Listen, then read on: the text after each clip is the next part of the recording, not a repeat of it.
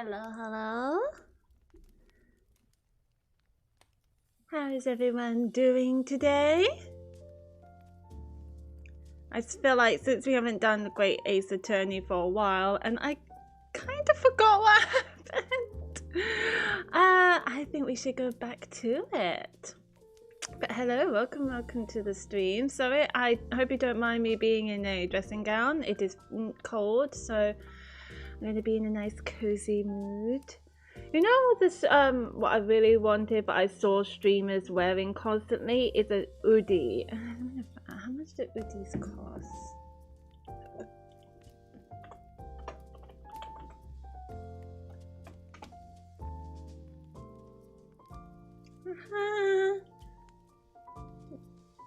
iCozy. Okay.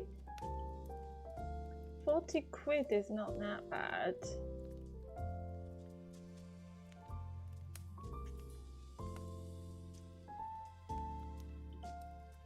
For an adult hoodie. You get like really cute designs.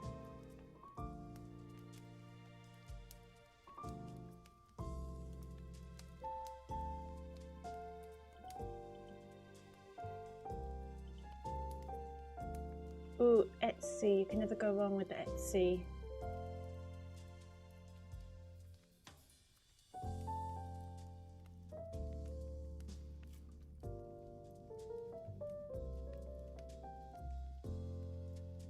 These are really good. Oh, these are cute. Sorry, I shall look at them in my spare time. I love the stars. 24 quid.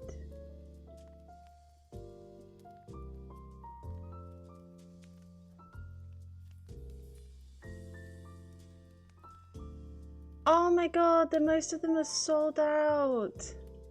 I'll keep an eye on them. Can I favorite this?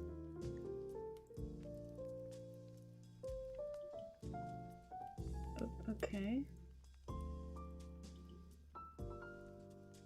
Ah. Perfect. So look at that later. Hey, sorry, I am going out of track. Let's make a start of the game, shall we? Oh, I look very unflattering today. Yeah. Yeah.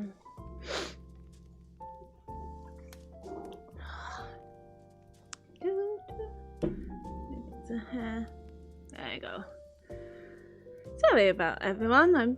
I look very unflattering today. I don't know why. It's a Saturday.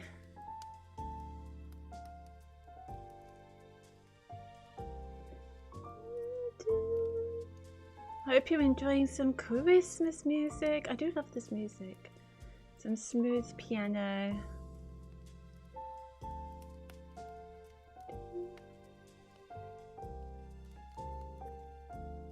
And if you're wondering what the staticky is, if you can hear it, it's a fire crackling to make it ambiance even more cozy, which I really like. And it makes you feel nice and warm.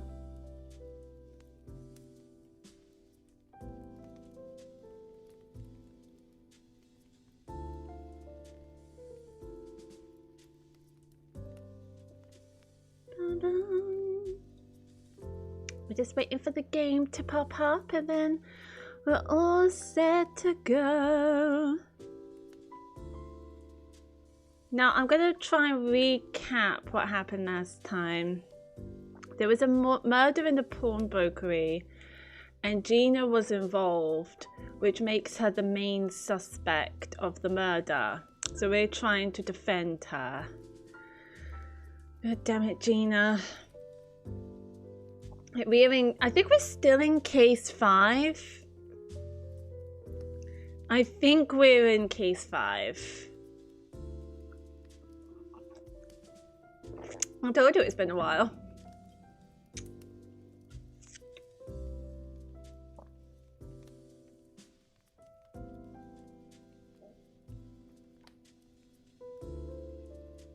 Okay, I'm gonna stop the music because I think it's just coming. I say we'll break when the game breaks. But I think we're on a trial. Let's have a look.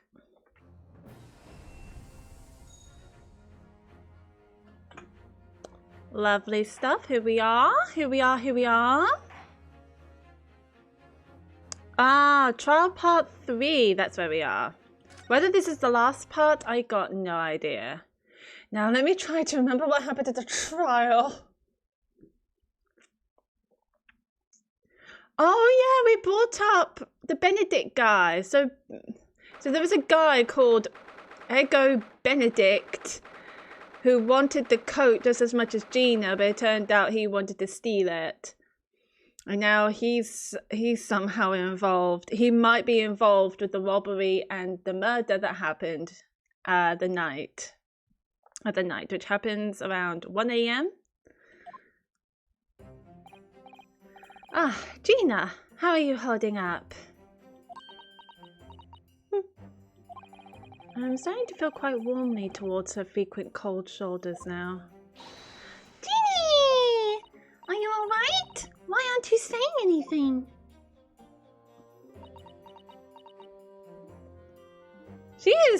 Gina is definitely hiding something. She likes to hide things, doesn't she? That and stealing things. What's the point, eh? Why go to all this trouble and fight so hard for the likes of me? What? Well, you saw it, that picture. What picture? Ah, you mean this? The photograph taken by Hurley's red-handed recorder. Oh, and I just remembered Sherlock or Herlock or whatever you want to call it. You know what? We might as well just call him Sherlock. Sherlock got shot and is currently in the hospital.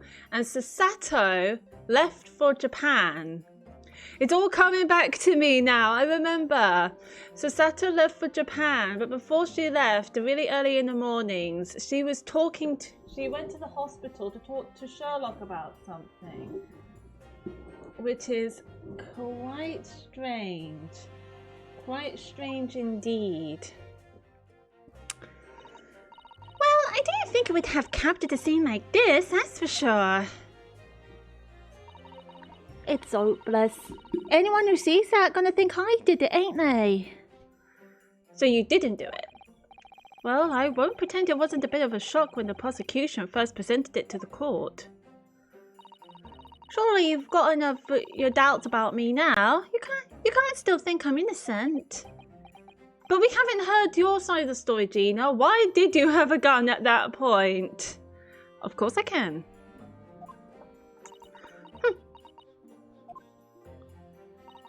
Ginny, why don't you talk to us? Tell us what really happened that night. Eh? Runa's cleverly managed to piece together a lot of new information, but still, we'd really like to hear it from you. Yeah, come on, talk to us, Ginny. Gina. All right, then. Oh, yes, we get to hear what she has to say. It was after we had that dinner together at your place, right, Iris? Then we all had a chat up in your office, didn't we? Yes, I remember.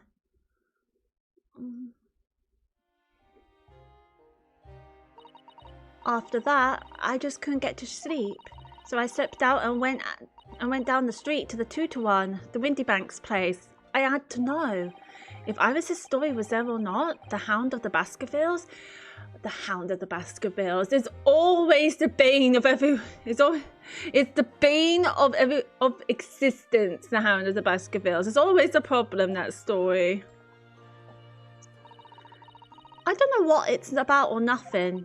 But if you ask me, there's something in it that Sholmes don't like. Something what he don't want people reading. So that's why he lied to Iris about sticking it in lug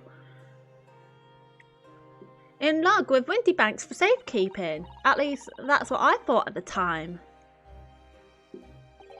So you broke into Windybanks? I just had to know if it was there or not. I mean, I had no idea all of that was going to kick off, did I? Nobody knew. I struck the lock and snuck inside. It was dark as you like in there. So I gave the oil lamp on the counter a bit of wick, and that's when... What do you think you're doing? Ugh! I nearly died, I did. And next thing I knew...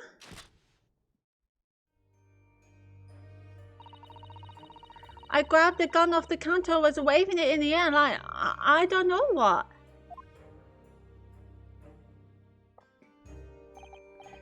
Ah, you're the girl who was in here this afternoon. I didn't think pickpockets went in for armed robbery. The mental script. Have you got it here? Did Sholmes leave a load of papers with you? A story? I beg your pardon? The hound or the something or other. If it's here, I want to see it. I'm sorry, young lady, but I'd sooner die than relinquish an article belonging to one of my customers. I don't want it. What would I do with it anyway? I just want to see its ear, that's all. Oh, you want to see it, do you? I want to know if Sholmes really pawned it here or not. Please, just let me see it and I'll go. Oh, very well then. But for pity's sake, stop waving my gun around, would you? So he didn't feel threatened. So then the old cove unlocked the storeroom door and we both went inside. And it was there all right, the mental script. Sholmes weren't lying after all. You did all that just to check for me, Ginny? Anyway, then there was a bit of a kick-up out in the main bit of the shop. The Skulkin brothers arriving on the scene, yes. What was that noise? Someone's breaking in. Dear me, is there some burglars convention here tonight that I don't know about? I think I forgot to shut the door behind me. Sorry. I'd better go and take care of it. Could I possibly have my gun back? Oh, well, I'll come with you and... Now, don't be foolish, young girl. You must stay right here. Don't leave this room under any circumstances. And with that, he took the gun out of my hands. I walked back out into the shop. Wait, but we found his body in the storeroom next to Gina. That doesn't make any sense. I hung back in the storeroom, like he said, straining my ears in the dark to hear what was going on. It sounded like they got into a bit of a scrap. I started to think I should help, see?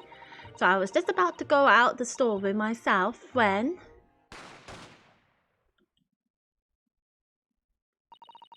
I heard a couple of shots go off.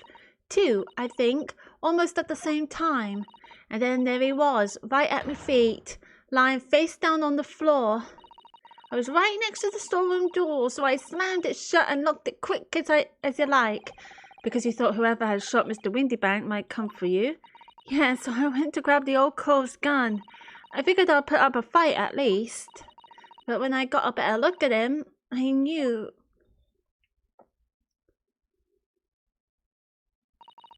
Windybank was a goner.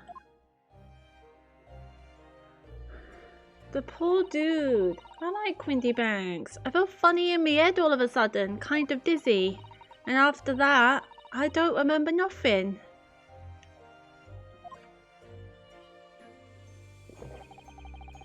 That must be when you passed out, Gina. If I hadn't done what I done, the old cove might still be alive. Did you tell the police everything you just told us? Of course I did, and they didn't believe a word of it, did they? All they said was, if I kept telling lies, it'd make things even worse for me. But it wasn't a lie. Hi, Levi! Hello, lovely. I am good. How are you doing? It'll be alright, Ginny. Don't worry. Just stay strong a little longer. Runo's about to put the real culprit through the mill. That cove what was there in the afternoon? That Eggert Benedict? Eggert Benedict. You're devastated. I'm very sorry to hear that, Levi. Is it all right if I ask why? What's wrong?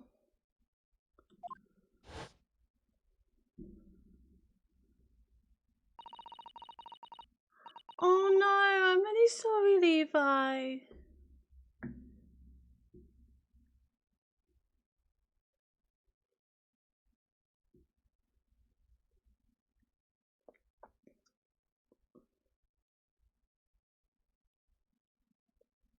Do you think they might have heard it from your other members of the family?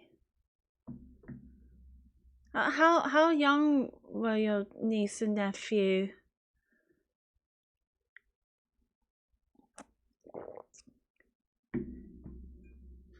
We assume they're like young children, yeah? Yeah. 9 and 7. Yeah, it sounds like they might be copying what their parents are saying. Oh, I'm sorry about that, Levi.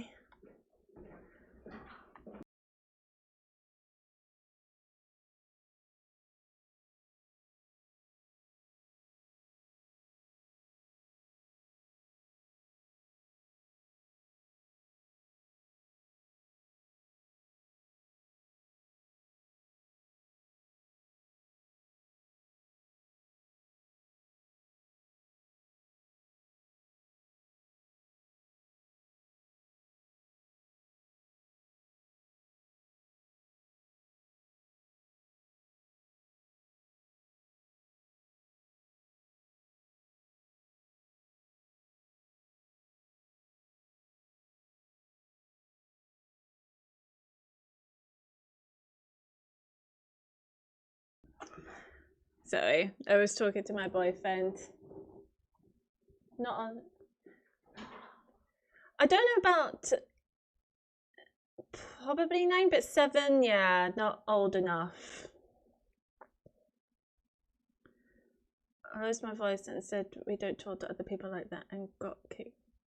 Oh no, I'm sorry. And they didn't get scolded for that?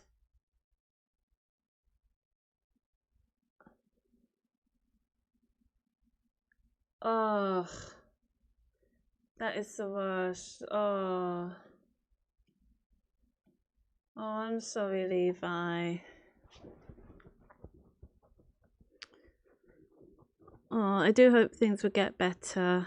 That sounds terrible to deal with. And I hope that I know they're probably not old enough to know what happened, but I hope they can learn from their mistakes. I don't think children can learn from their past behaviors, learning what's wrong and what's right. Oh, I'm sorry. Oh, do enjoy this stream. I hope the stream will make you feel better at least. No, that's horrible to deal with. But yeah, do get better.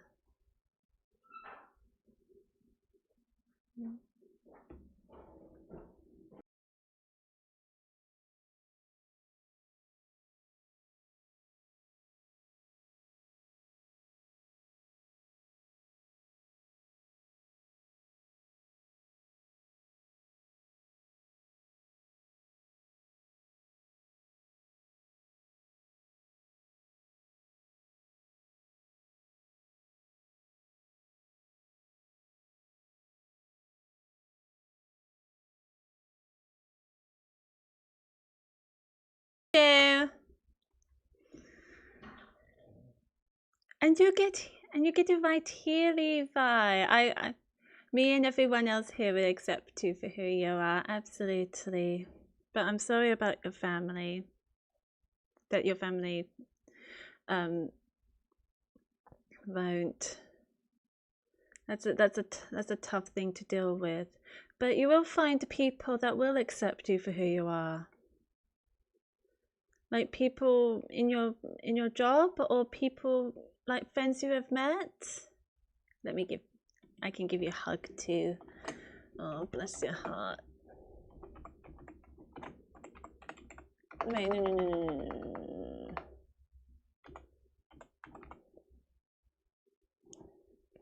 Oh.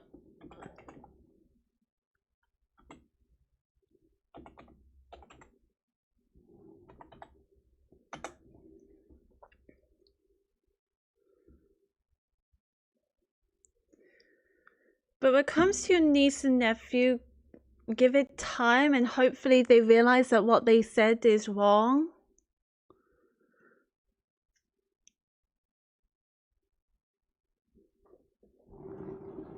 I don't know. But don't worry, you're accepted here, Levi. I still remember how he looked at me like I was nothing. He was there that night. Wait, he was there that night? We don't know his real name yet, but I'm convinced that he's involved somehow. Anyway, thank you for telling us what happened, Gina. I appreciate your honesty. Your what? You can leave it all in Runo's capable hands now, Ginny. Oh, that was sweet old Gina. Mr. Naruodo.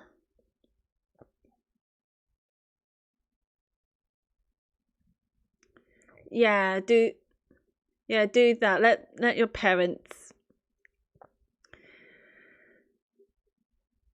That's fair enough. You don't want to be near them right now. Best to stay clear of them to give each other space.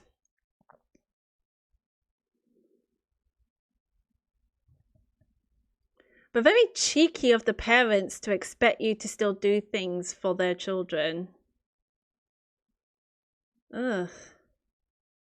Especially of not, defending you against the children's words and scolding them for it, telling them that it's wrong. Like,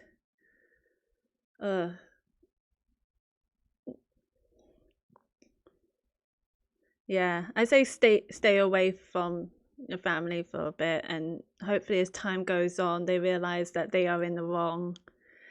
Mr. Naruodo, yes? How come you trust me? I don't get it. I mean, have you forgotten what happened here before? Come on, it was only 2 months ago. Oh, you mean Mr. McGill did? No, you haven't forgotten that. That was nuts. Oh no, we don't want Gina to die.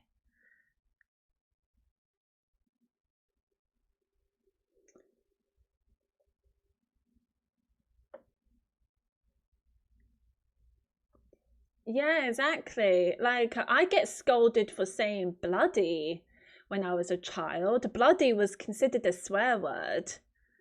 Let alone fuck. Even shut up, I was scolded for saying shut up because it was considered rude. Which is a good thing because, technically it is rude. Like, how would children learn? They're not being told what's right and what's wrong. Me and McGill did. We told you a whole pack of lies. And you got the bog trotter off with them, even though he was a killer. No, I can never forget that. He was a... Oh no, farts, for me and my family, farts were funny. To be fair, I did grow up with,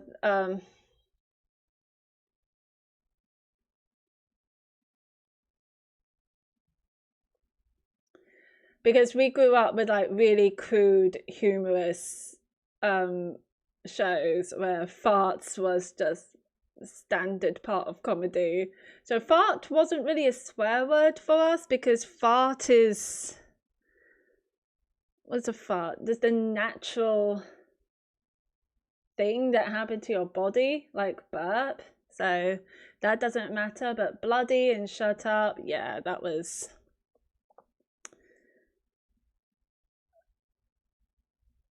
But yeah, that was rude. And then later on, a teen started saying these words and slurs that I didn't understand. I was way too innocent to understand it until somebody had to explain them to me. But so, yeah.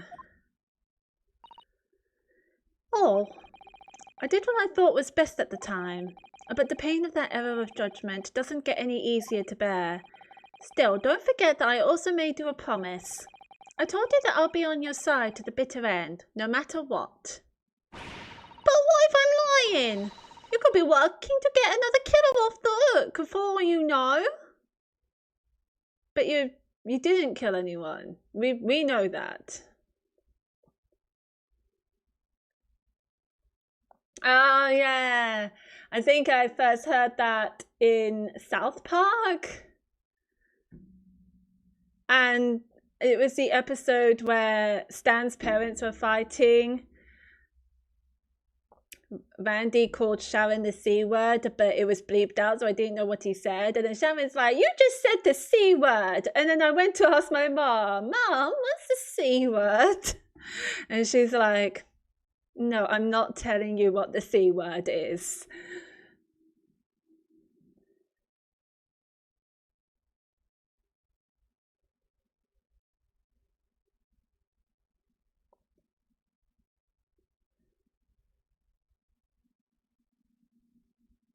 Wait, what?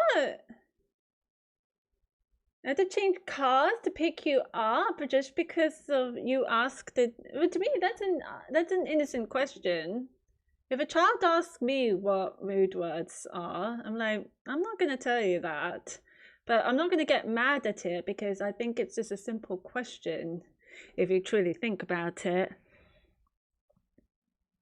And just tell them, look, I'm not going to tell you what it means because it is rude.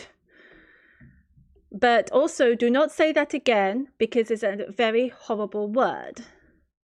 But I wouldn't change cars over a word. That's silly.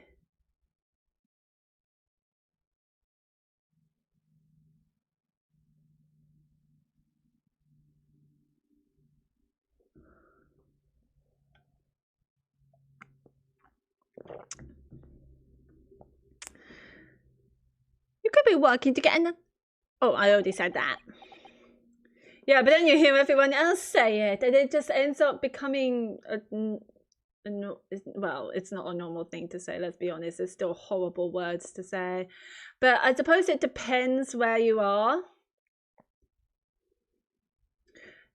Because actually the C word is very common to hear in Australia as well as... Oh, mate, you're in Australia.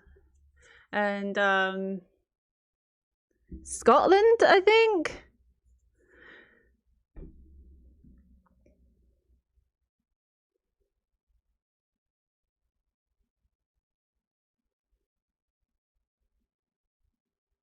So I suppose it depends where you are. I honestly don't let the words bother me. We use it all the time. Yeah, that's fair enough. I suppose us British say swear so many times, it just ends up becoming a norm, isn't it?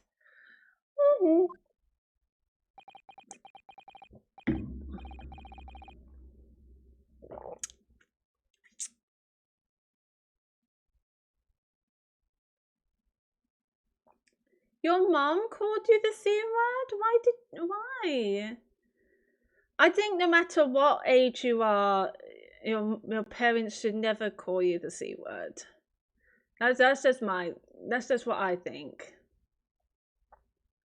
Because that's just rude. That's just awful, unfair. I was once in your position, Gina. I was the accused in a trial. You were? Before I left Japan, I was accused of murder. And strange as it might sound, the circumstances of the crime were pretty damning. I was sure that no one would believe it wasn't me who done it. Oh no. But there was one person who stood up for me, who believed in me and was prepared to defend me. My best friend. Yay! Ryunosuke, no one believes in you more than I do. Leave this to me. All you need to do is put your faith in me and I'll do the rest. I was so happy I cried. But even then, somewhere inside me, I couldn't help thinking, surely he doesn't really believe in me. Not completely. But I was wrong. I miss you!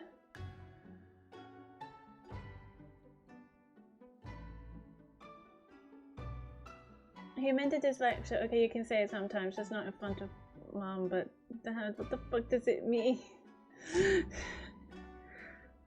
But then your mom said it. There's some hypocrisy going on there.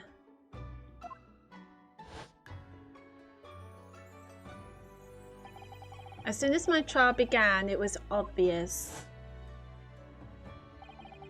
that he had an absolute unwavering belief in me. And in turn, I developed an absolute unwavering belief in him. I so can't wait to start the trial. Since then, I came to realize... this is the first time we've seen Gina stand up like that. I don't know about you, but it kind of makes her look more vulnerable. Bless her little heart. If you want someone to believe in you, you have to believe in the other person first. What are you saying? I promise you, Gina, that no matter what happens, I'll keep believing in you. So you don't need to worry. I won't let you down. Oh, even though I'm a diver and a no-good liar. You're not like McGilded. I know that.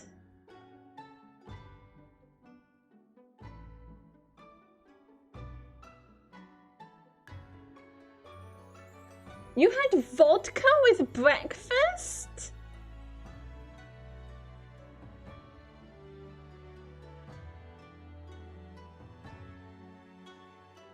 Like, neat.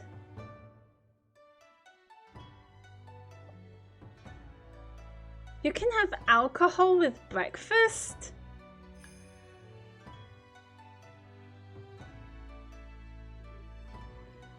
Hi, Camera. Hello, welcome to the stream. Did you drink it with the breakfast or was it for later? But that's good. I hope your breakfast had like starch and carbs to absorb the... You had screwdrivers for breakfast? I've never seen anyone drink with breakfast.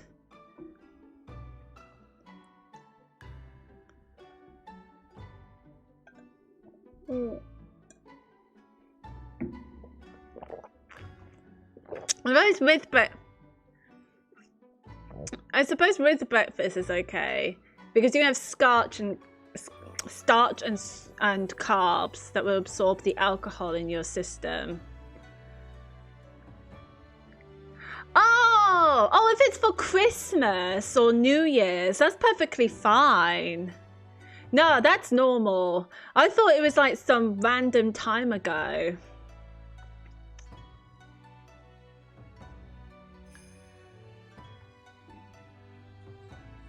I've seen it in a Kesha video. I've never seen a Kesha video for ages. What's the last Kesha video?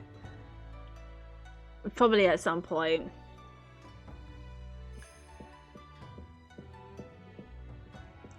Okay, if it's Christmas or New Year's, I understand, but anytime, I don't understand. Unless you have like bacon and hash browns with fried toast. You got to get the fat and the starch and the carbs to absorb the alcohol in your system.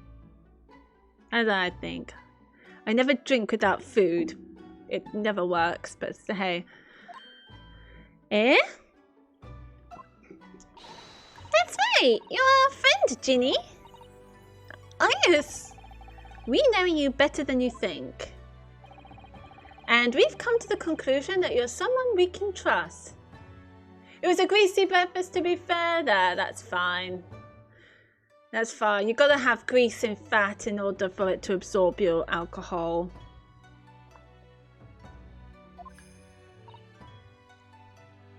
However, I don't think it should have had vodka in the morning still. That's weird in my book. Maybe like wine or champagne I can probably understand. A little bit, but not vodka. I feel like that would be too strong. Espresso mod? No, never mind. That's really all we need to know. Exactly. Mr. Naroda, gonna stop being stubborn. Oh, she's crying. Defendant Gina Lestrade and her legal representative. Hello. Court proceedings are about to resume. Please head into the courtroom immediately. Yes, of course. Thank you.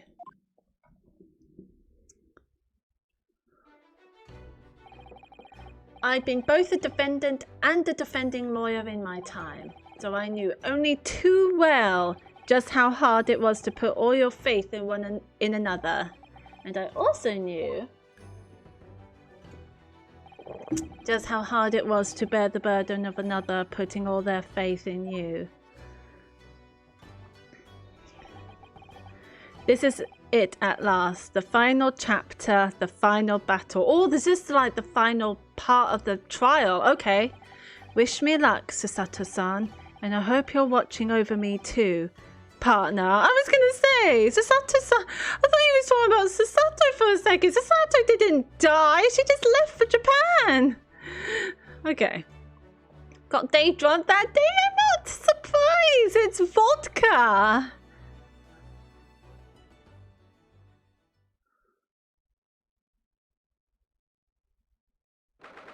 17th of April, 1:41 p.m, the Old Bailey courtroom. I don't know how long this is going to be, but I get a feeling I'm going to need to take a break at some point. I hereby call this court to order as we resume the trial of Miss Gina Lestrade. Lord Van Zieks, have you successfully subpoenaed? I do not know how to pronounce that word.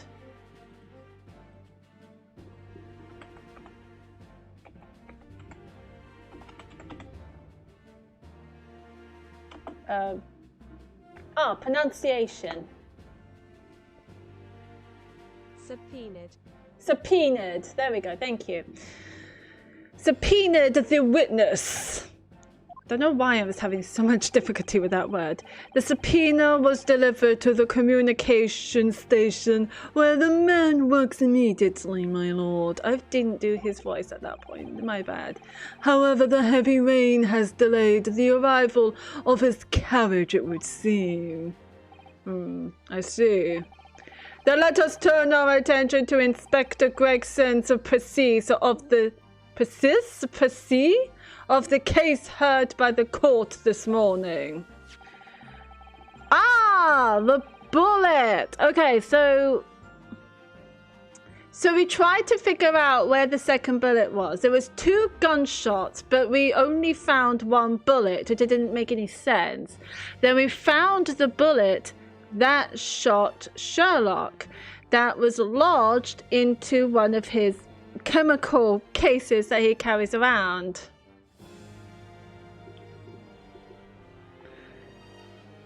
Oh god, sorry, I keep getting an itchy arm. Well, now we found it. We're like,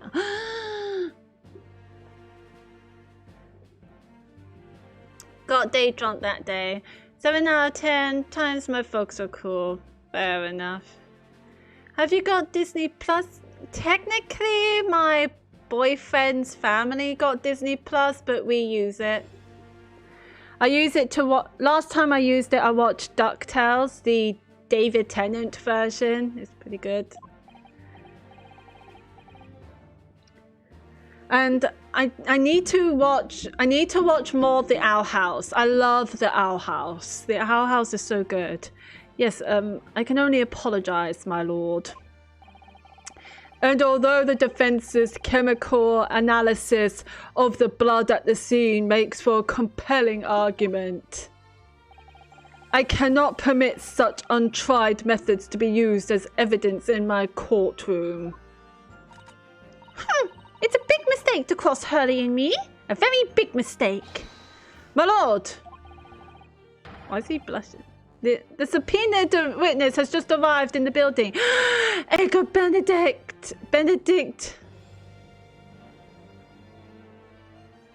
Have you watched Pam and Tommy? I think I've heard of it, but no, I haven't watched it. There's a show nobody should watch with their folks, but my folks loved it. Is it rude?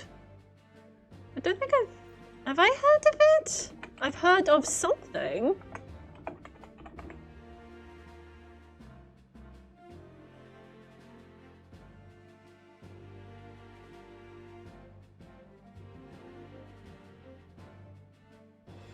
Oh, no.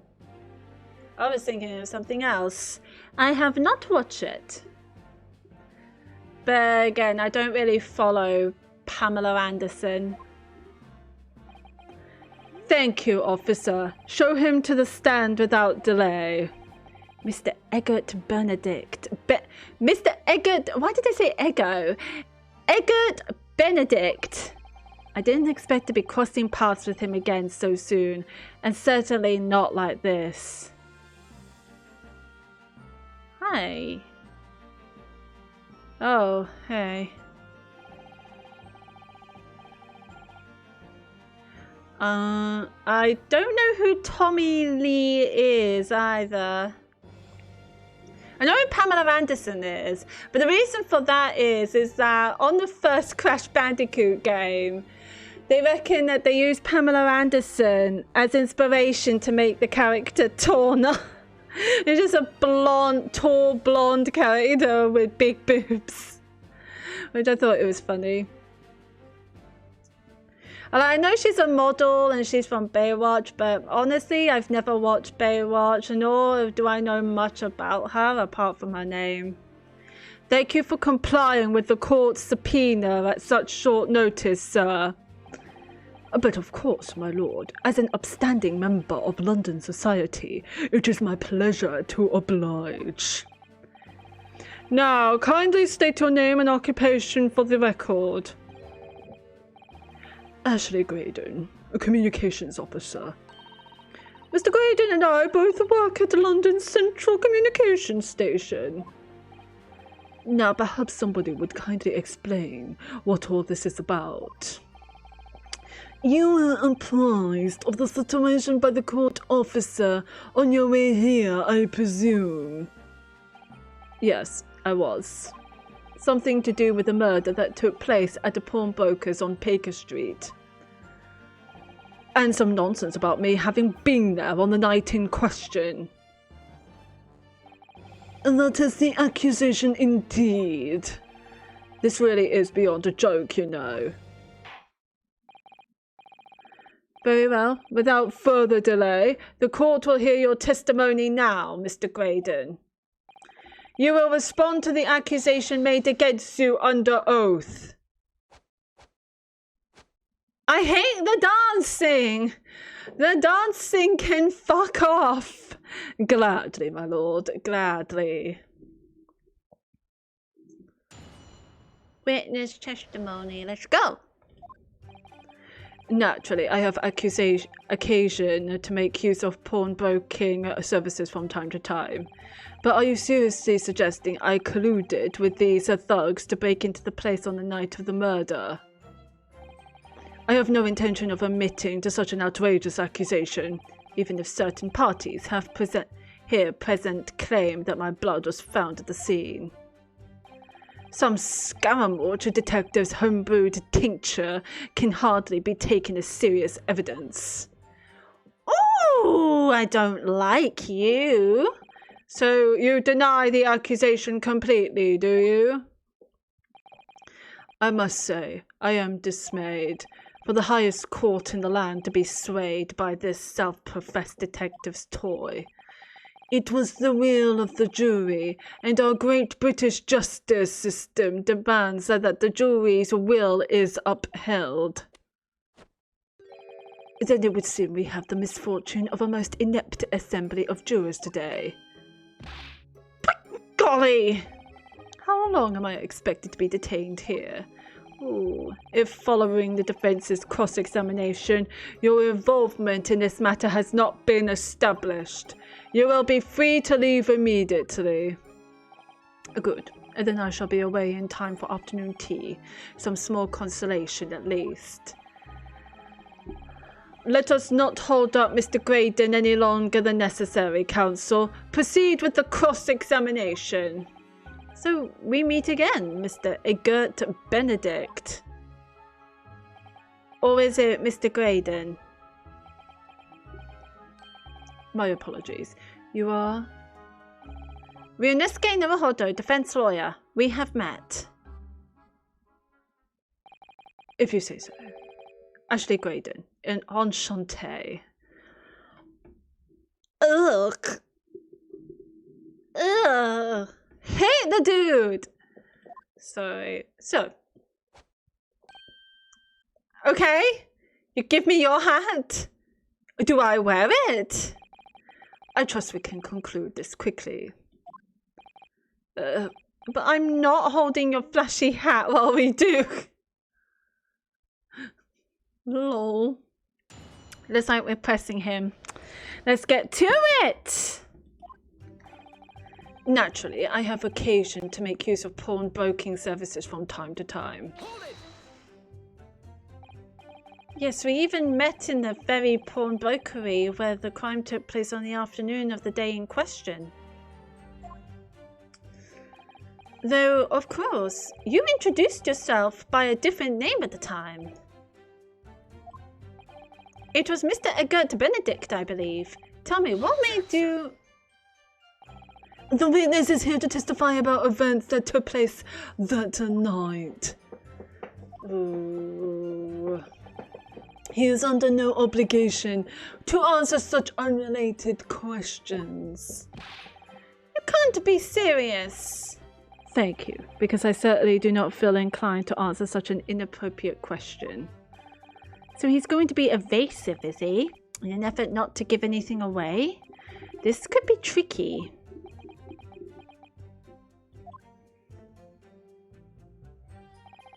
But are you seriously suggesting I colluded with these thugs to break into the place on the night of the murder?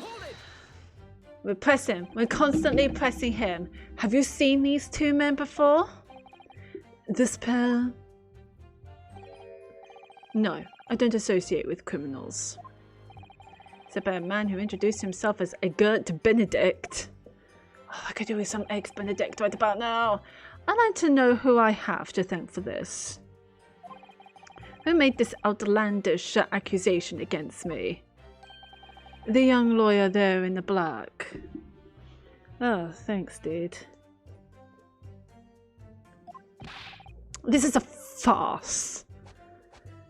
Stop with your dancing. We're in the... Stop it. Just stop it. Whose idea was it to permit an outsider to work in a British court anyway? Ugh. Well, needless to say.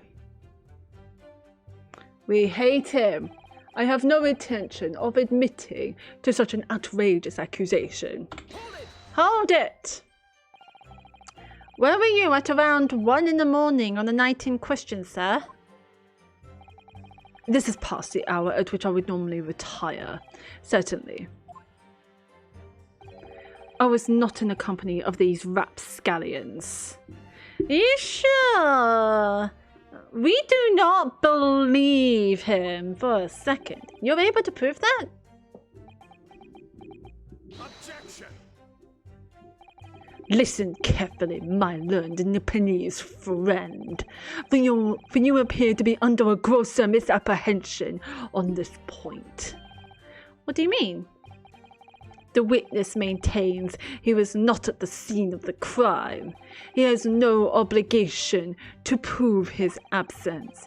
If your accusation is that the witness was present at the scene. The obligation lies with you to prove your assertion. You will fulfill that obligation before putting any more unreasonable questions to the witness. Stop it! I hate his dancing.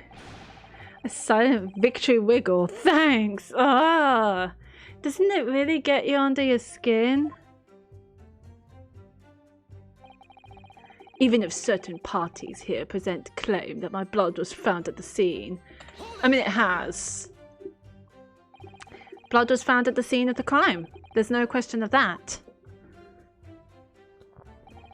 Mr. Sholmes' chemical analysis has positively identified the substance as such. Also, if here's a thought that I just thought of. If his blood is at the scene of the crime, wouldn't he have been injured? But I am not the only human to have blood running through my veins, am I? How can you be sure that the blood is mine? It could equally be the blood of one of these two miscreants. Wait. It's of this. Nope, that's Mr. Mason's. I'm so sorry. There was blood.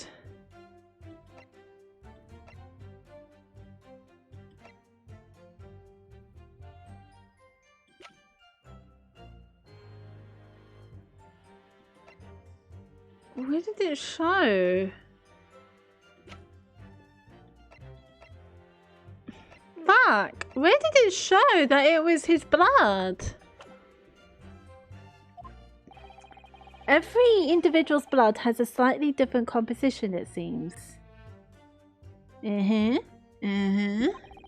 Sholmes' chemical is able to differentiate. Spare me the science lesson. Who is this Sholmes' character anyway? Oh, I assumed all Londoners would know the name. He's a renowned detective. So even you are unable to bring yourself to say great detective. A great detective, you say? Now we're in the realm of fairy tales, are we? Oh, you reacted. Excuse me, what was that? Do you have something to say about that, Mr. Skulkin?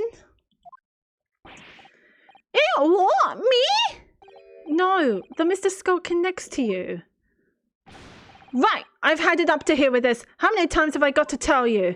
Yes, I know, you're not Big Bruv Sulky. Mr. Nash Skulkin. Cool blimey, Governor, you what? Is it not the case that when Mr. Graydon just spoke, a thought went through your mind? Would you care to share that thought with the court? Me thoughts? I don't have none of them. I must have been him. It must have been him. You what? Mr. Nash Skulkin, answer the question, please. What went through your mind when Mr. Graydon just spoke? Nothing. Honest God, nothing. I was just thinking. If he waves his arm around like that much more, it'll open up the wound again, that's all. Thank you, Nash. That was exceedingly helpful. What wound? If there was blood in the scene in this game, there would be a wound. This is what I just said. Where was the wound? Well, he took the bullet, of course. It was only 2 days ago. It ain't gonna be held up yet. So I was, I was worrying for him. And so you do know he was shot. You do know he has a wound. How do you know if other people haven't noticed? Oh, so he doesn't know Ashley Graydon or Eggert Benedict or whatever his name is. Well spells indeed. Mr. Graydon, did you hear that? What? Are you holding your arm? Your comrade is worried about you, it seems. On account of your injured arm. My lord. Yes, Mr. Graydon. I have no idea what these two wretches are talking about. Certainly, I shouldn't be expected to answer anything in relation to their mindless insinuations. We know that someone other than the victim was hit by a bullet at the scene of the crime 2 nights ago. This is it. This is where we expect Graydon's blood is. That we expect that this is Graydon's blood because it went bright green thanks to Sholmes's chemical analysis. And from the height of the bullet hole in the wall, that person was likely hit in the upper arm or thereabouts.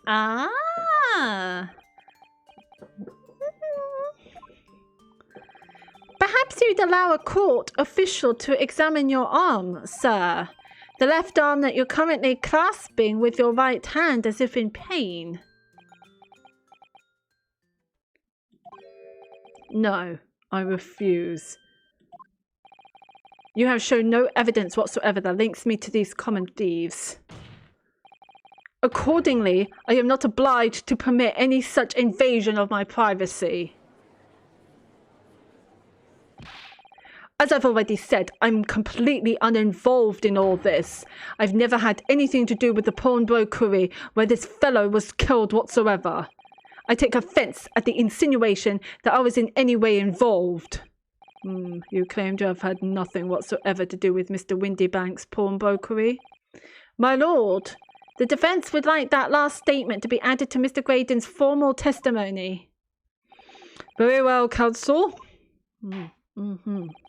Continue with your testimony, Mr. Graydon. Well, you're fucked, aren't you? You are very fucked. The bottom line is, I've never had anything to do with the pawnbroking establishment where the man was killed. Hold it! Never had anything to do with it? You forget that I was there, Mr. Graydon, on the very afternoon of the incident. Obviously, I am not a complete stranger to the pawnbrokers. I'm currently on the lookout for an armchair to furnish my study. Objection. No, you were there to redeem an article. I have no idea what you're talking about. It seems like lots of people are having problems with this statement lately. Excuse me. Do you have something to add, Inspector? Come again, Sunshine? You were there too, in fact, weren't you, Inspector? That afternoon. Oh, yes, I do remember meeting yourself in the pawnbrokers that afternoon. You, your young Japanese assistant, and the accused were all present, as I recall. And at that time, this witness, Mr. Graydon, was trying to acquire a particular article. Oh, well, now... Yes, Gregson. I'm afraid I don't remember too clearly. You forget what? What? But you must. I'm not going to lie or pretend I remember something that I don't. No, wait, you do remember. What's going on here? Grexy showed us a picture before, didn't he? You know, from the cameras that Hurley installed in Windybanks. Yes, of course. Indeed, and the gentleman pictured bears a striking resemblance to the witness, I must say. Yes. Exactly, which proves that Mr. Graydon was in the shop on the afternoon in question. At no point have I denied that fact. No, he didn't. I merely entered the shop to peruse the articles on sale and have a word with the broker. Nothing more.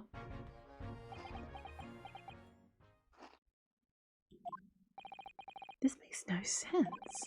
I understand why Mr. Graydon might be trying to cover his tracks. But why would Gregson be trying to avoid giving testimony about what happened? That is sus. That is a very sus. That's all he's going to say on the matter, is it? What do you think, Bruno?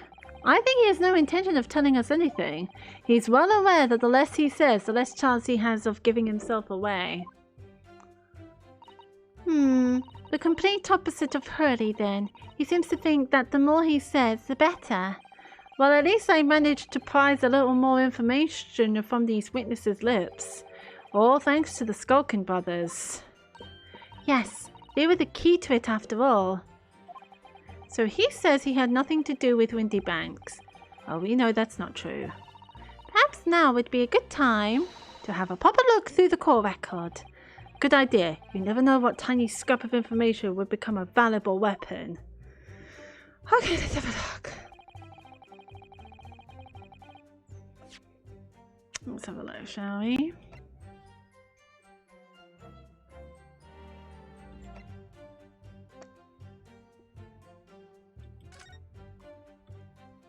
There's nothing here. Oh, it's just a cat. And it's just a stamp. It's just a... Now this is Mr. Mason's blood.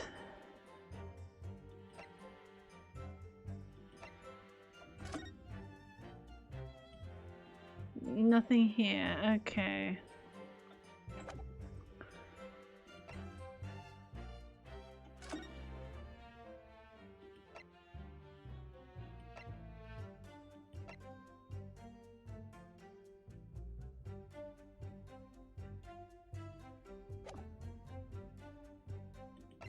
That won't be any good.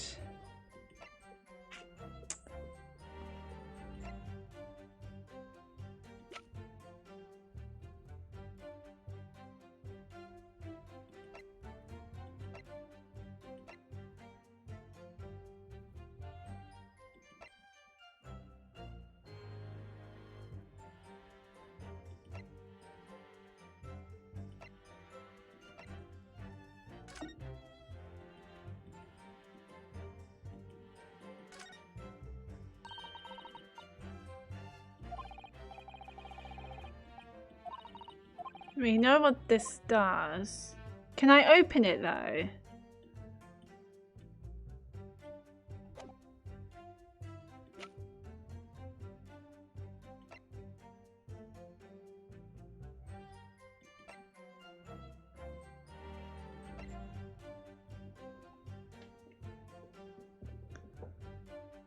We got this. That has...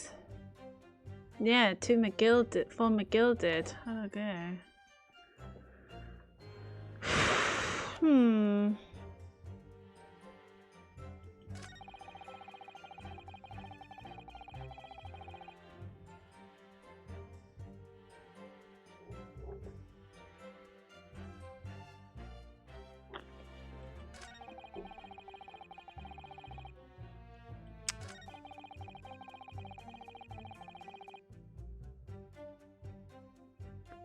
Is this where we present?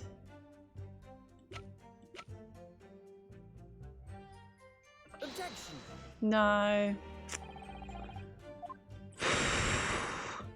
This one's going to be hard.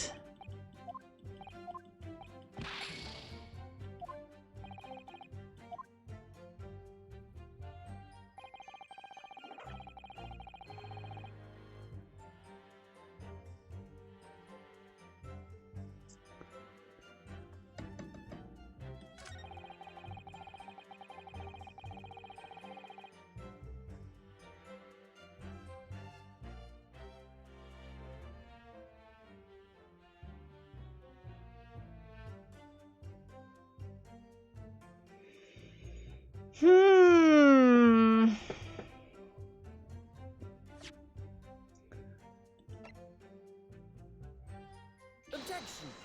No, he's not going to accept that.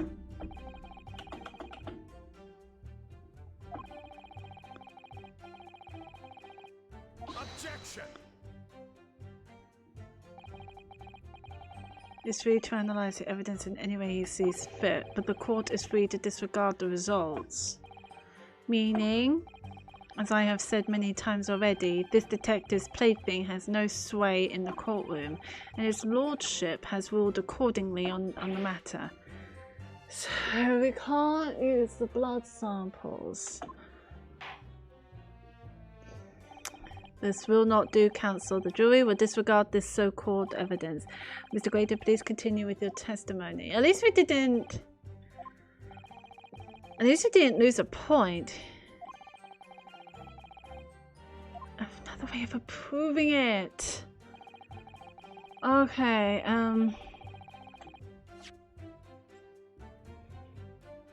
it's been a long time since I last played this, so I'm just gonna have to figure it out.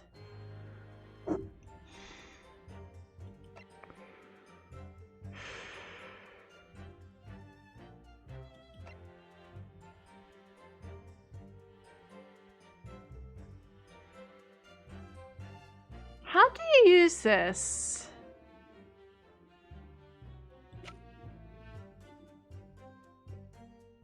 Objection. Ah! Have you ever seen this disc before, Mr. Graydon? Yeah.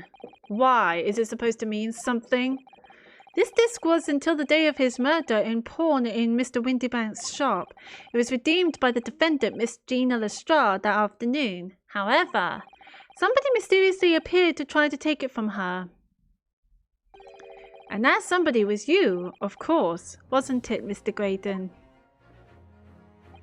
As I have reiterated numerous times now, you are mistaken. That was not me. I've never seen that disc before in my life. It may have escaped your notice, but there is a small smear of blood on the disc. Oh yes, resulting from an abrasion of the thumb, perhaps. That's right. The surface of the disc is covered in hundreds of tiny little metal bumps. In a skirmish to acquire the disc, the thumb of the person who tried to take it suffered minor lacerations. Ah. So while the disc bears the remnants of that skirmish in the form of this smear of blood, the thumb of the person in question must bear the remnants also, in the form of a scratch. Good gracious! Indeed it must! Mr. Graydon, you refused to allow a court officer to examine your arm before. Are you now going to refuse to allow us to examine your thumb? Because I have no doubt that it bears a small scratch consistent with the smear of blood on this disc. Well, well. It would seem I underestimated you. Yeah. Well, what is the meaning of this? So you admit it now? You admit you have a scratch on your thumb from when you attempted to take the disc from the defendant? I was expecting an objection. Order, order. Well, Mr. Graydon? It would appear there has been something of a misunderstanding here. I did not attempt to take the disc, as you put it.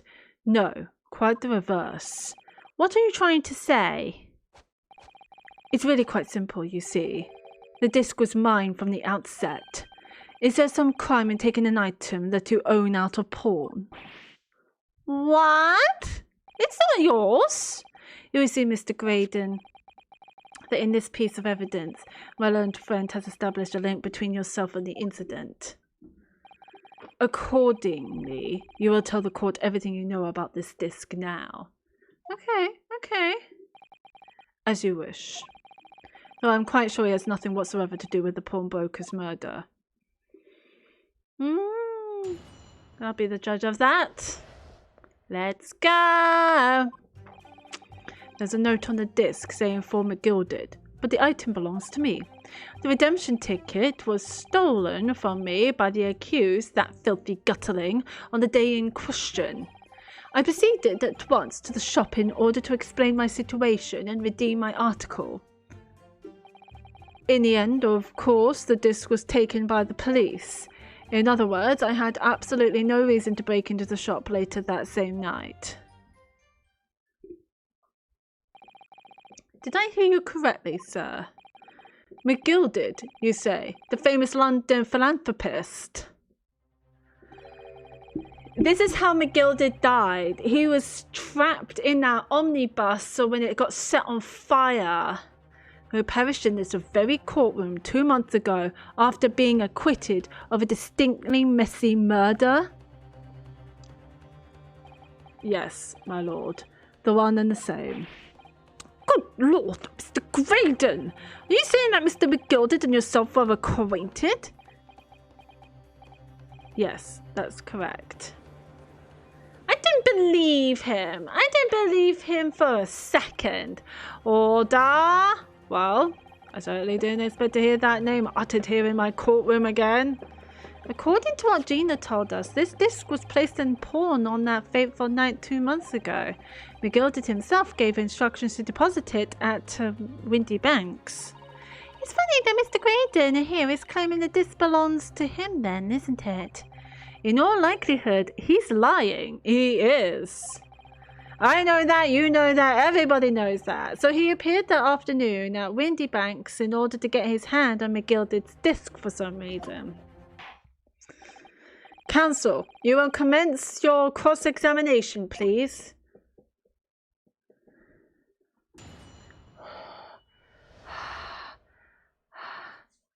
Let's go, let's go. There's a note on the disc saying from McGilded, but the item belongs to me. Hold it! How does it belong to you? Would you care to explain how this belongs to you? Exactly. As you will observe, a communications officer such as myself commands a fine salary. Sure. You are certainly exquisitely dressed, sir. So you see, I have little need to make use of the services provided by the pawnbrokery trade. However, I did once find myself in difficulties having misplaced my purse while on an errand. Which is why I pawned my fine black overcoat to the broker in question. The black overcoat that doesn't fit you! That one! You claimed that was your overcoat? Obviously, and in my haste, I clean forgot. Sorry, it's getting very cold. I'm gonna turn on the radiator. I'll be right back.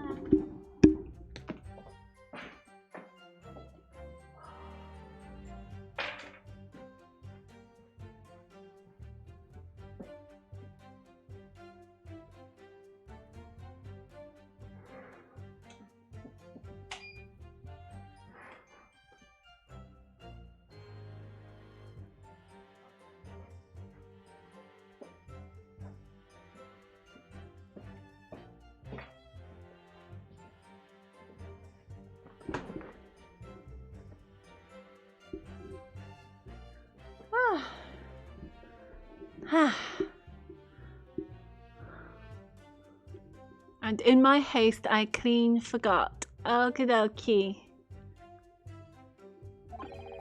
That the music box disc was in its pocket.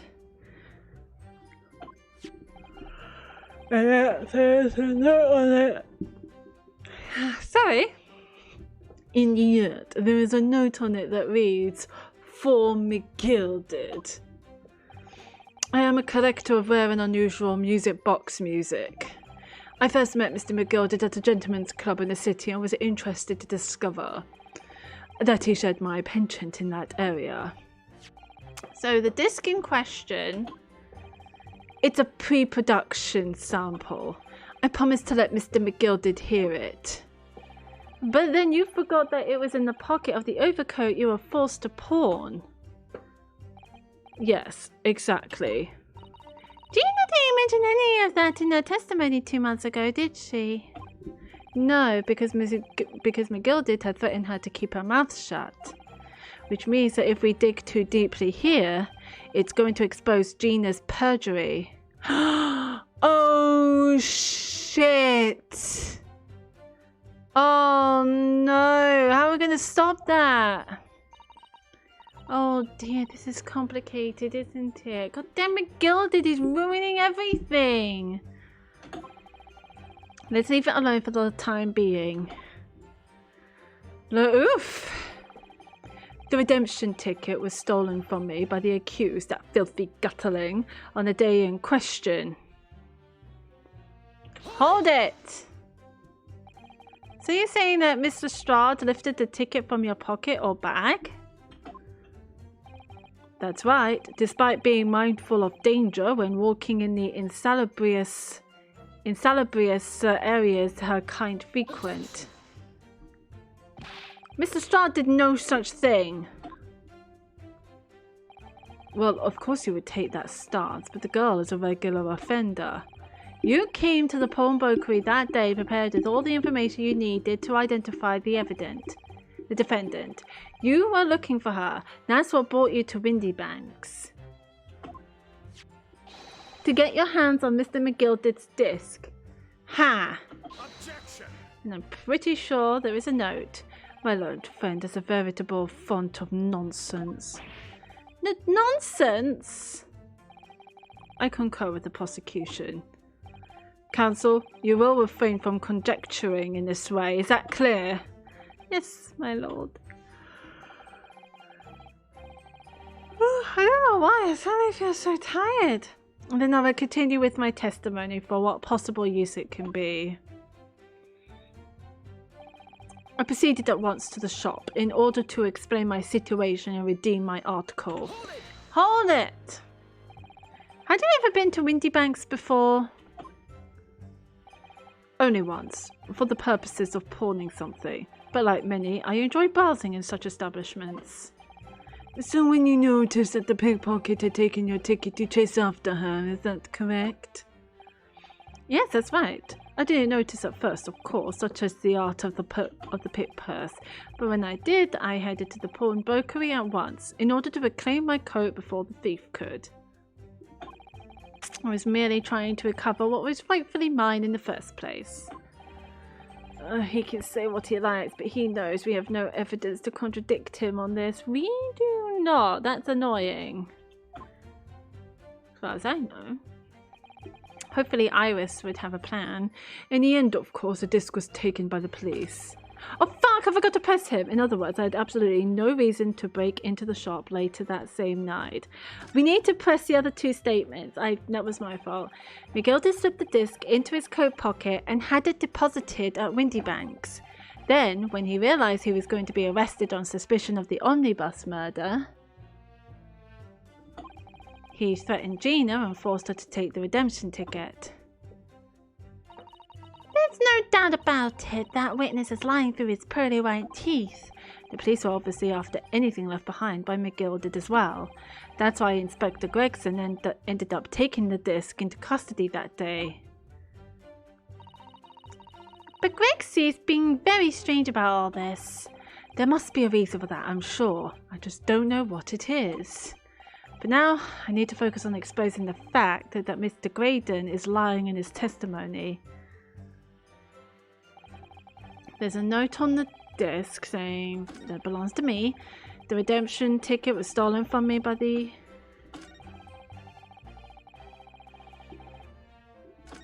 This is the one I need to press. Yes, it was taken by Inspector Gregson here, wasn't it? That's right. This was the very man.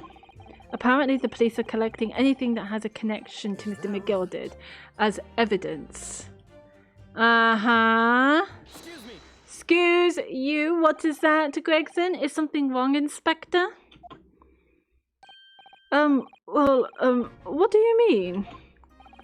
The last remark Mr. Graydon made in his testimony seemed to trouble you in some way. No, it didn't. It's nothing. Leave it alone. Uh-huh. Let me ask you this, Inspector.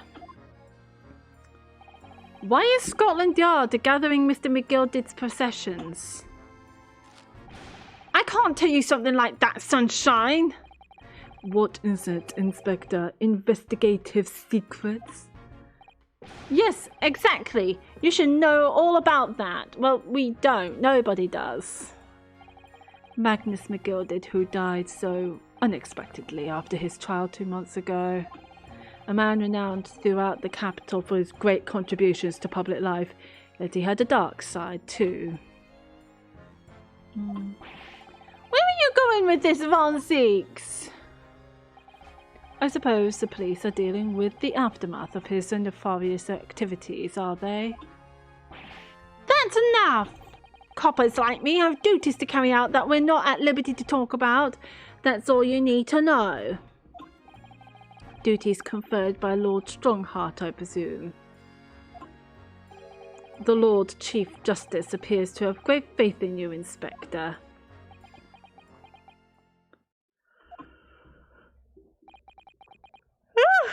The bottom line is, if you want to get more out of me, you're going to need Lord Strongheart's paw print first. What's all this about? It's like there's something going on between Gregson and Lord Van Zeeks here. Yeah, the tension is rising. Well, it would appear that the Inspector has revealed all he is at liberty to reveal. Mr. Graydon, let us return to your testimony. Gladly, my lord. Well, in other words, I had absolutely no reason to break into the shop later that same night. But perhaps you've seen something of value among the forfeited items. No, not at all. Oh. A valuer was brought in by the police to assess everything in the shop. Without exception, every article on the shelves was common or garden bric-a-brac. In that case, it's clear that you broke into the shop later that day in order to recover Mr. McGilded's disc. Have you not been listening, man? Even if I had wanted to recover the disc, you may recall that it had been seized by the police that afternoon. It was no more than in the shop that night than as I keep saying, I simply had no reason to break in.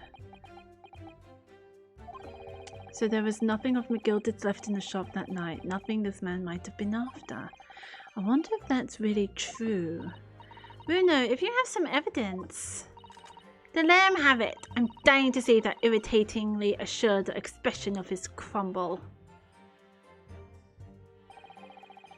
McGilded slipped the disc into his coat pocket and had it deposited at Windybanks. Then, when he realized he was going to be arrested on suspicion of the omnibus murder, he threatened Gina and forced her to take the redemption ticket. There's no doubt about it, that witness is lying through... So this is about...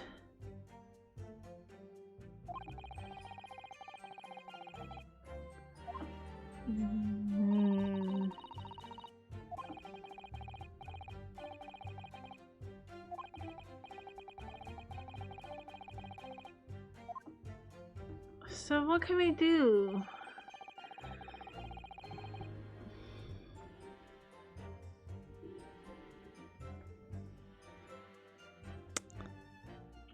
I just want to have a look at the... We haven't exactly looked at this properly. Victim found deceased on the last scheduled omnibus of the day after a stab wound in the abdomen.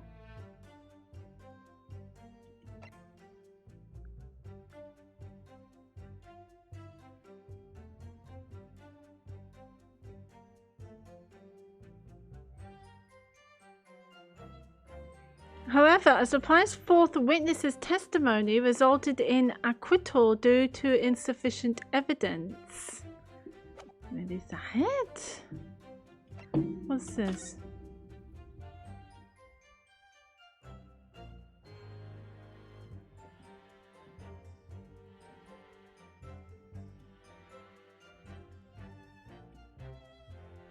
So that's just a newspaper.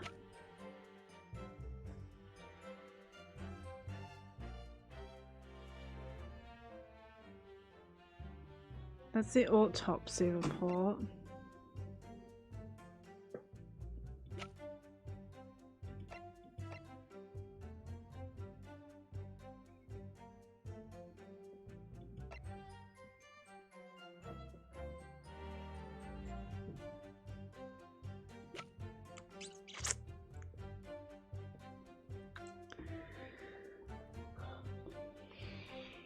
Let's have a look at the disc.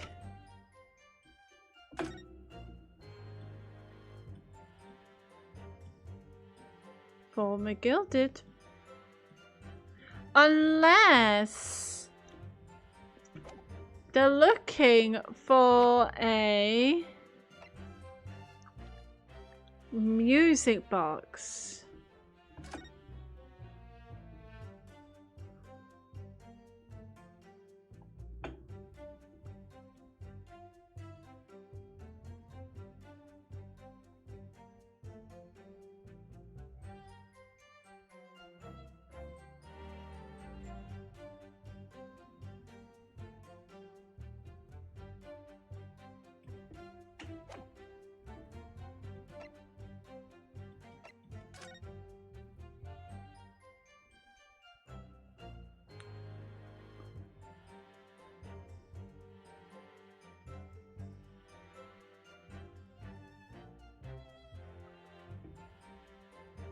Can you use this? I really want to use this.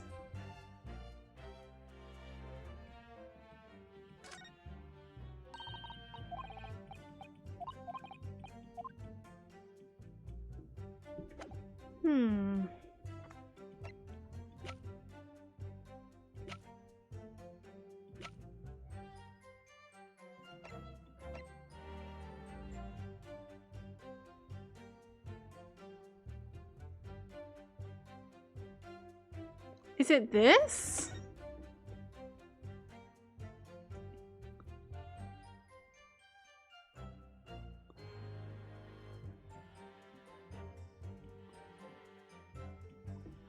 They did say something about the redemption ticket.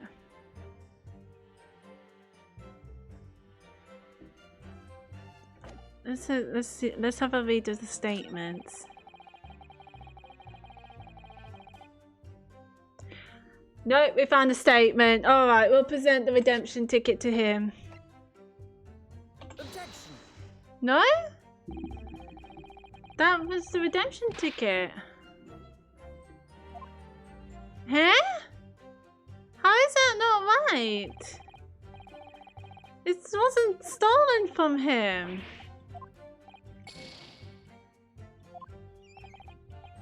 It's something to do with the redemption ticket. We just gotta find it.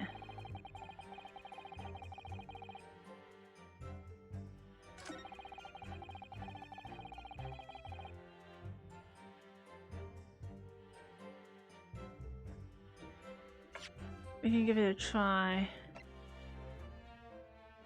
Objection. Is it not anything to do with the redemption ticket? It has blood on it by Mr. Mason.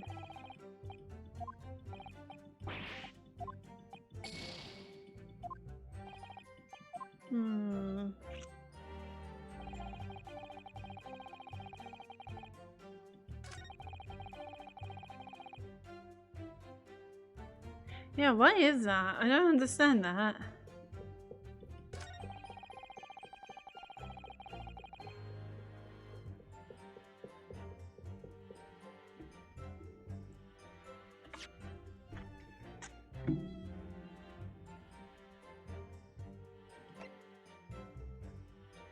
Wait, what does this say?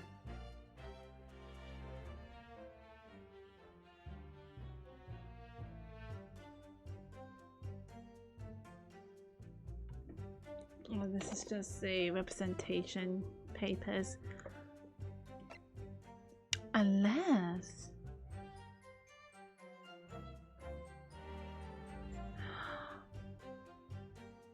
Wait... Maybe he wasn't after something that's by Mr. McGill did. Maybe he was after the Hound of the Baskervilles.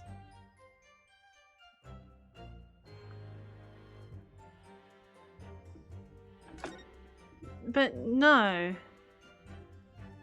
He's not a fan. He doesn't know who Sherlock Holmes is, but everyone knows who Sherlock Holmes is.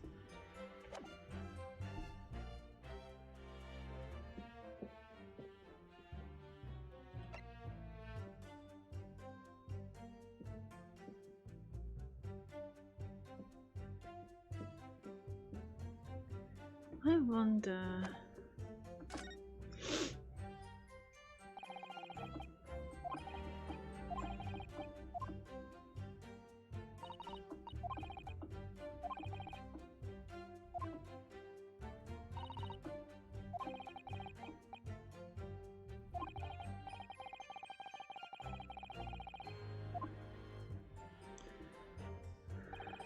There's a note on the disc saying for McGilded, but the item belongs to me. No, it doesn't.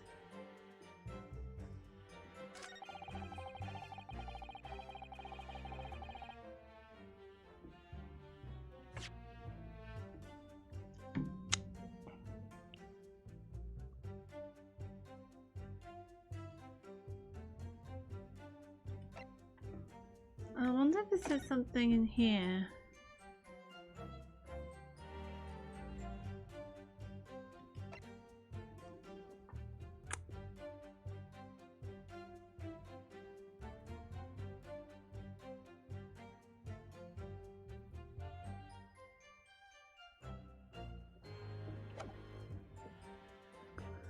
It wasn't stolen from...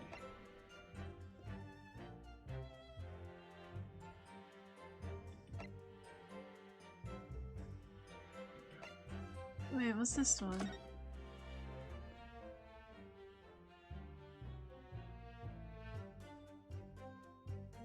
Maybe I was doing the wrong redemption ticket. No, because this one is about the one small box.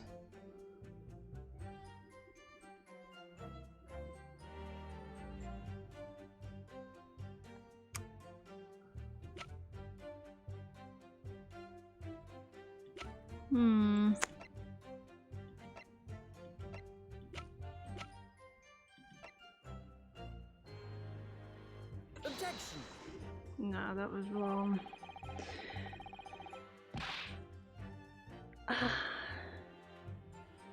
But clearly that was wrong.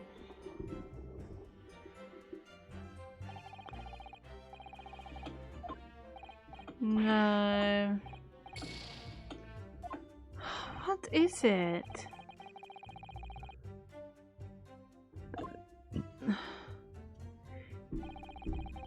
Was stolen from me by the accused that filthy on the day in question. I proceeded at once to the shop in order to explain my situation and redeem my article. Well, that didn't happen.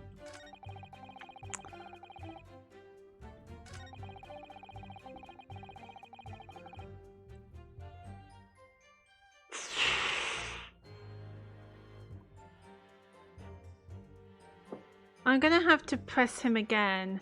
This one's hard.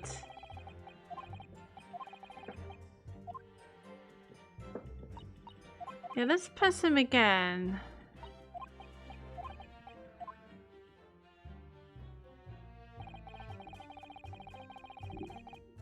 Hold it.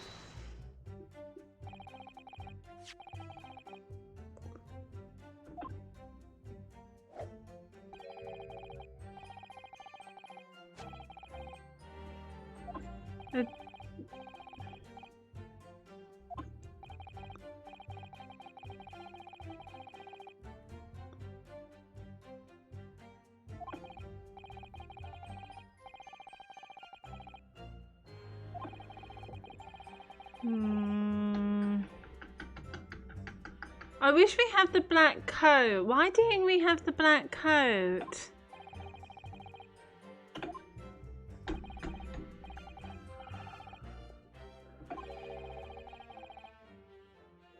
Ah.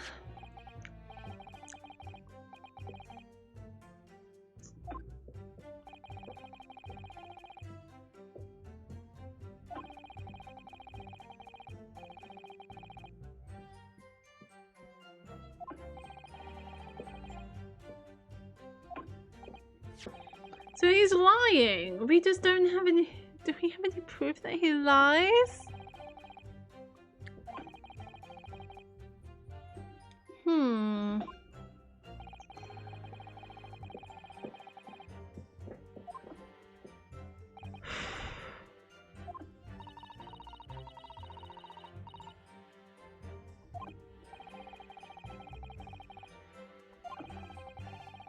If we dig too deep here, it's going to expose Gina's perjury.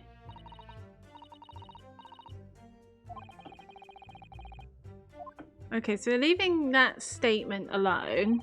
We're leaving the first statement alone. Otherwise, it's going to cause Gina some trouble.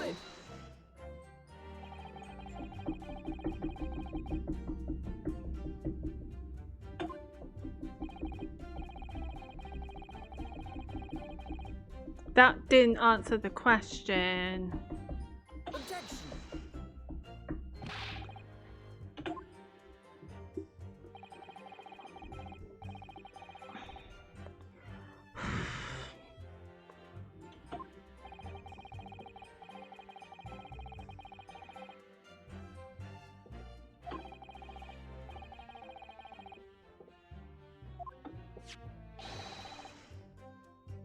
Objection. I mean, yeah, we know that.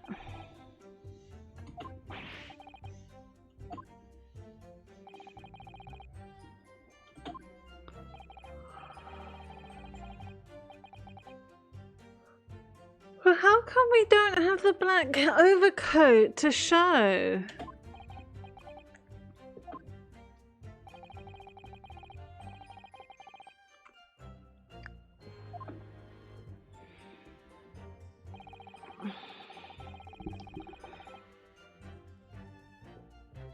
Hold it.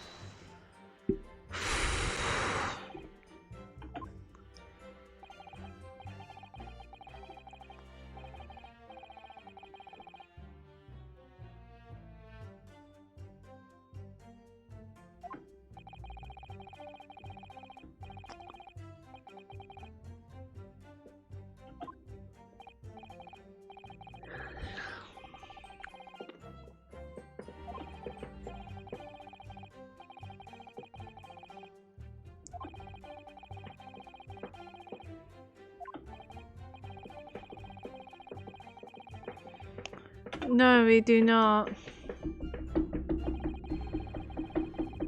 That was the middle one.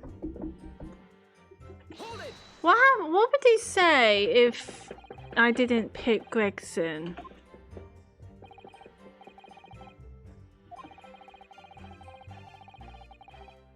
Is that right?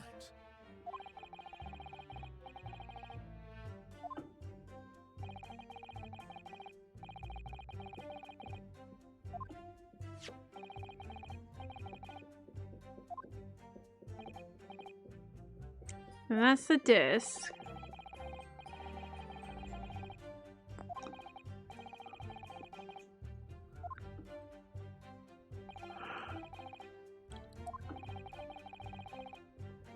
Wait, what? You really didn't know the man well? But didn't you say you met him and that you two were acquaintances?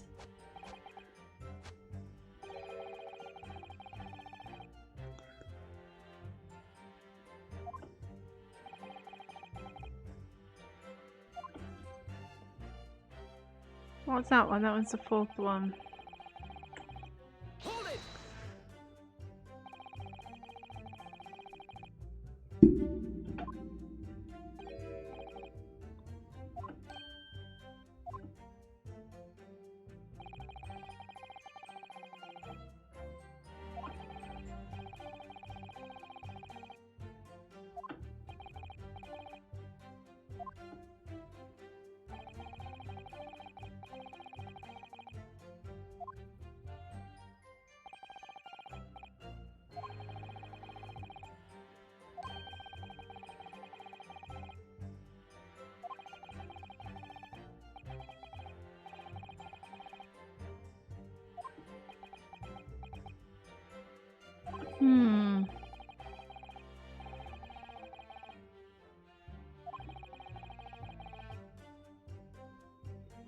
Probably not.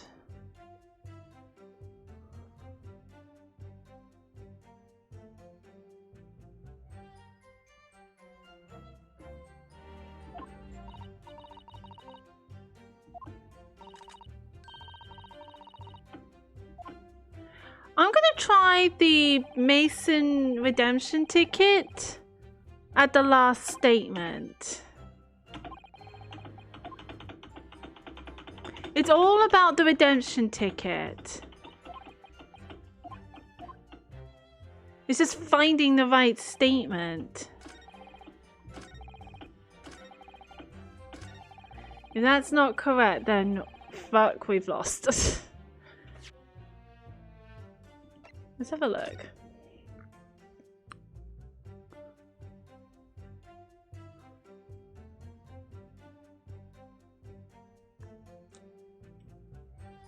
Should we try it? Should we try this redemption ticket?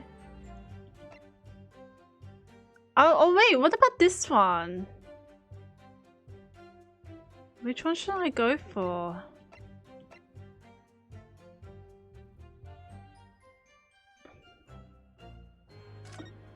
One small box.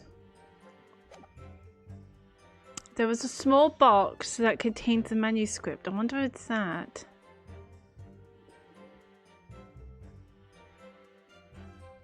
Objection. Oh my god, yes! This disc was deposited at Windy Banks on Magnus McGilded's instructions. You knew that and you went there with the intention of obtaining it for yourself. Objection. Ha.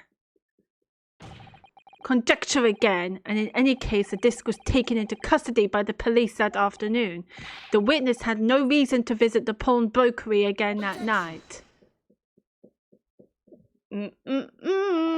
Sorry, my learned friend, but that's not true. What? Mr. McGilded had another article in pawn at Windy Banks.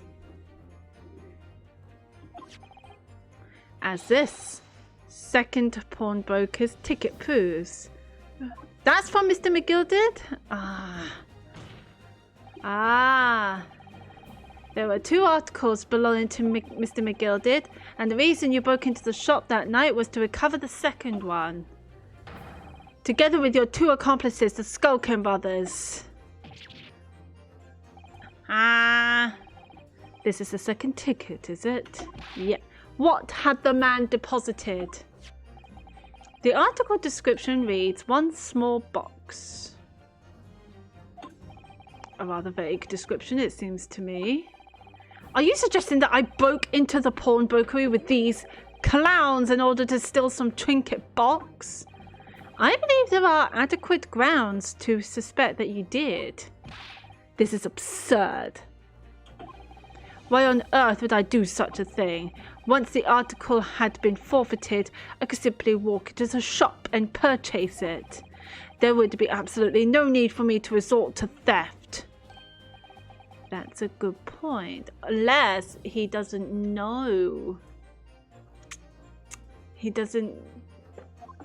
Indeed. The witness makes a solid argument. So that means that for some reason... this O'Graden fellow needed a small box that very night, does it? Objection. It's time to put an end to this nonsense, my lord.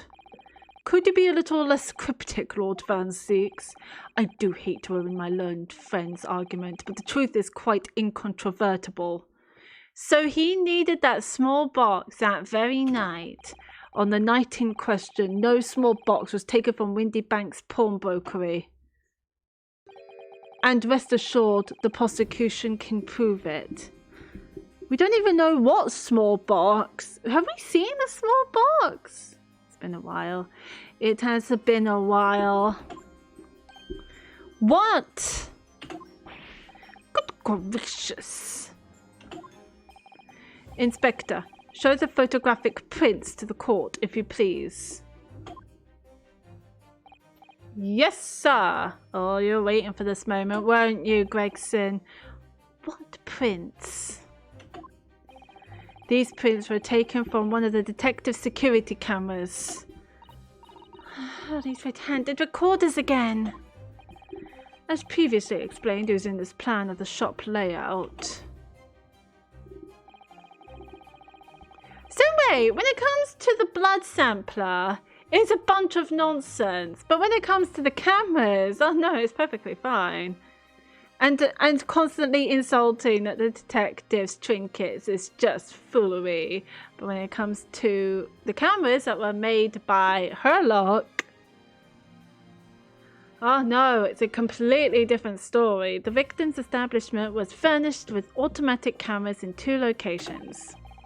One was set to capture the counter where Mr. Windybank received his customers, and the other was set to capture the shelves on which articles were placed for sale once forfeited. According to the information on this ticket, McGilded's small box had been forfeited already.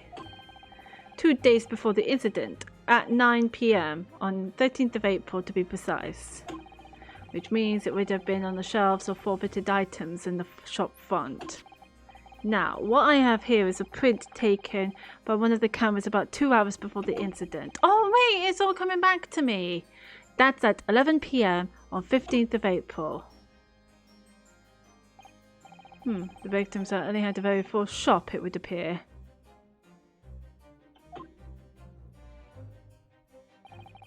And then here we have another print. This one was taken about 2 hours after the incident.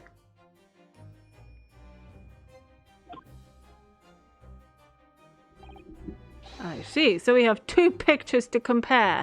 Another 2 pictures to compare. Holy bejesus.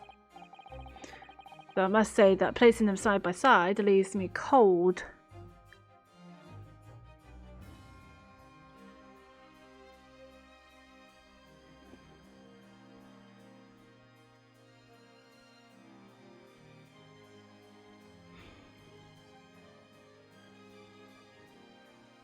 So something is missing. Oh, wait!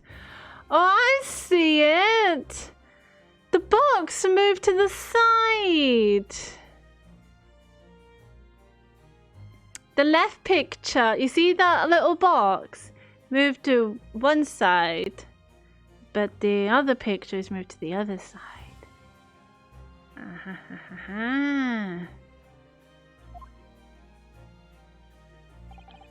It's like freaking spot the difference. Dear me, that's starting to make my head ache.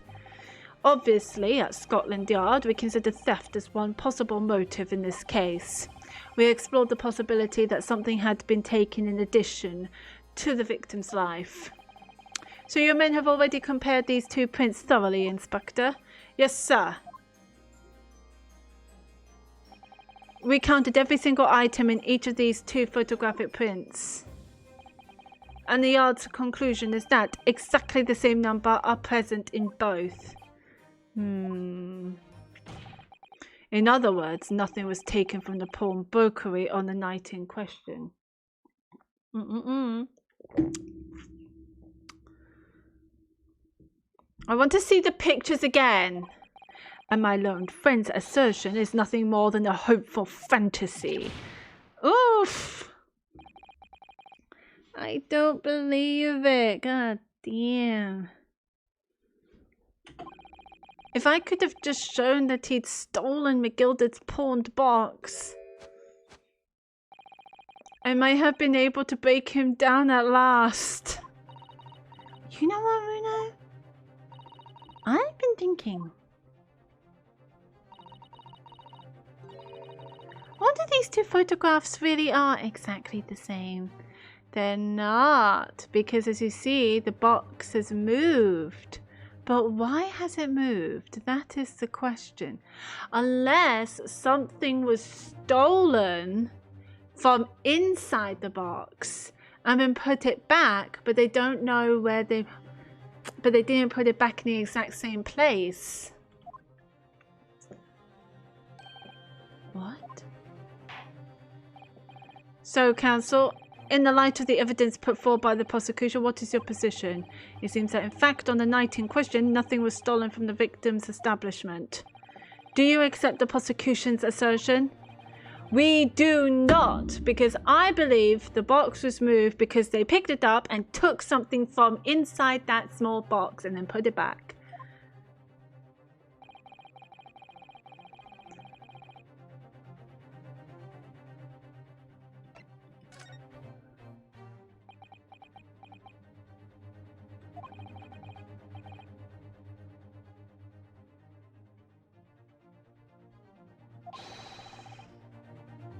There is. Can you guys see it? I can see it. What?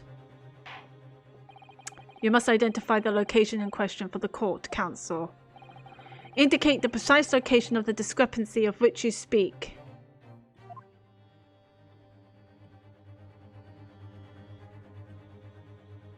Take that! Granted, these 2 prints are almost identical. However, there is one minor discrepancy between them. What? Even Gregson's mad. When you view the two pictures stereoscopically,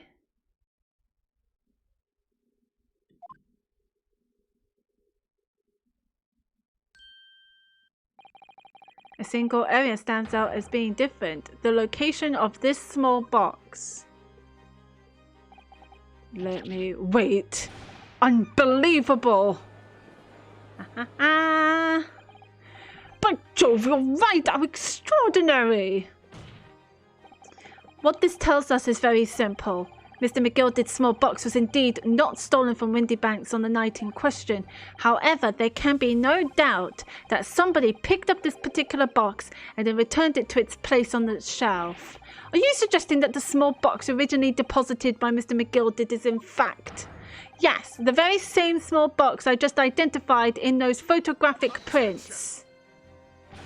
Mindless guesswork. What if it was? Then something must be inside it. So a box was moved on the shelf. Nothing was stolen. Which means, quite simply, that nothing has changed. That may be true, but... McGilded's box wasn't stolen then. But doesn't the fact that it was moved like that change things? Changes everything. I believe this changes everything about the case. How can that possibly be? The crucial point is the fact that what was moved was a small box. In other words, we have to consider what might have been inside that box. Exactly. What are you suggesting? Garinaske, I'm suggesting that we need to examine that box as soon as possible. A vital piece of evidence is sitting on the shelves at Windy Banks as we speak. That won't be necessary because you got it. Some little box belonging to a man who died 2 months ago can't possibly be relevant to this trial. The court does not uphold your objection, Lord Van Zeeks. Ah, yes, he's on our side. Bailiff, arrange for an officer to go to Baker Street at once. Obtain the small box in question and bring it back here for further examination. Yes. Yes, yes. Let's go, let's go, let's go, let's go. We got the small box, small box. Ooh, the tension is rising. The tension is rising.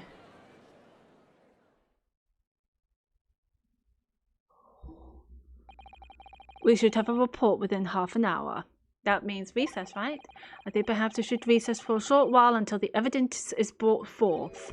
To be hoodwinked by such a farce. Disappointing.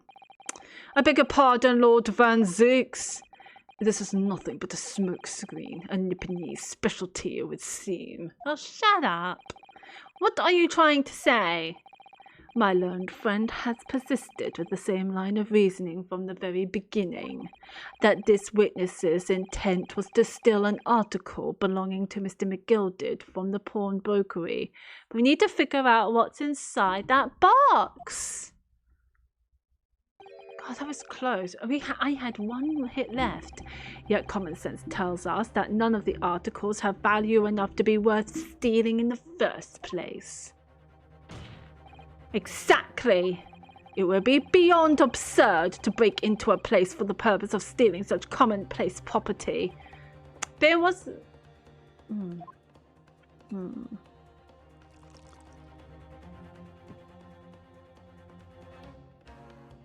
That's it, get your wine.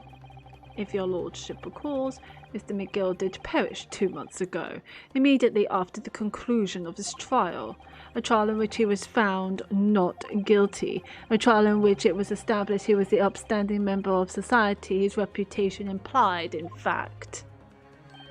So I propose a toast to my learned friend and his most insightful defense. The articles that this upstanding member of society pawned were entirely ordinary. A black overcoat that just happened to have a music box disc in one of its pockets, and a small box. I assure you, I wouldn't accept even if the man tried to make a gift of such things to me.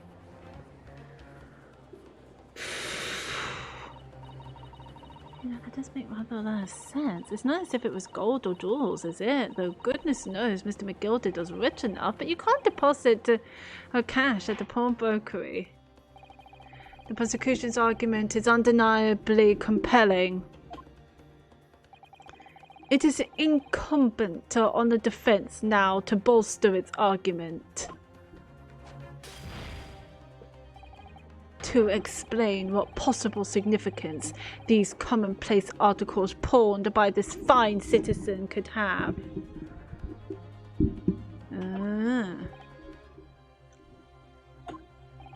Well, counsel, is your argument in fact demonstrable? Are you able to show proof that the disc or the box are in any tangible way related to this case? Well, there's a book from Mrs. Susato. What's the matter, Bruno? We know that they're related, don't we? They're both vital pieces of evidence. Yes, of course. You and I both know that. We know McGilded's true character, and we know the disc is significant, even if we don't know why.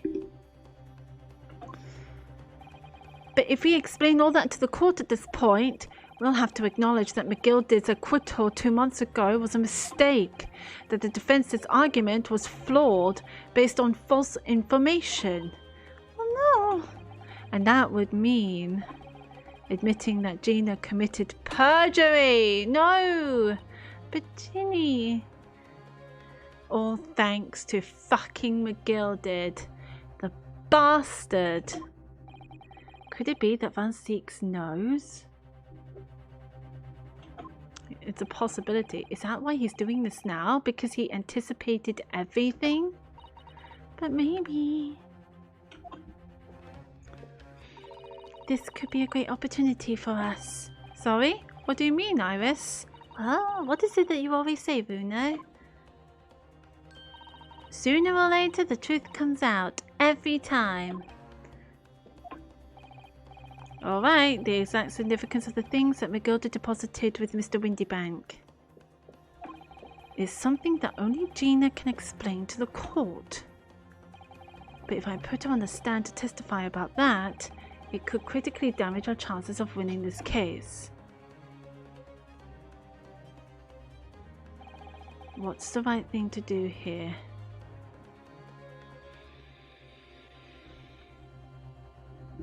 Have Gina testify.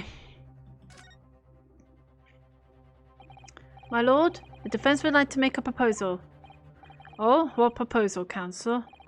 While the court awaits the arrival of Mr. McGilded's small box, I would like to call the defendant, Miss Gina Lestrade, to the witness stand. The defendant? To what end?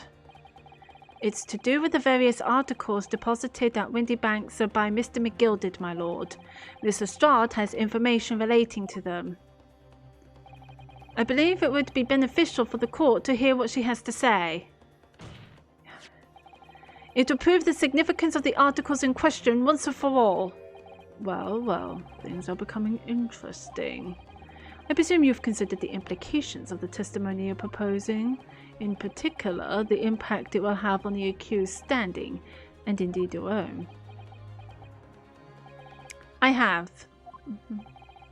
Lord Van Seeks, would you care to explain that last remark? The prosecution accepts the defence's proposal. I move to interrupt the cross-examination of the current witness and hear from the accused herself. I'm sorry, Gina. Very well, if you have no objection. So, the court will now hear the testimony of the defendant, Miss Gina Lestrade. Your witnesses are currently in the stand may step down until further notice. And I shall bid you good day. You don't have a hat. Why did you do that? Wait. You, sir, shall remain in the stand while Miss Lestrade testifies. As you wish. All right then, Gina, it's time. I know this will be hard, but please put your faith in me here. Good luck, Uno. Do I get recess?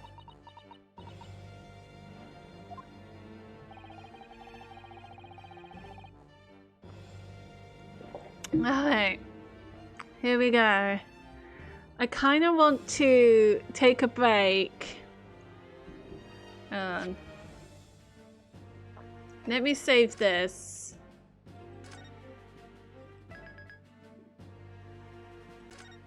And take a break. I kind of want to go to the loo. I want to go to the loo and get some more hot chocolate because that was tasty hot chocolate. And rest my eyes a little bit. Maybe get some food. Maybe get some food. I don't know. But I suggest you guys do the same. Go to the loo. Go get food. Go get drinks. Go to stretch your legs and your glutes and whatnot. And yeah, I shall see you guys in a little bit.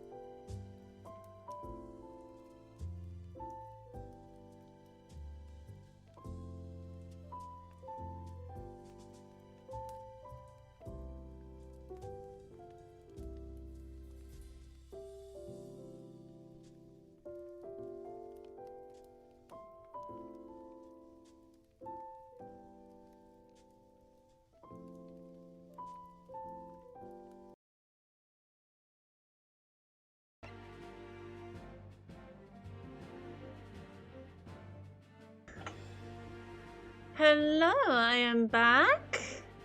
Welcome back, everyone. Oops.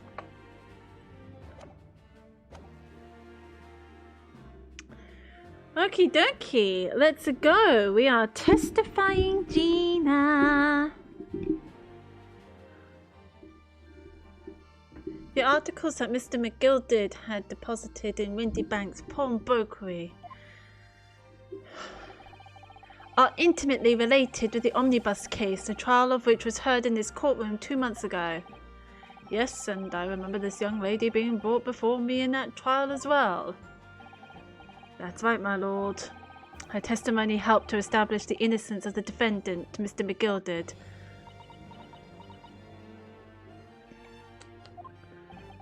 The omnibus case was intriguing, to say the least. That's one way to put it. Oh god, it's still hot.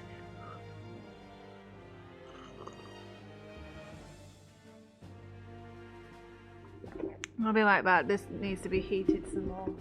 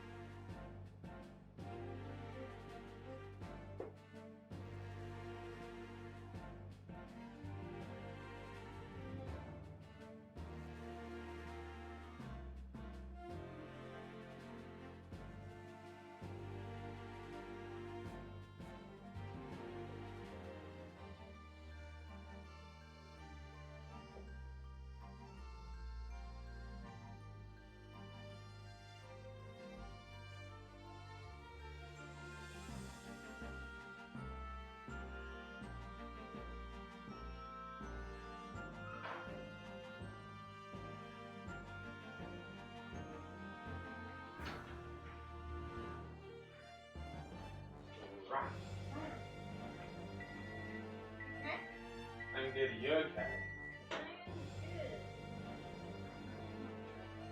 How's your scram going?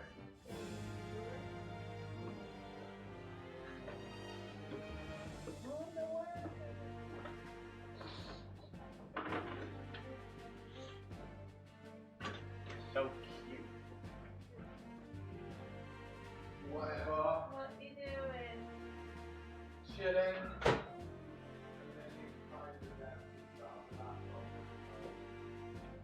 Fair dues.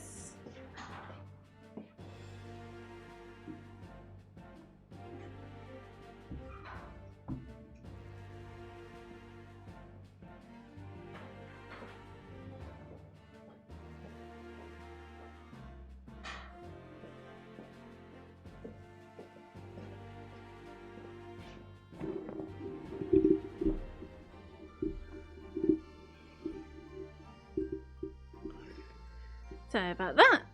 The hot chocolate was a bit cold. I hate that when the cup is really hot but the drink is not.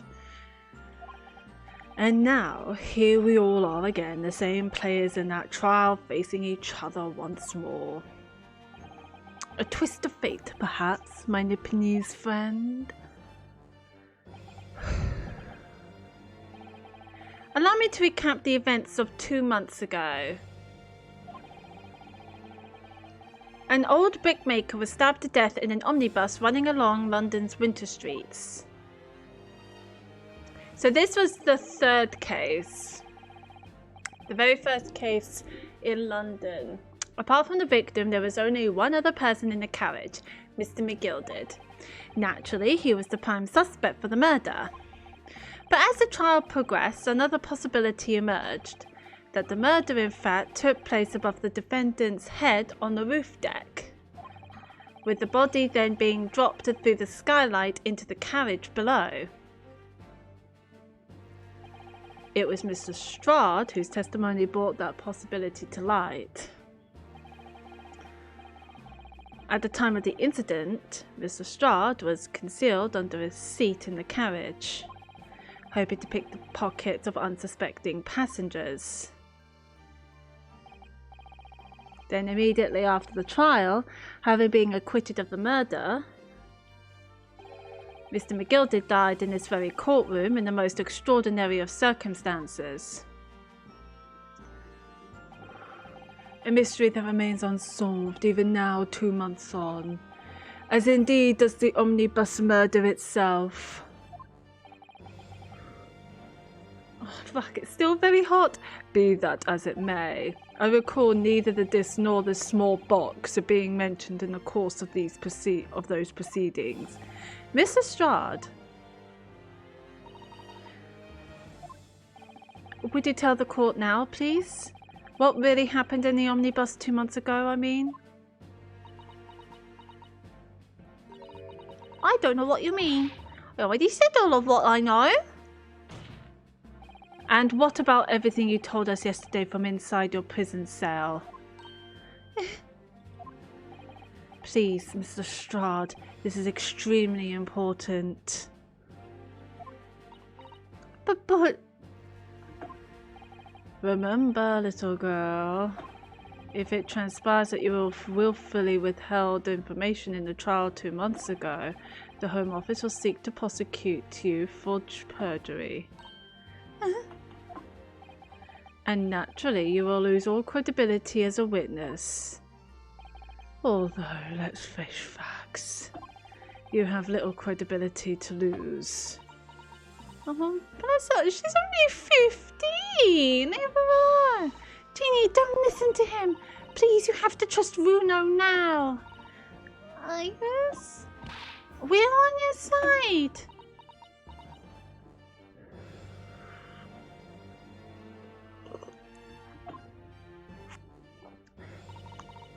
Alright then, I'll talk. It's the right choice, Gina. Well, it would seem that my learned friend is hell-bent on bringing the entire courtroom down about his ears. So be it. I must confess I'm struggling to understand what on earth is happening here. You and me both, my dude. Let's go. However, it would appear that Mr. McGilded's pawned articles and that extraordinary case of the omnibus harbour secrets of which we have been hitherto unaware.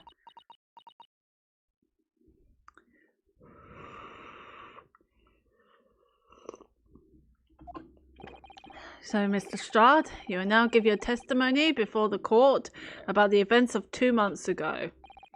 You will reveal the truth, a commodity sorely lacking in your original statements. It's not her fault. She was under Mr. McGilded. Everything's going to come out, like Van Zeke said. This could bring the whole courtroom down about my ears, but as a lawyer, I'm prepared to take that risk. Alright, Gina, come on. You got this, girl. Truth is, that bookmaker Cove was in the cabin of the omnibus the whole time. When the Irishman dragged me out from under the sea, I saw that disc on the floor. All of a sudden, I heard a scream from over my head, and that pair on the roof deck went off to call the sops. That's when McGilded slipped the driver some tin to do a run to the pawn shop roundabout. He threatened me not to snitch, not to say nothing to no one about what I seen or heard. Good grief, this is outrageous! What you've just told the court bears almost no resemblance to your testimony 2 months ago. Yeah, but how can she say all that with Mr. McGilded next to her?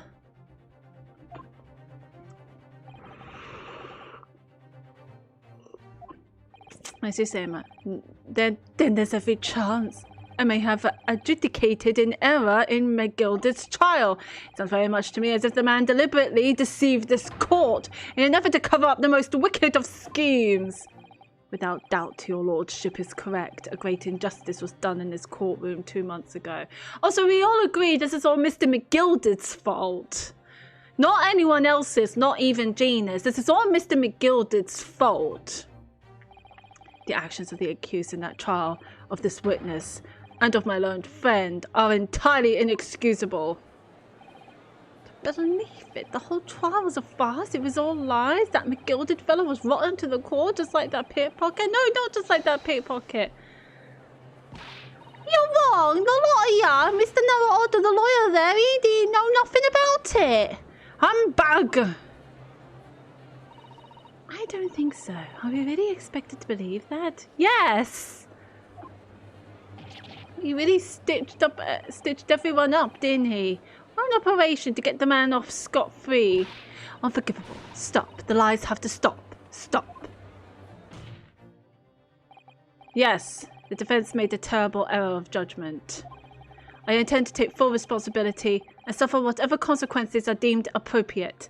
However, it's imperative that the court allows the witness to elaborate on her testimony, because the true significance of McGilded's pawned articles must be brought to light. Very well, my learned student friend.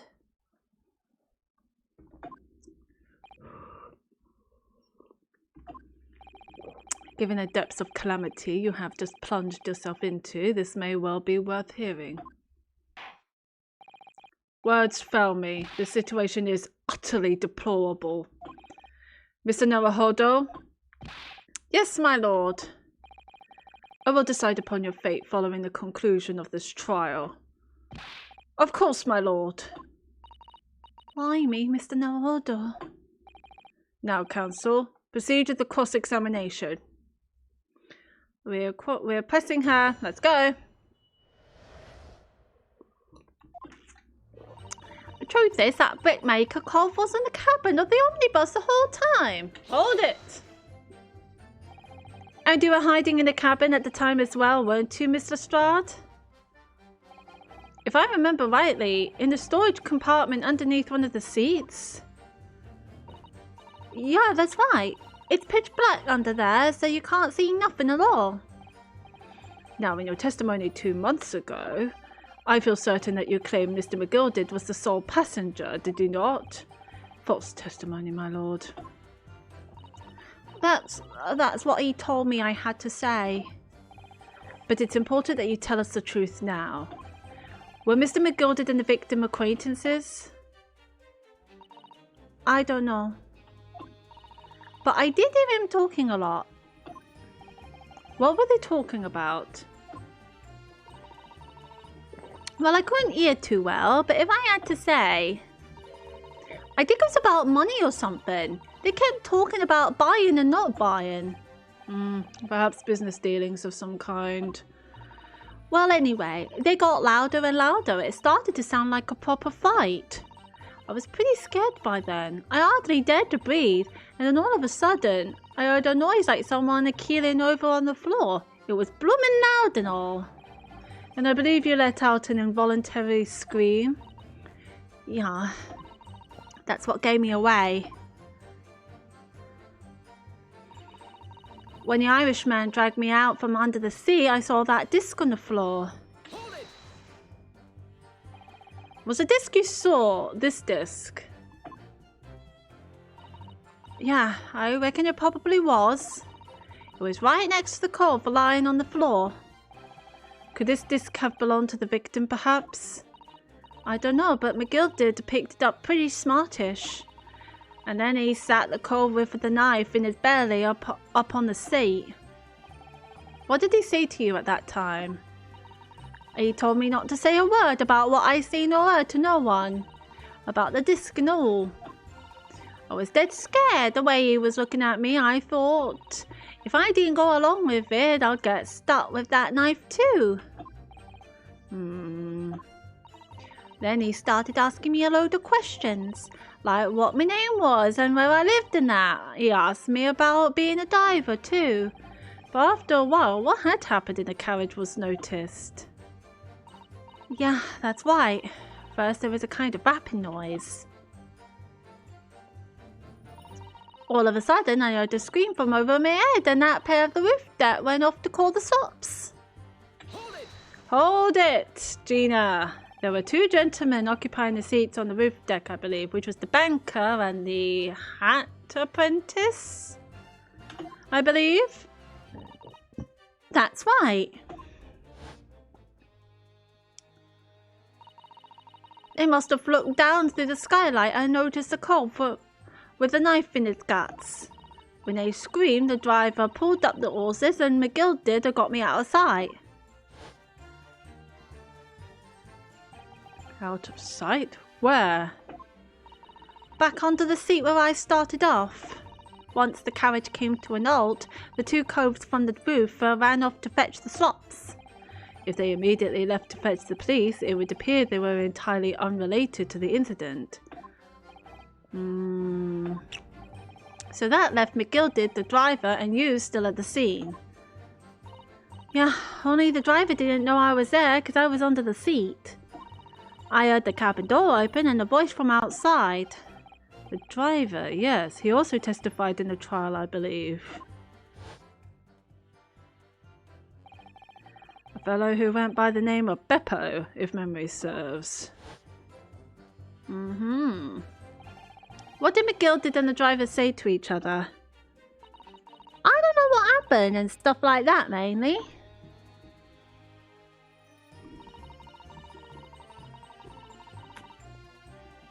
That's when McGilded slipped the driver some tin to do a run to the pawn shop around town. Oh no, I forgot to threaten her.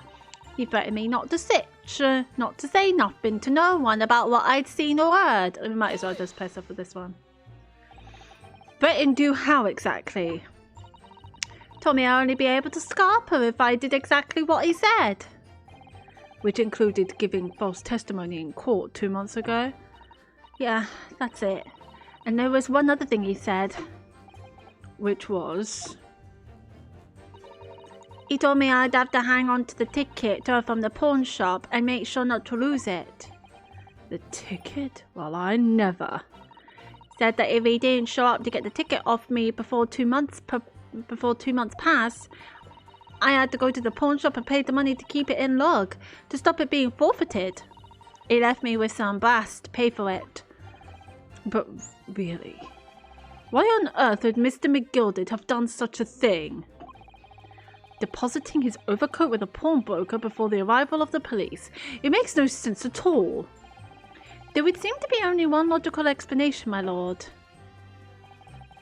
What McGilded had the driver deposit at Windybanks was something he didn't want the police to see.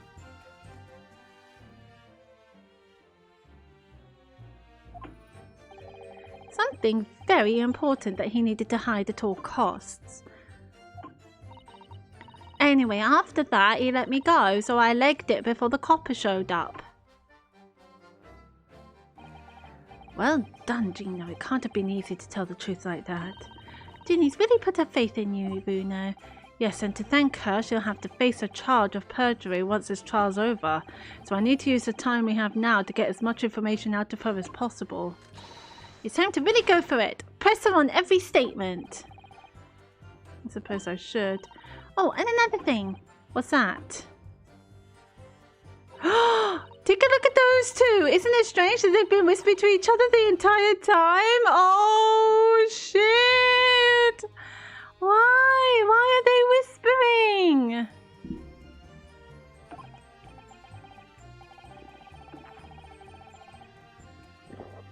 Why isn't the judge stopping them?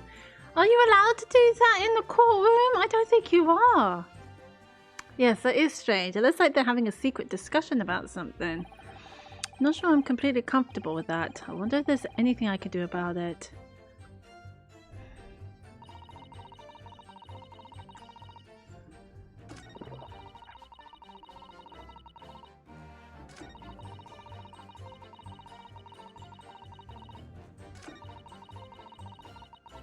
This is the part I didn't press about. That pawn shop obviously being Windybanks on Baker Street. Just a moment, counsel. Do you mean to tell me that the driver gave false testimony in that trial as well? Perhaps the exertion to the pawnbroker slipped his mind when he was in the stand. Indeed, Lord Van Zeeks. McGilded took off his coat and gave it to the driver. He folded it up, all careful like, before handing it over. When I saw him do that, I remember thinking, that coat and what's in it has gotta be worth a few bob. Yes, Gina was sure that this must be worth more than Mr. Windybank was suggesting, wasn't she?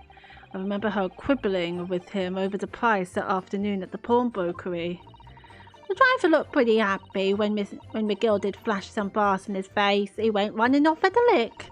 Then the bog trotter called to me and told me to come out from the drag's cabin.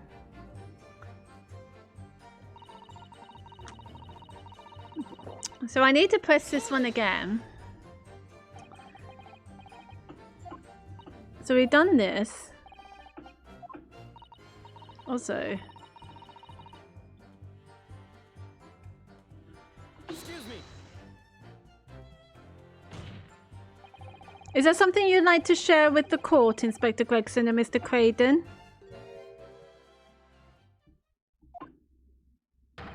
Inspector! Mr. Graydon!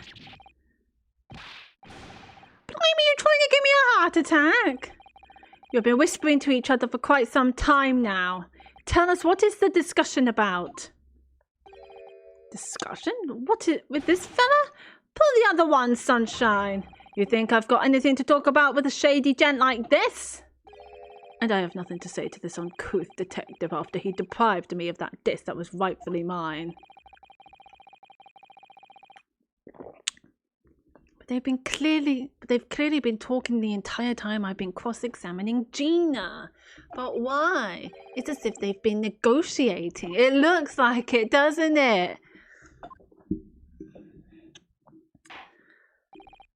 Thank you, Mr. Strahd. Thank you, Counsel. I've heard enough. I believe we now have a reasonable understanding of what actually was transpired on the omnibus. It would appear on that night 2 months ago, a negotiation was taking place on the omnibus. A negotiation concerning this disc, however, matters did not run smoothly. When the parties involved began to quarrel over price, McGilded took what he wanted by force, at the expense of other man's life. Which proves my point. The disc is clearly extremely valuable in some ways. Though I don't understand why as yet, because you didn't bother to play it in the music box. And 2 days ago, precisely 2 months after the omnibus incident, McGilded's coat and its contents were due to be forfeited. I didn't know what I should do with the ticket. I mean, the corpse died right after his trial, I knew that. So you decided you would try to claim the articles as your own? Well, why not, eh? They were only going to be forfeited. Why shouldn't I have got them? Anyway, you can't blame me for thinking about it. Thinking ain't no crime. Mr. Strahd. It would appear Mr. McGilded was prepared to kill in order to take possession of this disc. Do you know why that would be? I ain't got a clue. Oh, but I reckon it must be worth a fair bit of boss. He was probably going to sell it. And you can't blame me for thinking that. Thinking ain't no crime. My lord. Bailiff, the evidence your lordship requested has been located and is ready for the court's inspection, sir. The small box. Let's go.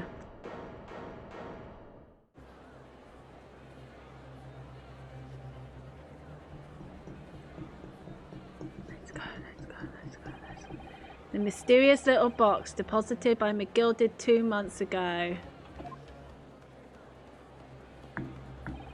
There's no doubt in my mind that it's a key piece in this far-reaching puzzle.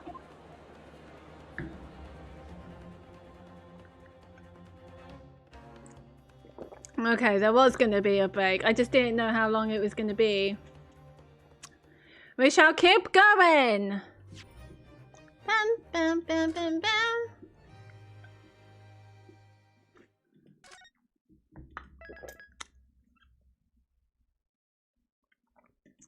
Let's go, let's go. Yep.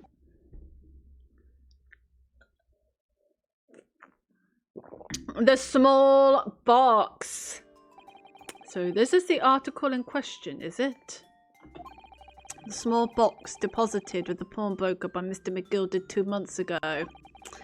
And on the night of Mr. Windybank's murder, The only item on the shelves that was touched by whoever broke into the shop. Quick, quick, let's open it and see what's inside!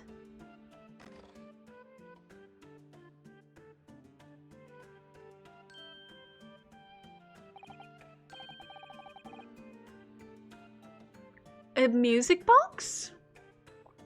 Good gracious, this is no ordinary box, it seems.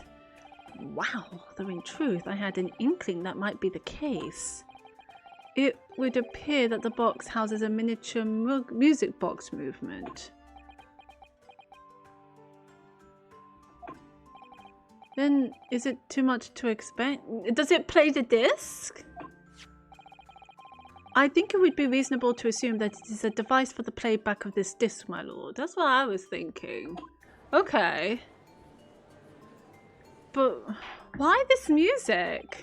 Why is this music so important? So here we have the means to play back Mr. McGilded's disc, deposited at Windy Banks at much the same time. Not strictly correct, my lord. It was not McGilded's disc. This is the very disc that 3 people died for. Mr. Mason, the bricklayer, Mr. McGilded, and Windy Banks. So this disc must be important. It might not be music at all. It might be somebody's voice being recorded. You never know. Who knows? There was a disc of his victims in the omnibus. But why was it important? But why, for heaven's sake? Yeah, I was thinking that. Why would some music disc from some bricklayer be important? I don't understand. Are we to understand that the brickmaker was trying to sell this music box disc to Mr. McGilded? Wait, what?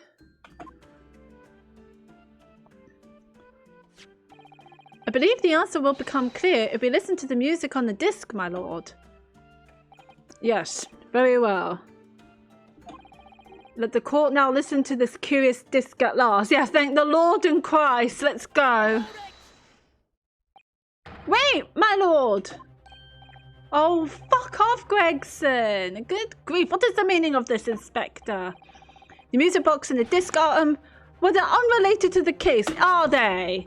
No need to spoil the somber atmosphere in the courtroom with some silly bit of music.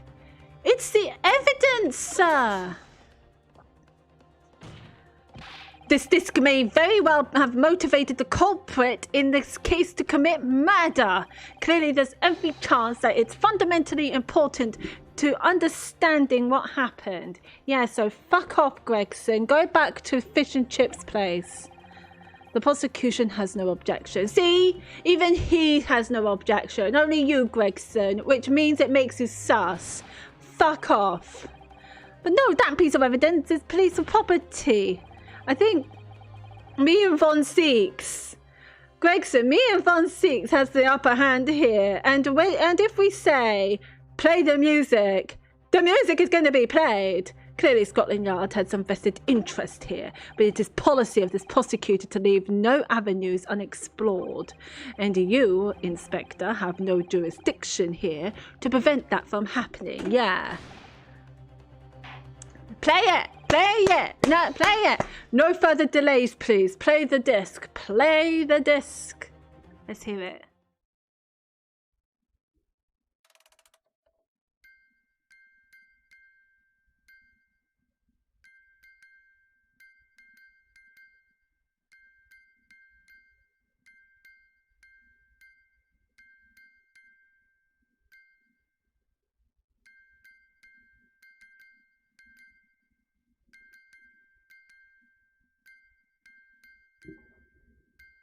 I'll turn the volume up. Can you guys hear it?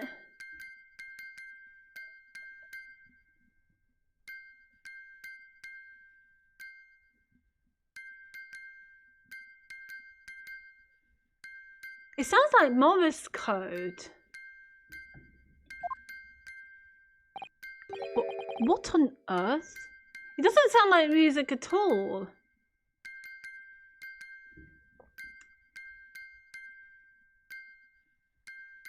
think this is Morse code. And I think juror number 5, who's doing the whole communication stop because she controls the communication device, will translate it for us. It's the Morse code. That's certainly not what I would call music, because it isn't. It's being communicated. But what's it saying? I can't understand Morse code. It's just the same note playing over and over again in an irregular sequence.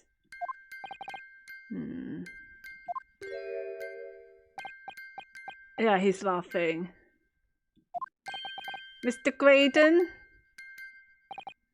This really is priceless. After all that, the music box is broken.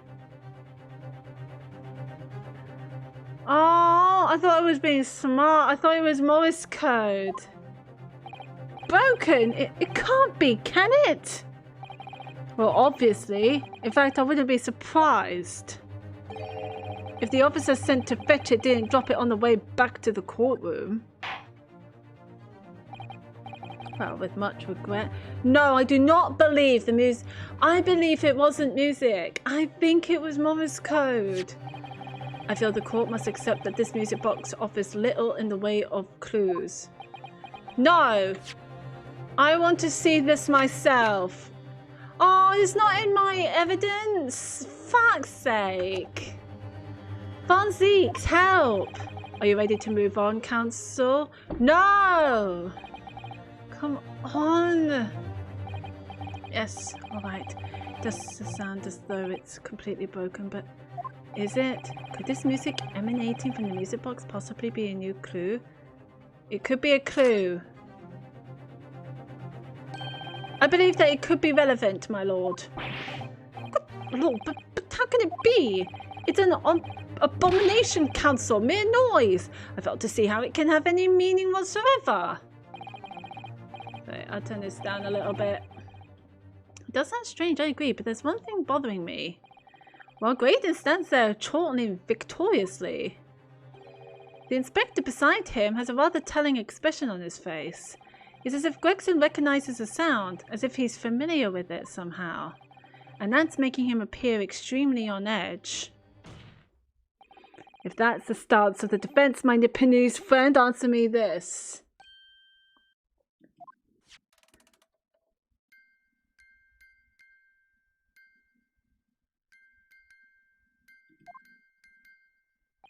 Just what relevance do you propose this woeful chiming has on this case?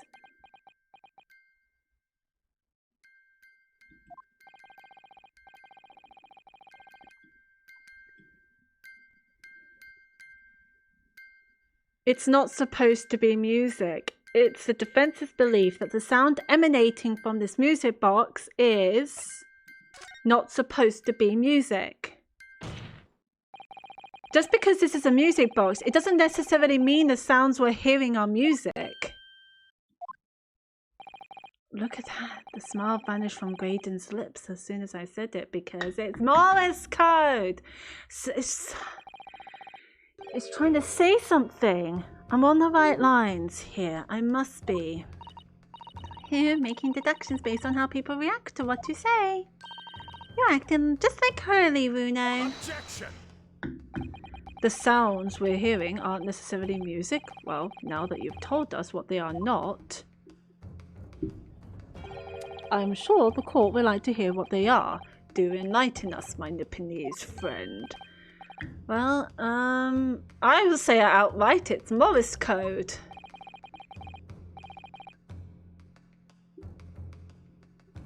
Surely you have an idea in mind, because if not, it'll be the death of your ill-formed argument. Exactly. The music box is clearly broken. Refusing to accept that fact is pure foolishness. They've got me. I don't know what the answer is yet. Hi, Naturaholic. Hello, hello. How are you doing today? Welcome, welcome. How have you been? Uno? I've just examined the music box very thoroughly. And I'm very certain that it's not broken at all. It is not? Yes! Really? Really? The way it's been made, it can only produce a single note. What? Anyway. Thank you, Iris. Nice. Let's hear... Now, can you hear that? Well, if the music box isn't broken, and we... Oh, this is asking, how are you? How is your day and your week so far? And goddamn ads.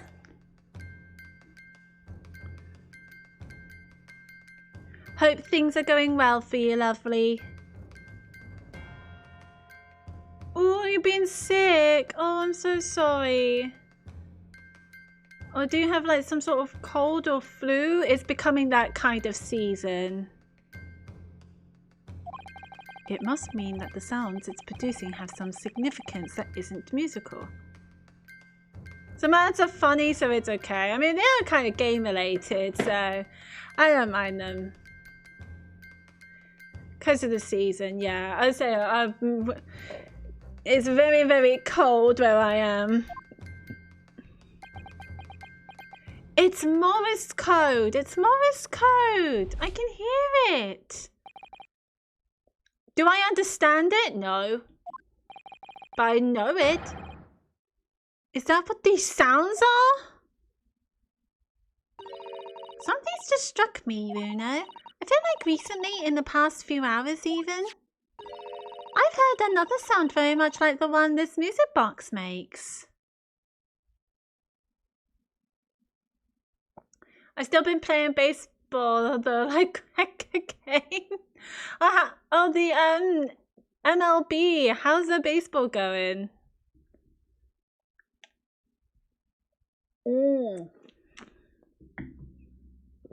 I was feeling that way with Disney Dreamlight Valley. And now I can't wait for the update. Where? Let's see if I can remember. It's a familiar sound. Actually, I was just thinking exactly the same thing. I'm going to have to press the defense for an answer. If your assertion is that the sound produced by this music box is not in fact music at all, then what the devil is it, Council? We've seen so far, all the testimony we've heard. It's all pointing to one single answer now.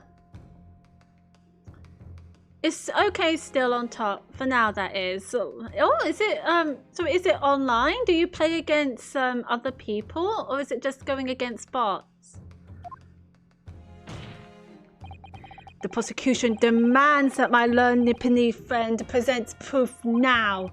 Tangible proof of this latest wild speculation. Oh no, just the bots. Ah, fair enough, fair enough.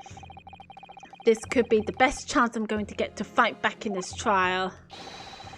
And if I'm right, it's going to join all the dots together. Oh, but does it have like online where you can play against people? Or does it have a story as well?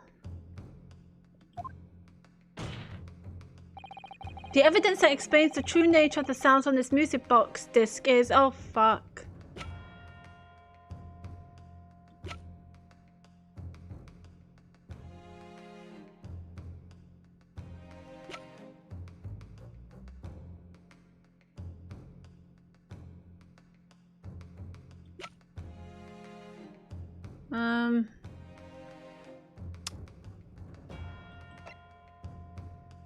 Oh God, I don't know.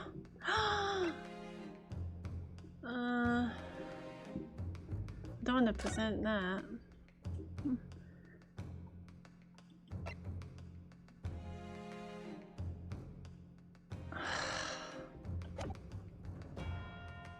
Oh, you just don't play online, Matt.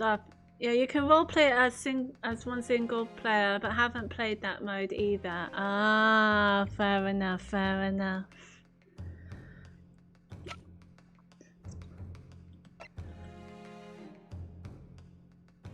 God, evidence.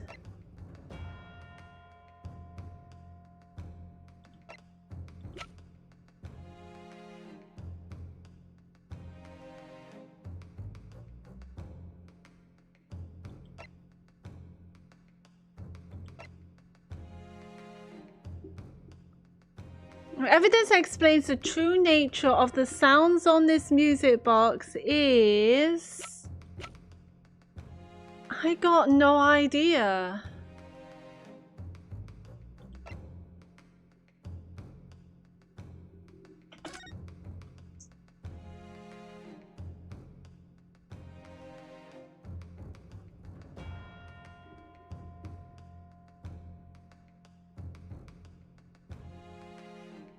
So this is a game I've been eyeing it for Switch as well. Are the cases and story dynamic or linear?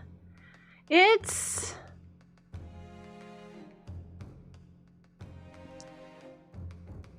So it's quite linear. So there's only right answer when it comes to answering questions or the cases. So it's not really depending on what you pick. Oh no, wait, actually, I remember in Phoenix Wright Ace Attorney, there was a bad ending, but that was it. But as far as I know from this game, everything is very linear, based on the correct evidence presenting and the correct answers. Not as far as I know. No, there's no multiple endings. The only one I have only noticed with the multiple endings was Phoenix Wright. But that's because I accidentally ended with a bad ending, and so I had to start again. But no, this one, it appears to be linear as far as it is with me.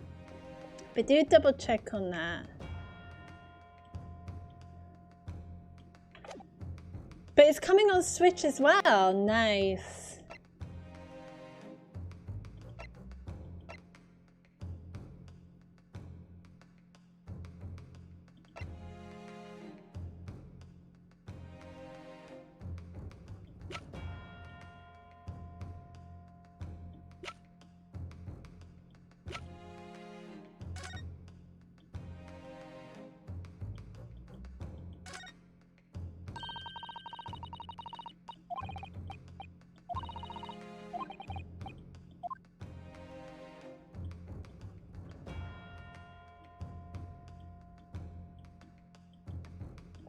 Good.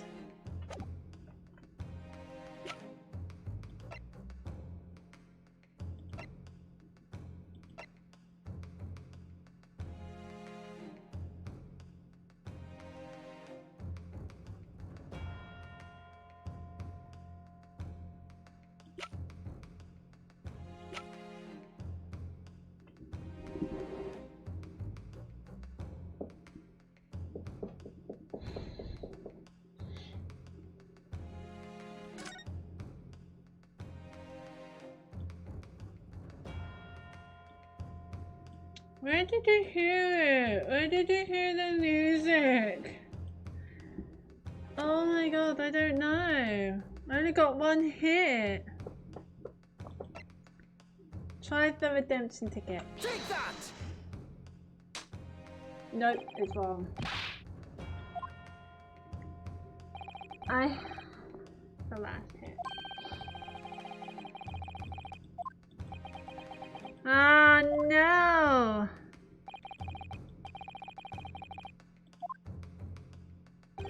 I had an inkling that it was going to hurt me more than the bench. Well, at least one of your inklings was correct then. God damn it! I don't know.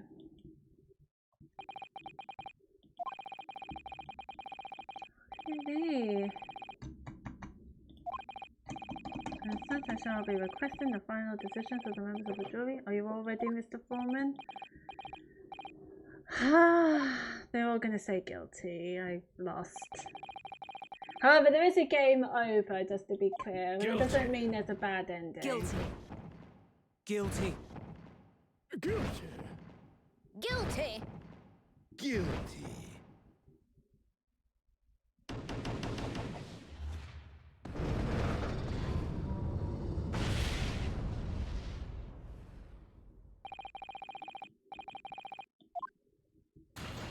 Well, that's not what we want.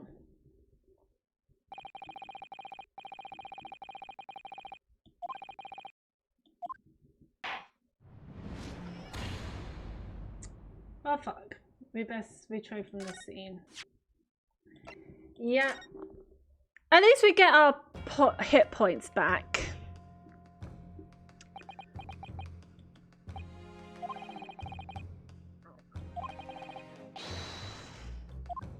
Join all the dots together.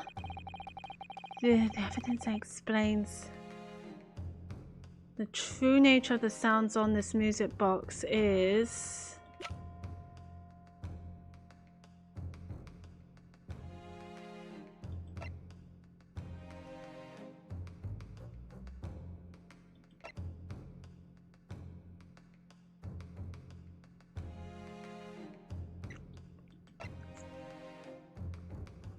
It's not the guns.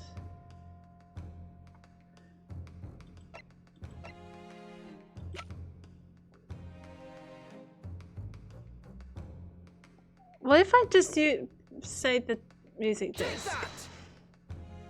No.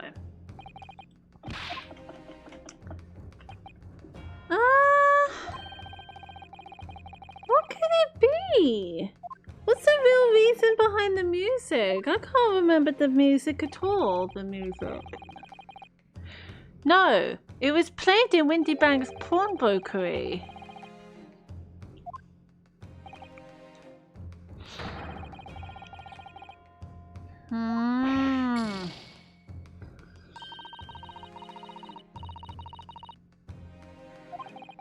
It's almost like some sort of code. The question is how to show that the tingling sound has a connection to this case.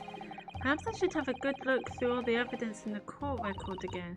I'm going to have a good look through the court record again too, I think. Oh, so she's going to help me.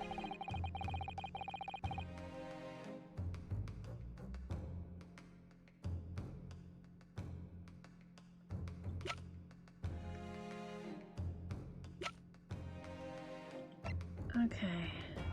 Let's examine every single... Oof. Let's examine every single evidence. This is a bullet that was fired from the Skulkin brothers' gun on the night of the incident. Yes, so it turns out it never actually entered Hurley's body at all. Thanks to the thick leather of that pouch he was wearing, it saved him. Yeah, Hurley's always lucky like that. Well, considering what he had to go through in hospital, I wonder how lucky he really was. Oh dear, poor Hurley. This, then we have this.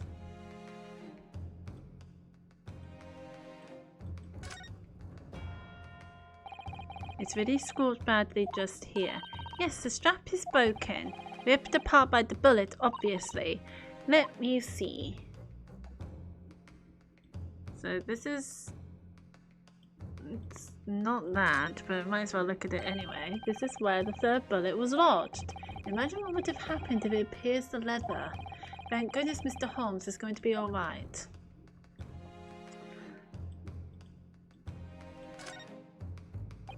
Oh look, there's a hole here at the back. It doesn't look much like a bullet hole, but clearly something's ripped through the leather with great force. Something must have pierced it somehow to have left this hole behind. Yes, it looks that way. Mr. Shums and his pouch both took a beating, didn't they?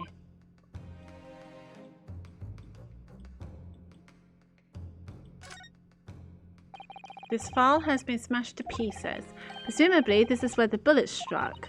As soon as the bullet hit the chemical in that file, there would have been a really big explosion. A big explosion? Well, Hurley's potions and chemicals are amazingly useful for the investigation work he does. But they're also quite tricky to handle. Safely, at least. They're very dangerous. Oh. I'm sure that when this file broke, the chemical inside would have ignited. Note to self, always walk on the right hand side of Shums in future. The left is the danger zone. Okay, so that's that.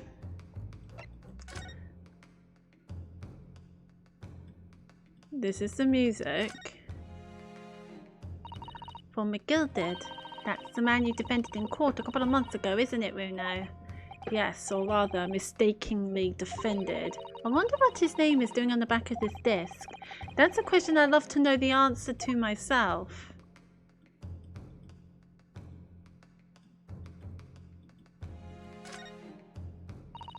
This is blood, probably from somebody's fingertip. Well deduced, but not just somebody's fingertip, Mr. Benedict's fingertip. The man dressed all in white?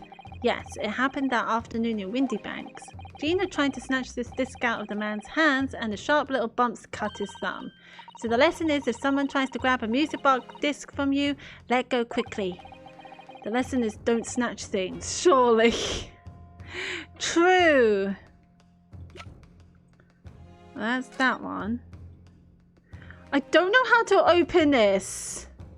Oh, wait.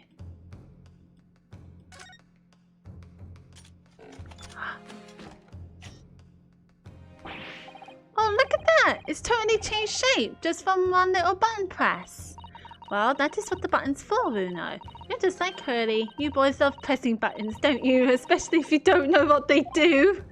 Us boys, says the 10-year-old girl. Anyway, now you can see that it really is a stereoscope, can't you?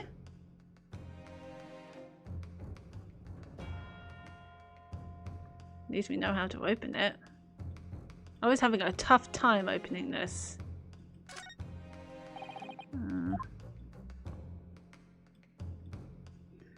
Nothing here.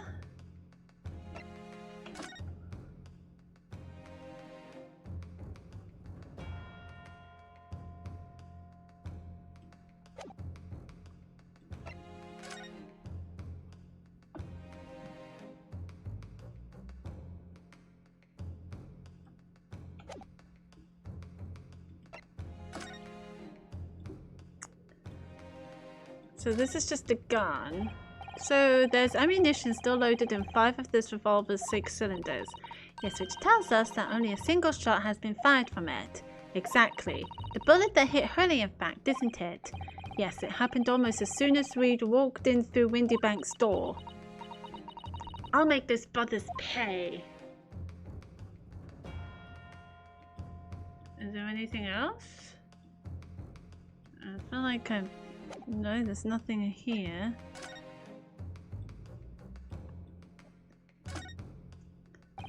This is Mr. Windybank's gun. The cylinder is completely empty. The Windybank always used to keep this gun to hand on his shop counter. Yes, but only ever with a single bullet loaded, I understand. That's right, to keep all the pawned articles that were in his care safe. But his one bullet was fired that night and the poor man lost his life. Was he protecting his shop, I wonder? Trying to keep the articles safe?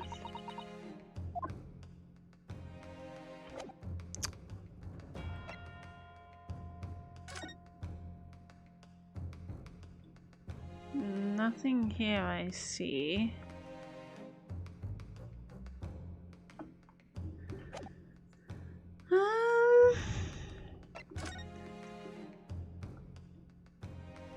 It's just a picture.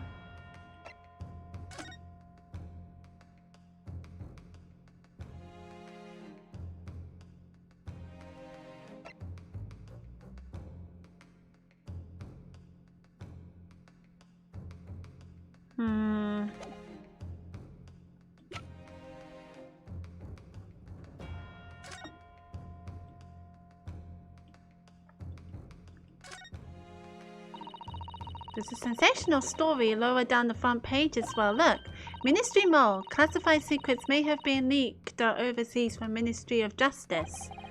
For a 10-year-old. Iris certainly has her finger on the pulse of world news. It's about secret communications between Great Britain and its allies. Apparently, they're being intercepted by hostile nations. Communications are being intercepted? But how would anybody be doing that? That's the question, isn't it? I've come up with 3 different possible methods so far. Are you looking for a new career, Luna? No, of course not. I wonder. Perhaps this is what Lord Strongheart was talking about yesterday. Yes, it could be. And it could explain why he has Gregsy running from pillar to post at the moment. Oh my god. So it's a communication device. Take that! Today's paper, Council. Yes, we got it! Thank you, Iris. The headline is Pawnbroker Perishes in Pick Purse Plunder. Hardly supportive of the cause. No, my lord. I was hoping you'd look a little further down the page. Further down? Ministry mole? Classified secrets may have been leaked overseas from Ministry of Justice. Yes, this is a very serious matter. Being investigated at the highest level, I understand. I have heard that international transmissions along supposedly secure lines are somehow being intercepted and leaked to various other countries. And presumably, those transmissions are in the form of wire telegrams? Of course. Juror number 5, your input, please. Stop. Oh, me, sir? Whatever is the matter? You told the court before that you worked at the same communication station as Mr. Graydon. Did you not? Yes, that's correct. And a particular station where you work deals with government communications and newspaper reports. Oh, yes. We're not your run-of-the-mill communication station at all. Our work is extremely important. Then tell me, is this not a very familiar sound?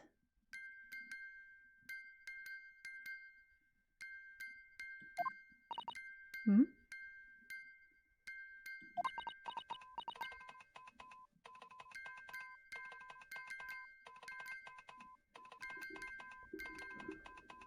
Oh. You don't mean to say, is it? That's right, madame. It bears more than a passing resemblance to the sound made by our telegraph machine as you tap it. I believe it's called Morse code. I was right! Morse code. But I don't believe it!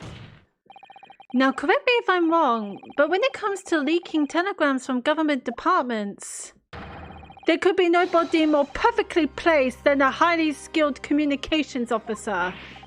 Are you suggesting that the music box disc contains stolen government secrets in Morse code?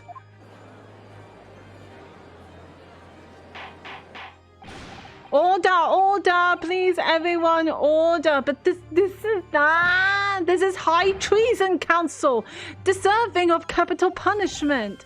Too much new vocabulary. What is this treason, and what is capital punishment? The sorts of words I'd have expected.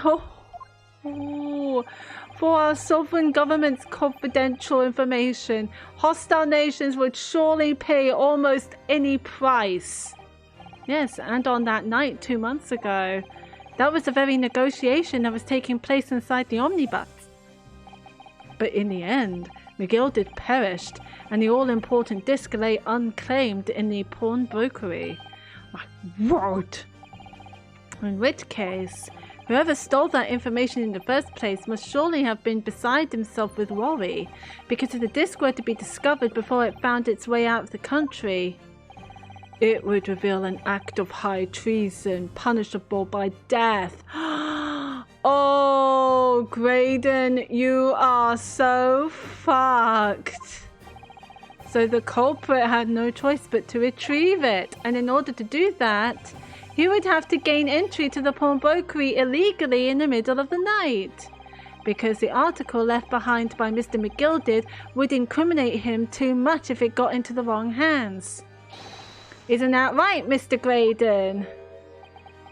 You are screwed. You are so screwed. You think I've been stealing government secrets? Preposterous. Absolutely preposterous. So, in response to the defense's accusations, you claim complete innocence, do you?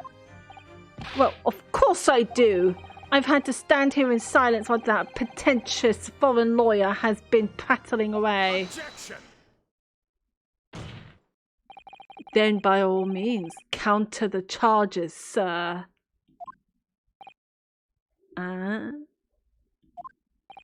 The prosecution demands the witness testifies in response to the accusation brought by the defense. Yeah, go on. Say it. delighted, I'm sure. The witness is reminded that the crime under scrutiny in this trial is the murder of the pawnbroker, Mr. Windybank.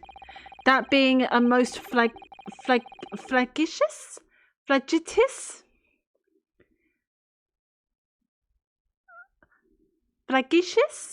I'm going to say flagitious offense for which the law of this land sanctions a capital punishment, and the heinous act of high treason is no less serious a crime. I urge you to bear that in mind as you testify, Mr. Graydon.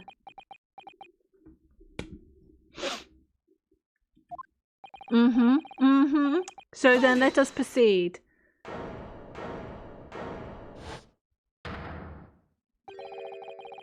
You gotta let us have a rabbit and pork here, Governor. We got things to say. What are these brothers doing here? Where's Gina? I beg your pardon. Who do you think you are? Name's Ash Skullkid. Occupation is professional baddie. Name's Ringo Skullkid. We ain't baddies enough to sell out our motherland. That's right. We're what they call the Three Skulkin Brothers.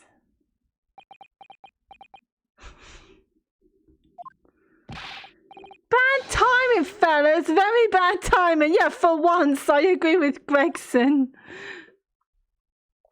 Very bad timing. Alright, let's hear it. A mere communications officer couldn't possibly steal confidential government information. Oops, I did not mean to click history. Besides, the sounds produced by that music box aren't even Morse code. Then why did the lady freak out? It was clearly Morse code. It was some low-class bookmaker negotiating with McGilded anyway, was it not? I have no relation to the man. Well, all we done is break into the gaff the other night like what he told us to do. Yeah, we know there was dodgy government secrets involved, we wouldn't have touched it. My face is the same as in those guys.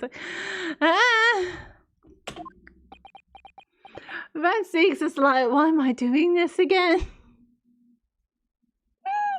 Got the fucking brothers. Mr. and Mr. Skulkin. What, Mr. Do, Governor? What's that? Do I take it that you now admit to the crime? That on the night in question you did indeed gain entry to the premises illegally? You did! And moreover, you did so as a party of three in collaboration with Mr. Graydon here? Don't say no. We did, Gov! We did! Oh shit, they admitted it! Quiet down, please. What say you to that, Mr. Graydon? I have no idea what these two ruffians are referring to.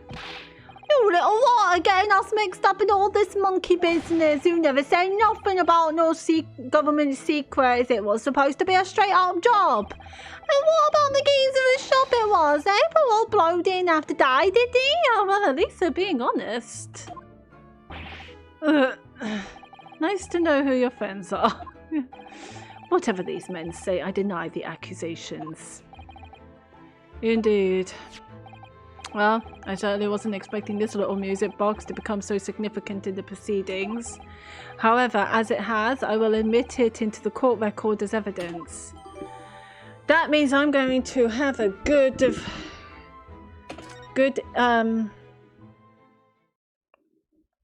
look at it.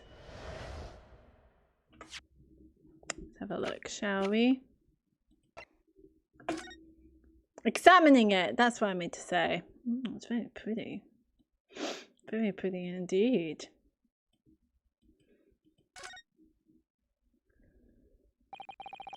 This is the mechanism that turns the bumps on the disc into sounds, isn't it? Yes, the movement. It's all thanks to the comb with its teeth that are plucked by the passing bumps. Usually the teeth on the comb are different lengths so that each one produces a different tone. But this comb is very strange. All the teeth are exactly the same length. Oh, what does that mean? It means it would just make a same sound, yeah. It means that no matter which tooth is plucked by the passing bumps, the music box will make the same sound. I've never seen a music box like it before. Yes, it is strange. A music box that can only play a single note. There has to be some significance to that, surely. That's interesting. Okay. Well, let's hear your counter. A mere communications officer couldn't possibly steal confidential government information. Hold it! So is this newspaper headline accurate? Government communications are being intercepted. How could I possibly know? What do you mean by that? Any important government communications are handled by high levels officers, by specialists. General members of staff in the station where I work would never be entrusted with sensitive information. Oh no, stop! Must say something! Stop! Juror number 5! Let me guess. Juror number 5. We regular communication station officers aren't as lowly as you being led to believe. A team of us are responsible for setting up and testing the telegraphs used by the ministry. And Mr. Graydon is the team leader. That's fascinating. Got a juror number 5 on my side who is in the communications as well. Suck it! Graydon is highly skilled operator. Stop. Currently in presence of idol. Stop. Okay, well, I take that back. She clearly idolizes him. So you had access to the equipment used for these confidential communications, Mr. Graydon. Well, what of it? The transmissions are always made behind closed doors, so they can't be heard. And in any case, all messages are sent enciphered. Normal employees couldn't possibly understand them. Oh no, stop. Must say something. Stop. Mr. Graydon regularly attends meetings with ministry technicians and the ministry communications team. He assists them in ensuring that there are no errors in important international communications. And he's received the top prize at the cipher cracking convention 5 years in a row now. That's fascinating. Graydon is highly skilled operator. Stop. Currently in presence of idol. Stop. Well, your idol would appreciate it if you keep your mouth shut. She should really pick her idols more carefully. Yeah, I wouldn't idolize him. I tell you, this lawyer's accusations are completely unfounded.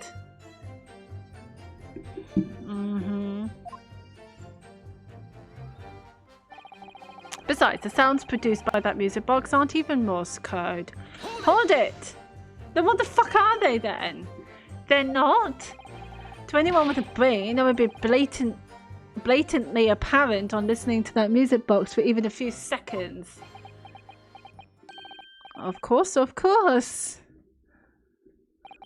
Surely it can't be that my lone friend is unfamiliar with Morse code. Ouch, he looks genuinely shocked at my ignorance.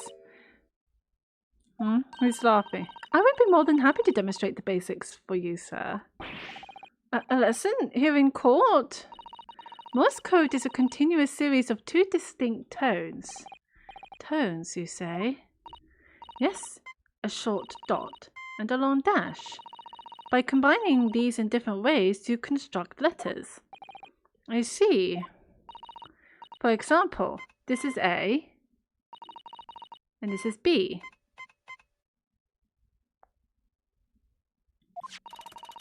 But when you listen to the sound produced by this music box, you only hear one tone, don't you?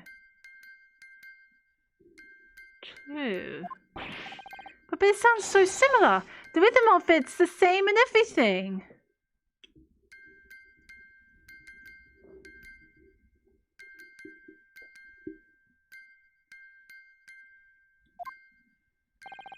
but there's no discernible meaning to this apparently random sequence of sounds. So your assertion is fundamentally flawed. This is not Morse code. What is it?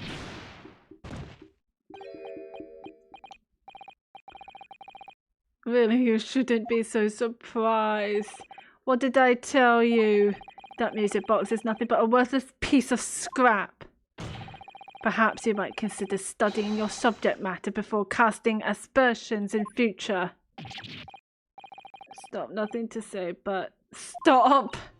Oh, it's so frustrating, isn't it? Iris? I mean, if the government secrets were somehow being leaked using the music box, so many other things would slot into place so nicely.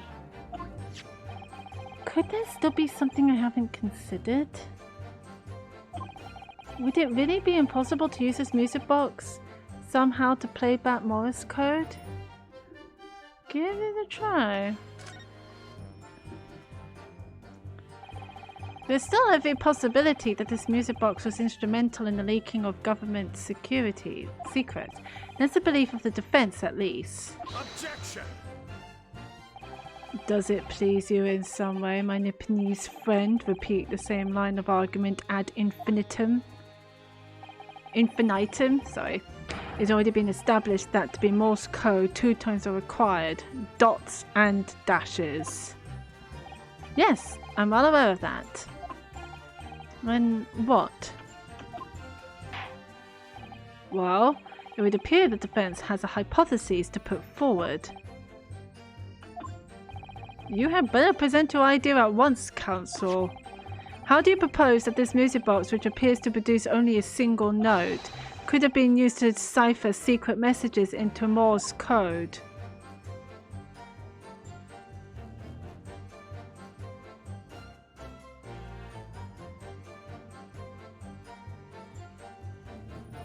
I didn't think I was going to present it.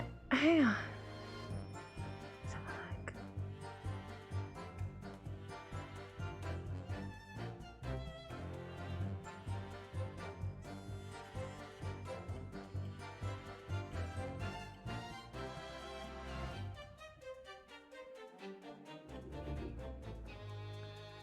Let's have a look around. See how the form McGilded disc sits in the music box? The man deposited at Windy Banks. It couldn't be more perfect fit. So there's no question then, the disc was designed to be played in this music box. Yet despite that, the sounds it produces are neither musical nor do they appear to have any meaning.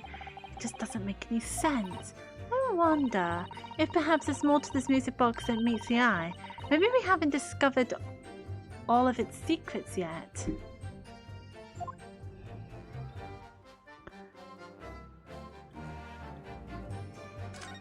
Oops, I did not mean to click that. Try again. This is the mechanism that turns the bumps on the disc into sounds, isn't it?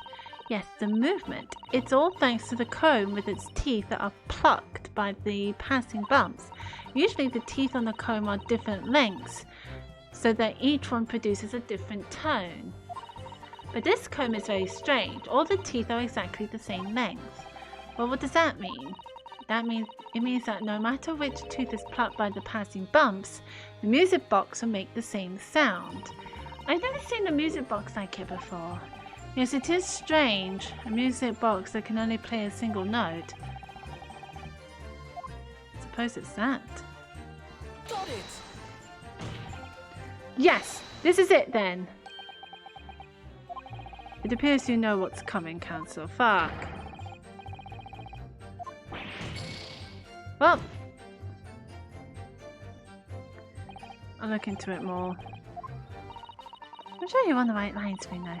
There's something about that music box. There has to be.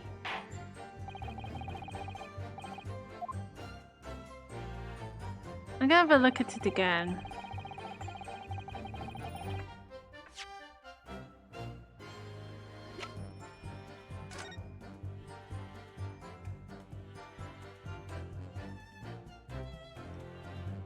Oh?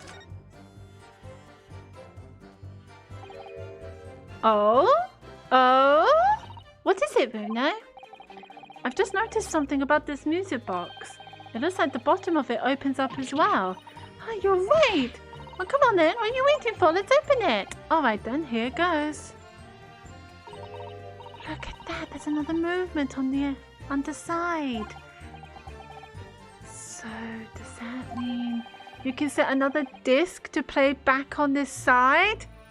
It's a double-sided thingy box. I think so. It's like the two movements are linked together. They're linked. So if you had two discs, they would both play back at the same time.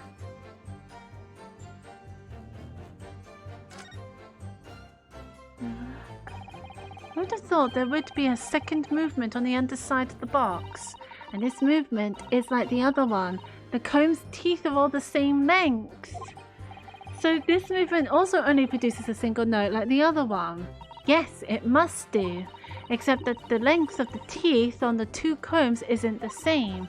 So the single tone produced by this movement will be different to the single tone we've already heard. What? Basically, each movement can only produce a single note.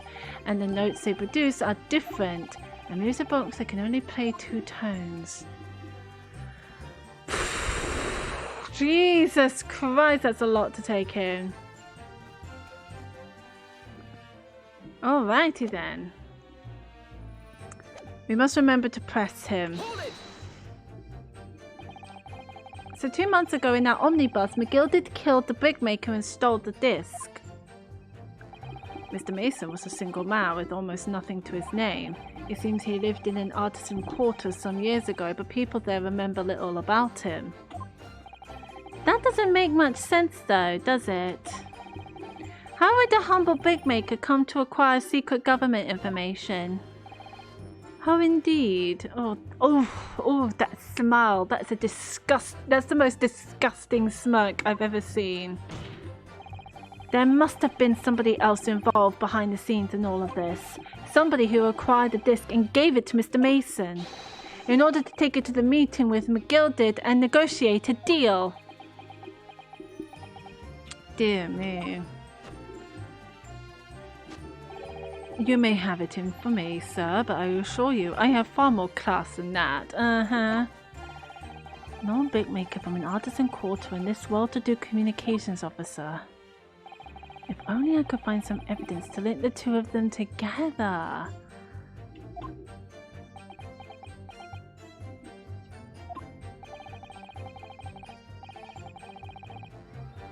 If you have nothing more to add on that note, let us return to the witness testimony. Look, all he done is break into the gaff the other night like what he told us to do. Hold it! Like Mr. Graydon told you to do, you mean? That's it, yeah. Who else, eh? Silly me, thought he was just popping over for an hour after all them years, but the water had a dodgy job for us. Yeah, Ash?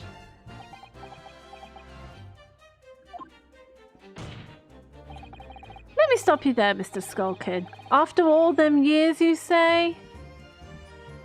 Do you mean to tell me that Mr. Graydon is an acquaintance of yours? We're the sociable kind of baddies, you know? Sure, let's say Graydon's on old China. Excuse me. Is something wrong, Mr. Skullkin? Eh? No, the other Mr. Skullkin.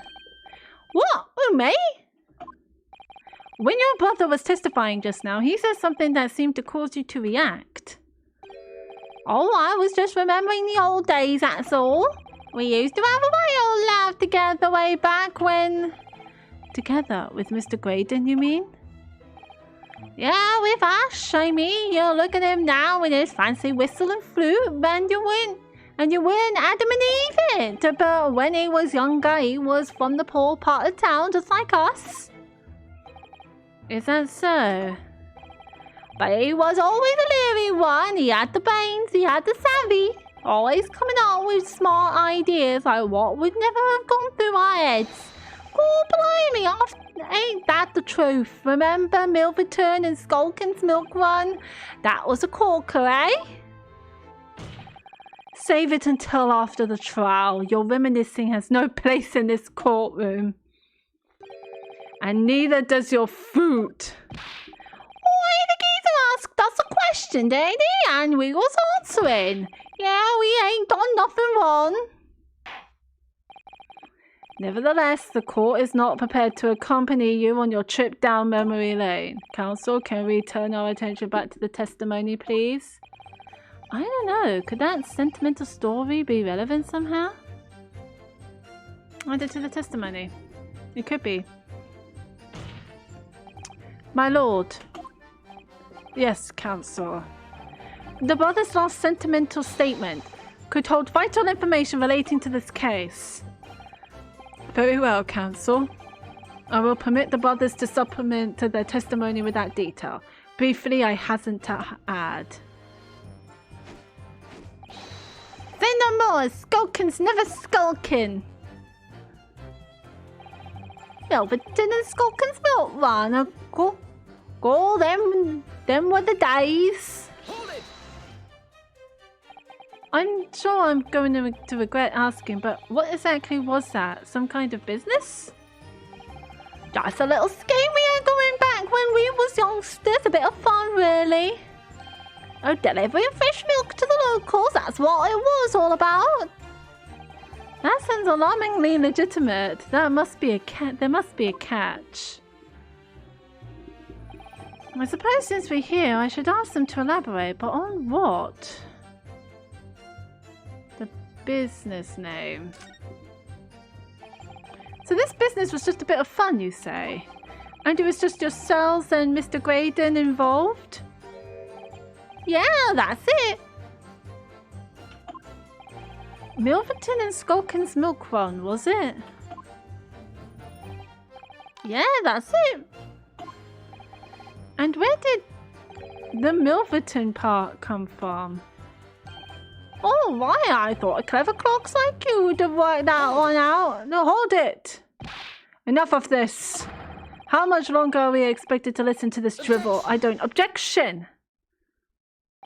Let me guess. You don't accept anything these two witnesses are saying? Tell me, why is it that it was only at the mention of the name Milverton that you decided to interject? Because well... It weren't the happiest of homes that one came from. Yeah, his old man was struggling for money so much his wife walked out on him. She took the name Graydon then, say. But Ash will always be Milverton to us. Milverton. So that used to be your surname, did it? Of course not. This is all bunkum. I've been a Graydon since I was born. Do you really think you can rely on the testimony of these two thieves, You're a communications officer attached to the civil service. As such, your personal details will have been thoroughly checked at the time of your appointment. It would be a very simple matter indeed to subpoena those records, Mr. Graydon. Well, it would appear that Mr. and Mr. Skulkin's testimony has been reliable, for once. You were born Ashley Milverton, then. Is that correct? Very well. Yes. So Ashley Graydon was once Ashley Milverton. That information could change things and could turn out to be extremely important.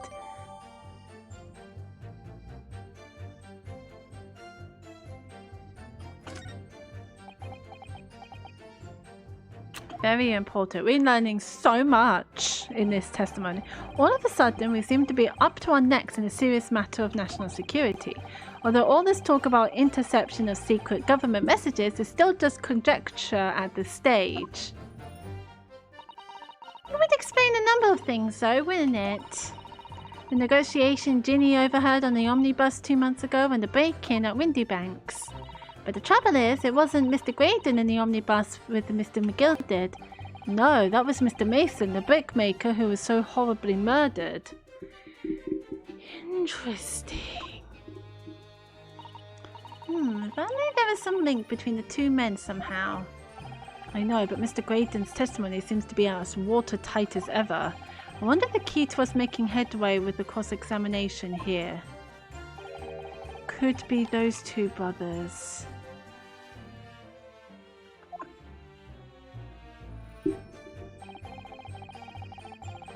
We should press him again. Hold it! Because that was all very important. Being intercepted? How could I possibly know? What do you mean by that? Any important government communications are handled by high-level officers, by specialists. General members or staff in the station where I work will never be entrusted with sensitive information. So this is about juror number 5 idolizing him.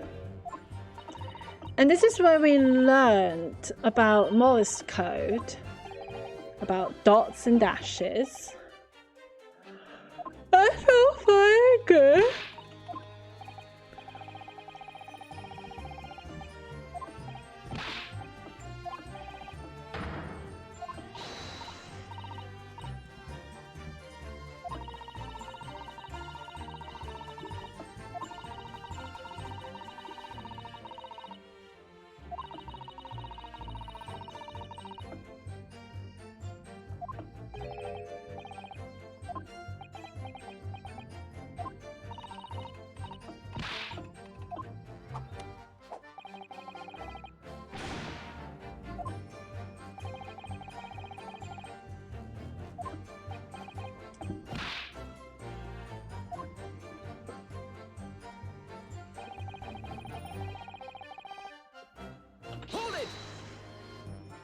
So they're saying it's not Morse code, but we need to show the other movement.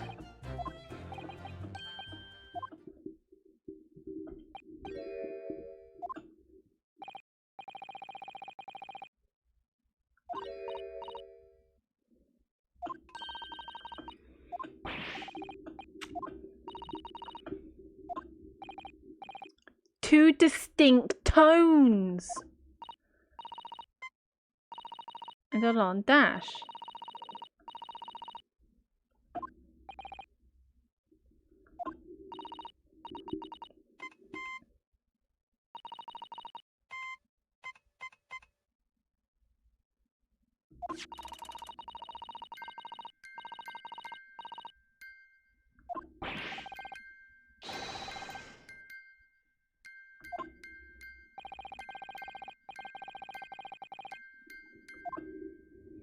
So we need to show the other side.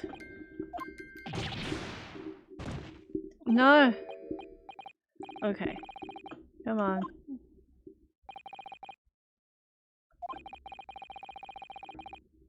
You're a worthless piece of scrap.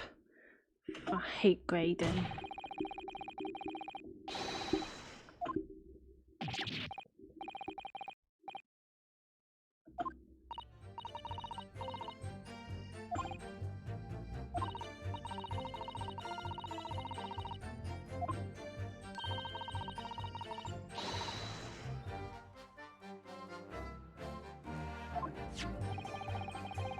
Yes.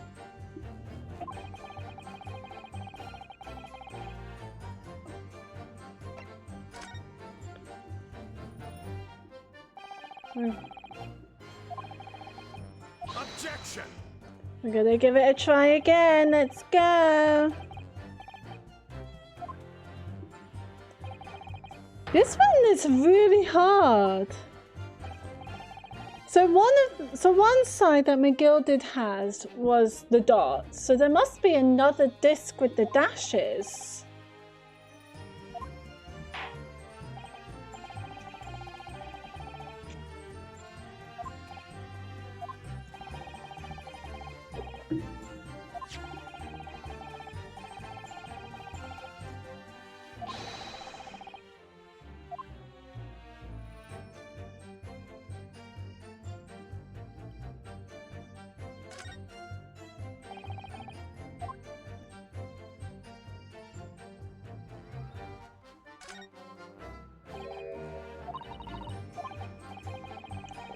I'll open this up.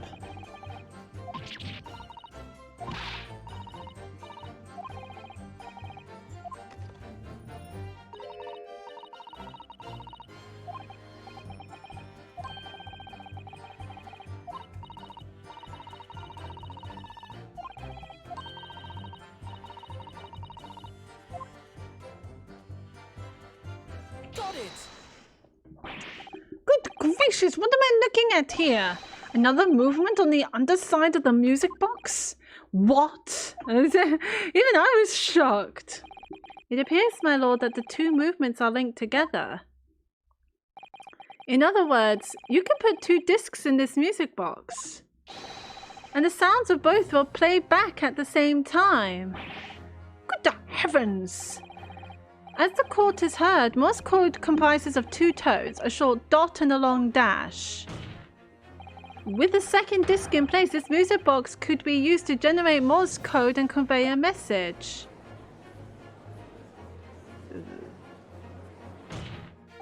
This is beyond a joke. I'm sorry? This poor excuse for a lawyer has absolutely no evidence to support this claims. Though, of course, if my learned friend were able to present the court with a second disc, that would be another matter. Well, I can't at the moment. And may I remind the court that, as the witness has pointed out, he was not the one in the omnibus with McGilded 2 months ago striking a deal over the disc or discs. Indeed, that was Mr. Mason, the brickmaker. Exactly. I had nothing whatsoever to do with it.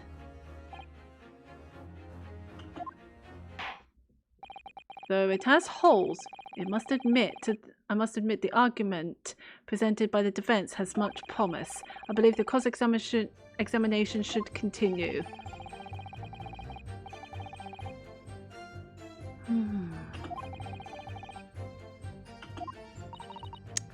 Oh dear, looks like you need to give your argument more strength, Bruno.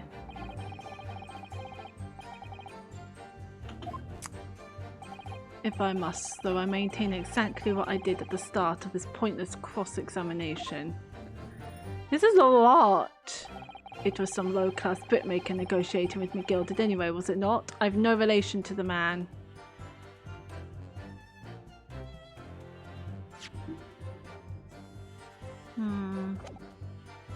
Hold it! So 2 months ago in our omnibus, McGilded killed the brickmaker and stole the disc. Mr. Mason was a single man with almost nothing to his name. It seems he lived in an artisan quarter some years ago, but people there remember little about him. That doesn't make much sense though, does it? How would a humble brickmaker come to acquire secret government information? How indeed. How indeed.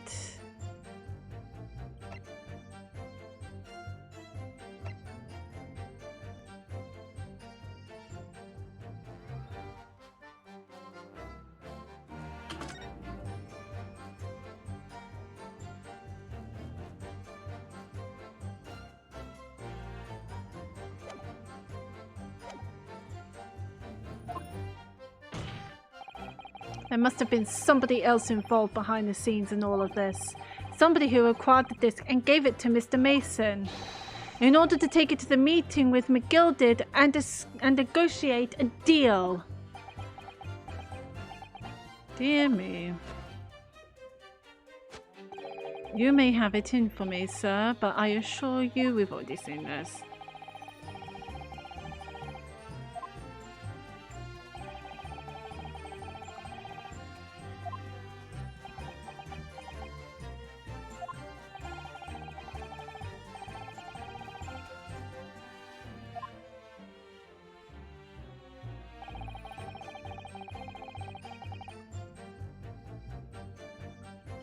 Right, I kind of want to skip these two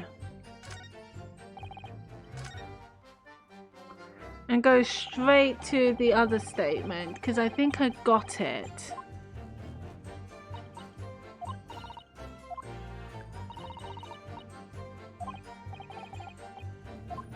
If not, then I got no idea.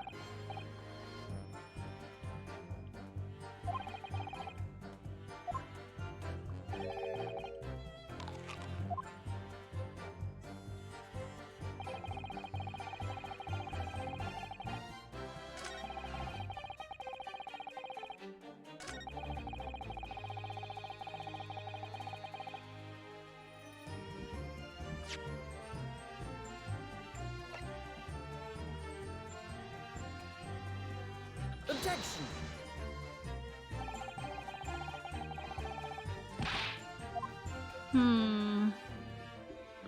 I think he does have. So no.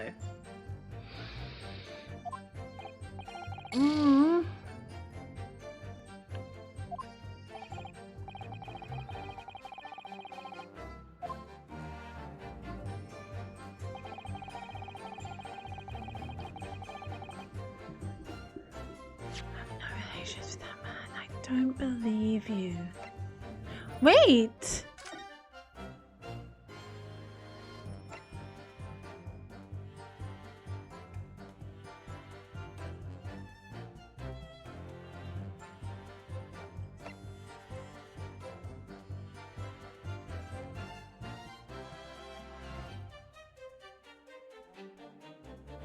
Oh shit! His name is Mason Milverton. That's his dude's name. That's Graydon's name.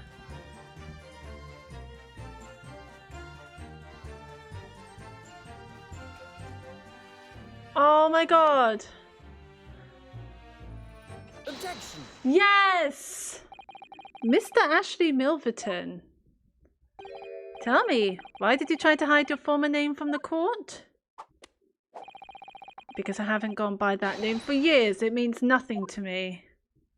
No, I don't think that's a real explanation at all. The truth is, you had a reason to hide that name.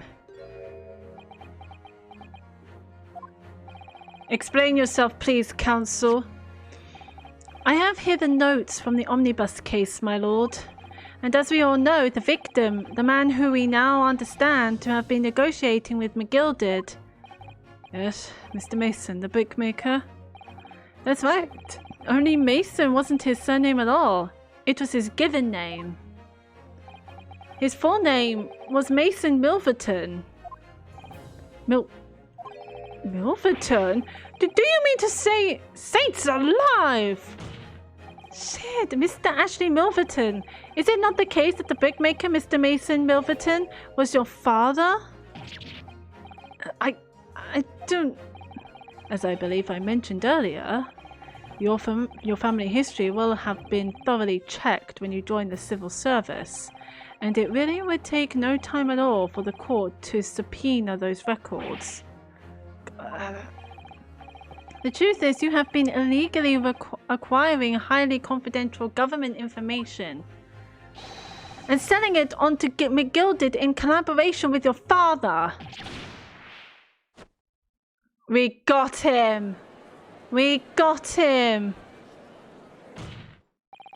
The new facts and evidence are unveiled by the cross-examination of this witness all come together to reveal the truth. The truth, you say?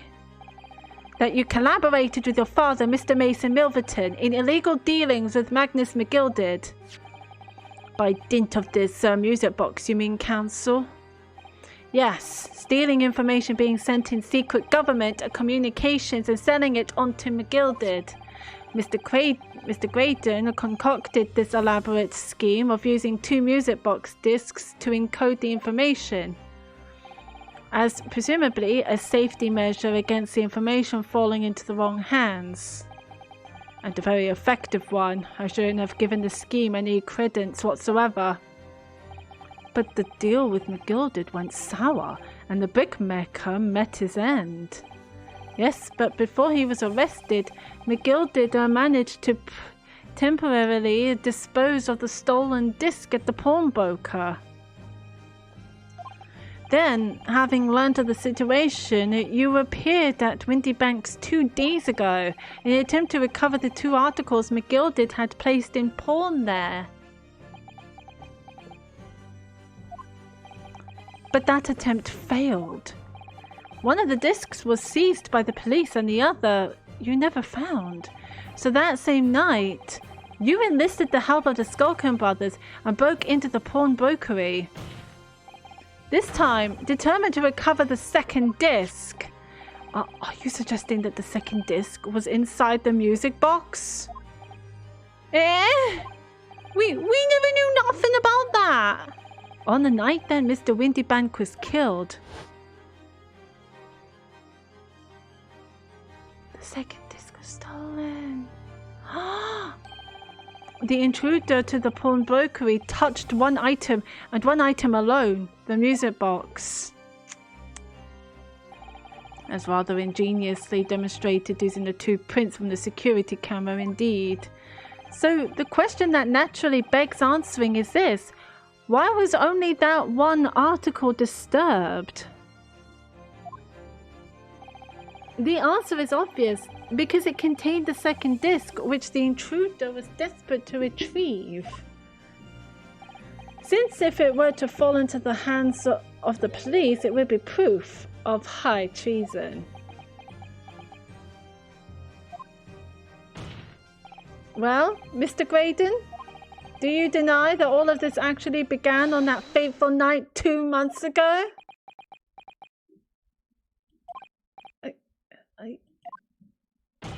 I refuse to accept any of this nonsense. He's bleeding. Did you just saw the blood from his arm? Oh.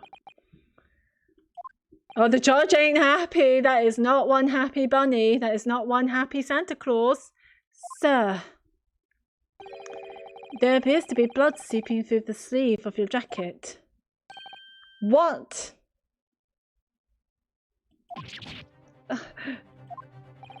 2 nights ago, we know that 3 shots were fired at the scene of the crime in Windybank's pawnbrokery. One took the life of the pawnbroker himself. One struck the pouch around Mr. Sholmes's waist. No, Mr. Sholmes! Oh, we love Sherlock shows. And the final bullet struck the calendar on the wall of the shop, having first pierced the arm of one of the intruders. Mr. Graydon, that wound on your arm that you seem to be trying to hide, it's a bullet wound, isn't it? He's got you now, me old China. Time to call it quits and croak, I reckon.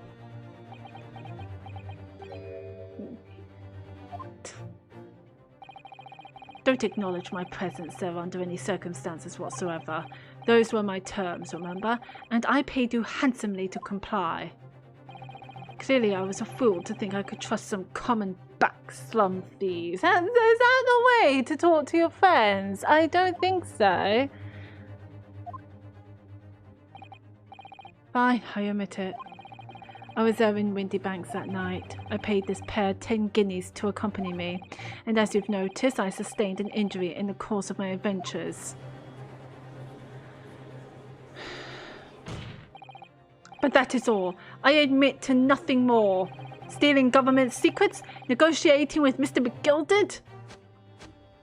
How could you move like that with a wounded arm? As God is my witness, I'm sure I recall nothing of the sort. He's not going to go down without fight, not until I can show hard evidence, I suppose. Nevertheless, the defense has now established a crucial fact, which is... Well, we know that one bullet was fired from each of the 2 firearms, so we have in evidence. The bullet from the Skulkin Brothers' gun hit the pouch around Mr. Sholmes's waist. And the bullet from Mr. Windybank's gun, it clearly must have been the one that caught Mr. Graydon on the arm. Indeed it must. We can rule out the possibility that the man shot himself. And that leads us to only one conclusion. Mr. Windybank was shot by a 3rd gun, which can only have been fired by the 3rd intruder.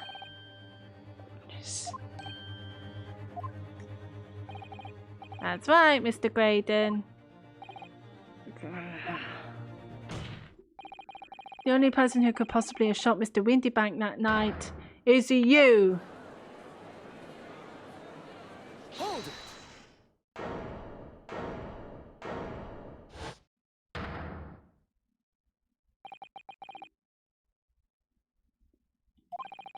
You little upstart. You made a grave mistake when you summoned me here. What What's that supposed to mean? That sounds like a threat. Yes, as you rightly say, I was there at the pawnbrokers. I did my best to hide the fact, and naturally, I had no intention of ruining the distinguished career I'd built for myself at the communication station. But did the thought never cross your mind? Did you never consider the possibility? What do you mean? What thought? What possibility? The possibility that if I was there at the scene, I may have witnessed the crucial moment. You see, this makes me a key witness in this case, and I have my hands firmly around the neck of your client. What? Are you suggesting...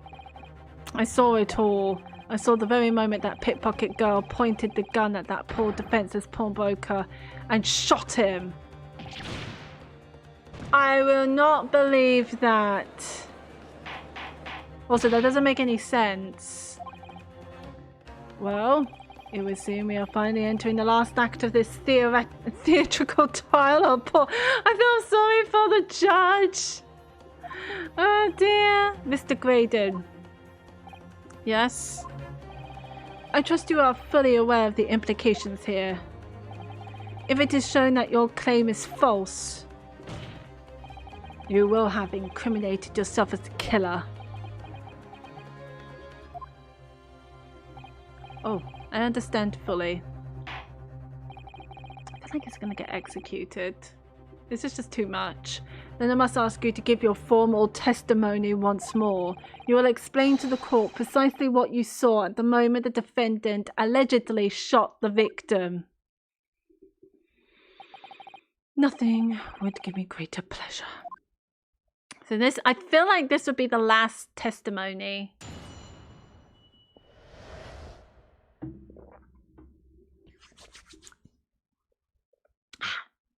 Let's go. While these ruffians were jostling with the broker, I was still near the entrance to the shop. When Windybank threw Nash over the counter, I felt a sharp pain in my arm. Did Windybank throw Nash over the counter? I pursued the man, but he shut himself in the storeroom. I could see him through the peephole in the door, though. The accused in the black coat shot the man in the back as he was trying to flee to safety. I do not believe that for a fucking second. I saw the blood splatter all over that wretched girl. Then she tossed the gun out of the peephole, so I picked it up and made my escape.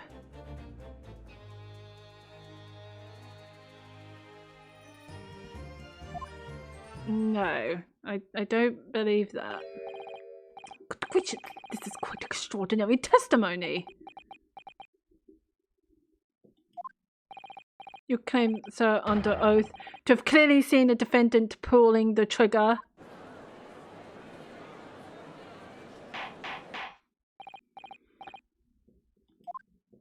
I didn't believe that for a second.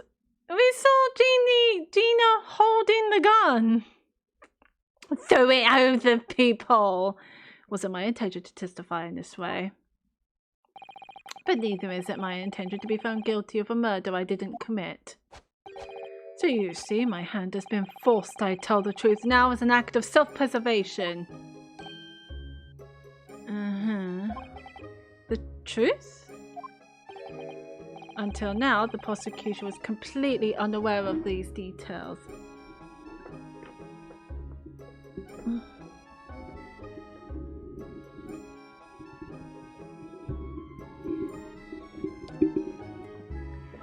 I am.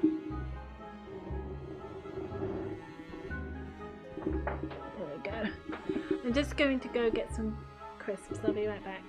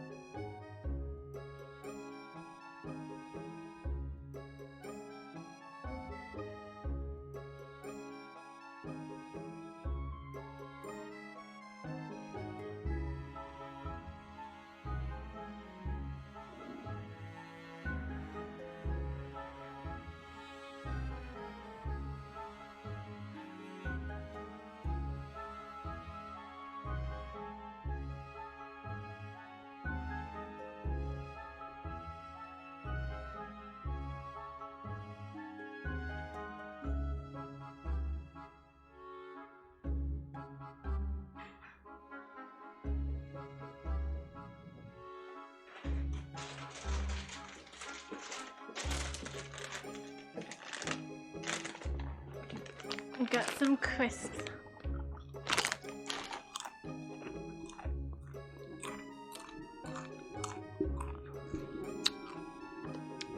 Was Von Seek say? Until now, the prosecution was completely unaware of these details.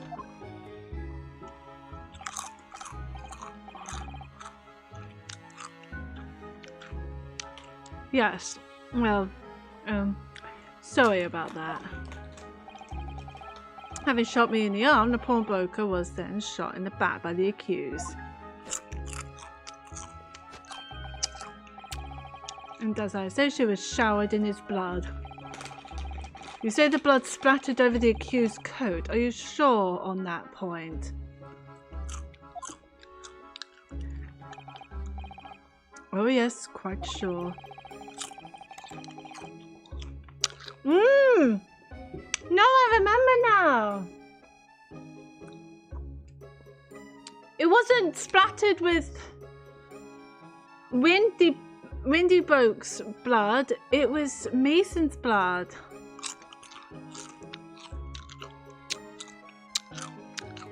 All over the black overcoat that pickpocket girl was wearing at the time. Really?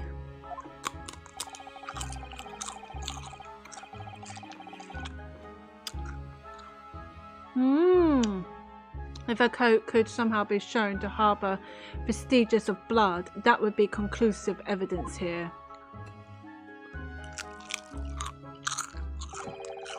Such an investigation is entirely possible, my lord. What? It's okay. It's not Windy Boat's blood.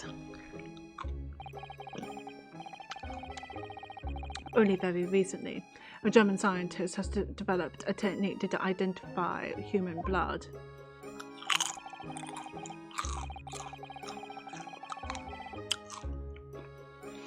So here's to true science, not some amateurish detective's dubious foray into the world of chemistry. There's nothing dubious about Honey's work. His ideas are all sound.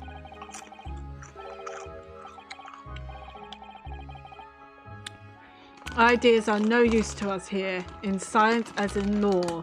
Theories must have proven before they stand.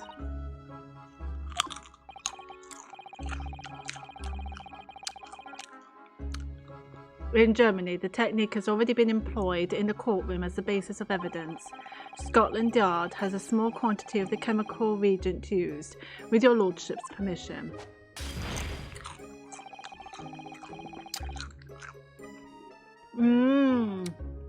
We could shatter all vestiges of doubt within minutes. Let's do this!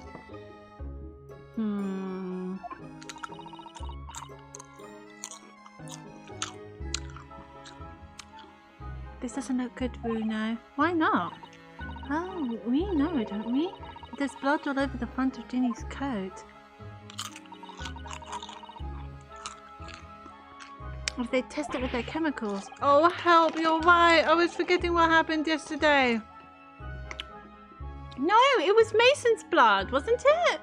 It was definitely Mason's blood. It was purple. I remember.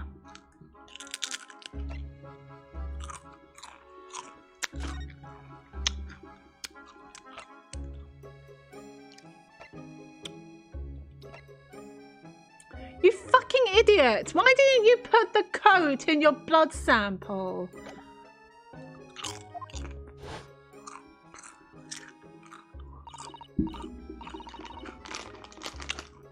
Don't move, Ginny. I'm going to shoot. It was purple.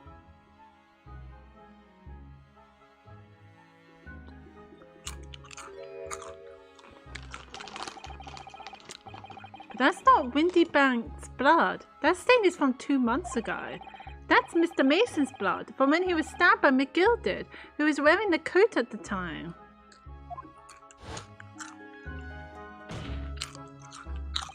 My lord, the defense objects to the test proposed by the prosecution.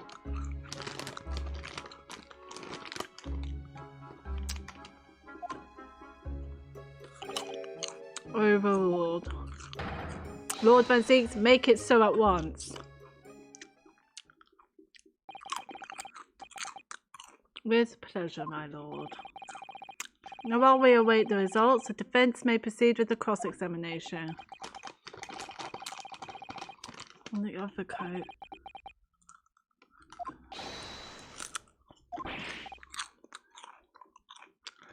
Yes, my lord. Your cross-examination. Yes, my lord. Of course, my lord. This cross-examination doesn't go well. If I don't manage to uncover some decisive evidence or a really compelling clue now, I have a very bad feeling about the outcome of this trial. Dude, same. We just have to press and see what happens. We're jostling with the broker. I was still near the entrance to the shop. Hold it!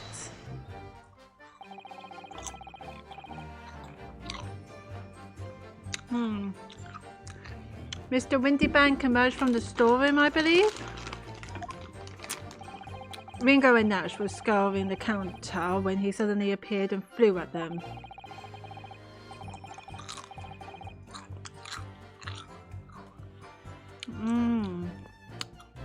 He already had a revolver in his hand. Fortunately, I wasn't too close. I've never been so scared in all my life. Yeah, just a regular mild-mannered burglars, that's all. We don't like violence. Says the pair who carry a gun. He's not wrong. What do you mean when you say you were near the entrance to the shop? It's a stupid stance. I was in the doorway running my eyes over the shelves of forfeited items.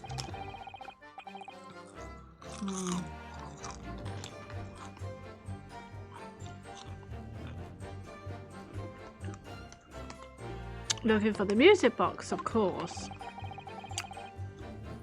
The broker went for Nash in the first place. Then Ringo joined in, making it 2 against 1, so I assumed they could handle the situation. But I was wrong. I was trying to help my little bro, but the old geezer chopped me over the blooming counter. So I pulled my gun on the old fellow, and that soon made him scarper.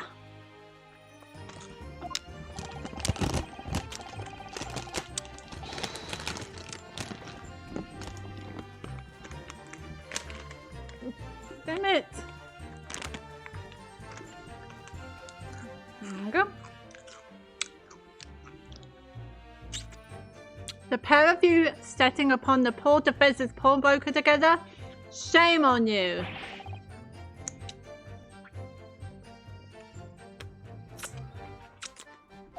Sorry, Gov. When Windybank threw Nash over the counter, I felt a sharp pain in my arm. You mean that's the moment you were shot? Yes, though I didn't immediately realize what had happened, of course. Things crashed to the floor from the counter as the 3 men were brawling. It was at exactly that moment that it happened, so I didn't hear the whatever it was.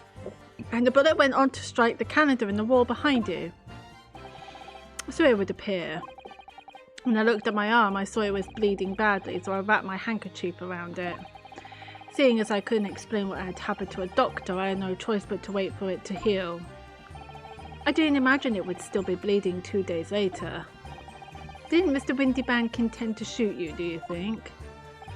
Well, now I don't imagine he even noticed I was there, to be honest. Perhaps the gun went off accidentally. Anyway, it didn't quite strike home. When I pulled my gun on him, he tried to shove me out of the way. And then he's garbing through that door out back. At which point, what did you do? I pursued the man, but he shut himself in the storeroom. I could see him through the peephole in the door. Hold it! You mean you chased after him? I don't recall the reason why, but I ran after him to the back of the shop. And what about this peephole in the door you mentioned? Well, unsurprisingly, the storeroom door is a solid job, made of stout wood. It does have a peephole, but there's a small opening in it about head height. And that lets you see what's what in there from the outside. Actually, I should know that, shouldn't I? I looked through it myself that night.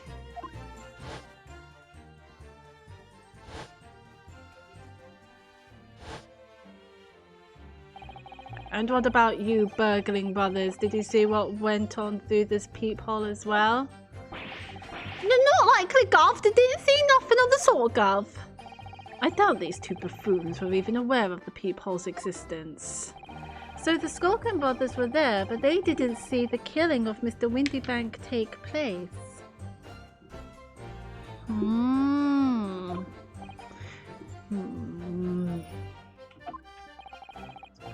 Inside the storeroom, I could see the broker and that young girl standing there.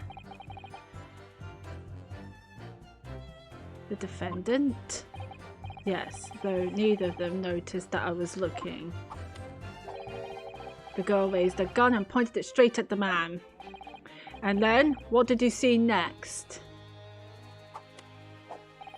The accused in a black coat shot the man in the back as he was trying to flee to safety. Hold it! Yes, when the crime was discovered, the defendant was found with a gun in her hand. But that was Mr. Windybank's gun, from which only a single bullet had been fired. And as we've already established, Mr. Graydon, that bullet was fired at you. Ah, but no, it wasn't the broker's gun that the pickpocket girl had when I saw her. Yes, the bullet from Windybank's gun grazed my arm, and yes, the Skulkin's gun grounded the detective. But this was another gun entirely, a third gun. The broker's gun was not the murder weapon, so clearly there had to be a third firearm involved, which we need to get. In other words, the accused must have had her own gun with her at the time. What? But no other gun was found at the scene.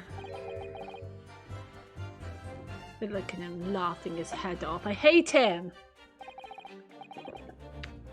Calm yourself, Counsel.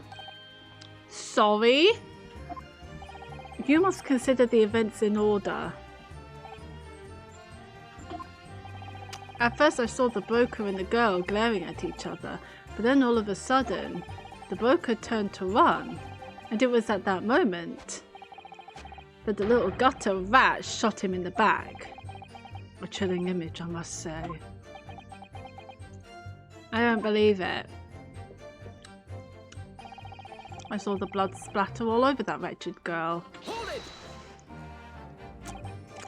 All over her? Yes, through the peephole. I saw it clearly. Of course, the stains are invisible now, what with the coat being such a dark colour. But I assure you, that garment is sullied with the victim's blood. Well, it is sullied with blood, that's for sure. It's not Mr. Windybank's blood, is it? No, that's right. It's Mr. Mason Milverton's blood from when McGilded stabbed him 2 months ago. It's so annoying. If they'd only accept Hurley's chemical analysis, we could prove that. But they won't, so unfortunately we can't use it as evidence to support our case. Bother. Well, she tossed the gun out of the peephole, so I picked it up and made my escape.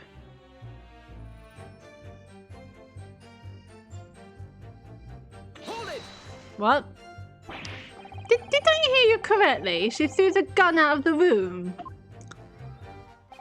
That's right. After the broker fell to the floor, she started walking over.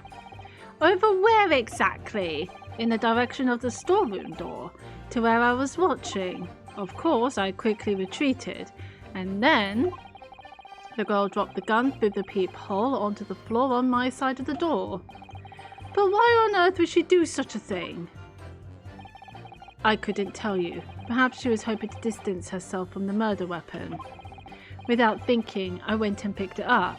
I suppose I was worried about just leaving it there in case any more tragedies took place. I don't believe a fucking word from that guy's mouth. So it was you, in fact, who took the third gun from the scene of the crime? Yes, it was yours truly. I left the clear up to my lackeys and left. Clear up? We made a bit of a mess round the counter, so Mr. Whistle and Flute here told us to tidy up. He thinks he's our bloomin' mom sometimes. Well, I was paying you enough, by God.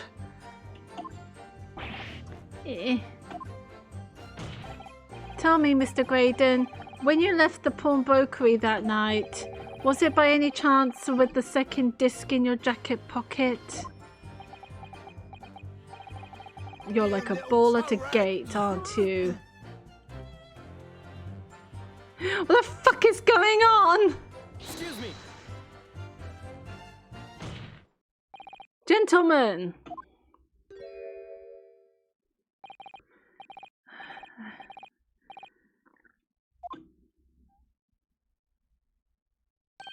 Something wrong, Sunshine? That should be my line. You do realize you were just violently shaking Mr. Skulkin. Blimey, this day's a bit of an hooligan, ain't he? What was going on just now? You saw him, he grabbed me whistle. Why the blazes is there, didn't you mention the third gun when we got you down the station? And why didn't you? Cause we didn't know nothing about it, all that flaming people in the door. Sorry about that. I can be prone to losing my rag sometimes. Not hurt, are you? God, blimey, see the way he's looking at me, I'm telling you, this day gives me the willies. That was strange. The inspector doesn't normally get quite as worked up as that. He wouldn't normally grab someone. It was very odd. No, that wasn't like Gregsy at all. It was quite funny though. He's normally all sweetness and light. Okay, well he's not that either. Like, no matter what I say to him. No, he's only sweetness and light to you, sweetie. Yes, well, I think you might be a special case, Iris. Well, anyway, that was definitely out of character.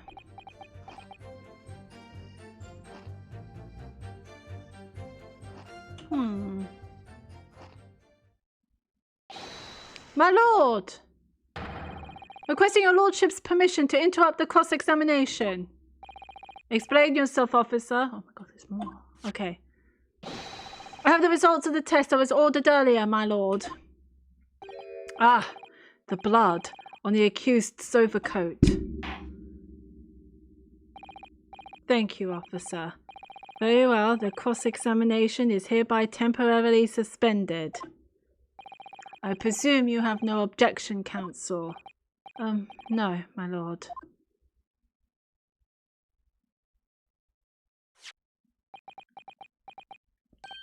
Well, there you have it.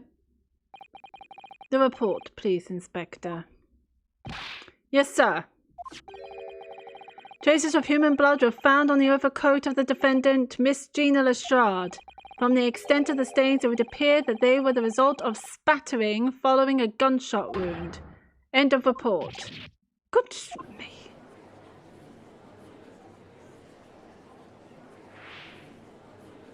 Oh my god, that's even more annoying. See, what did I tell you? No, the blood on that coat is not Mr. Windybanks. What on earth makes you say that, counsel? The coat originally belonged to Magnus McGilded. Just before his coat was deposited at Windybanks, McGilded had fatally stabbed Mr. Mason Milverton. So the blood on that overcoat is the blood of the brickmaker from the omnibus case. Objection. Well, the dead cannot speak. Isn't that right, my Nipponese friend? Sorry?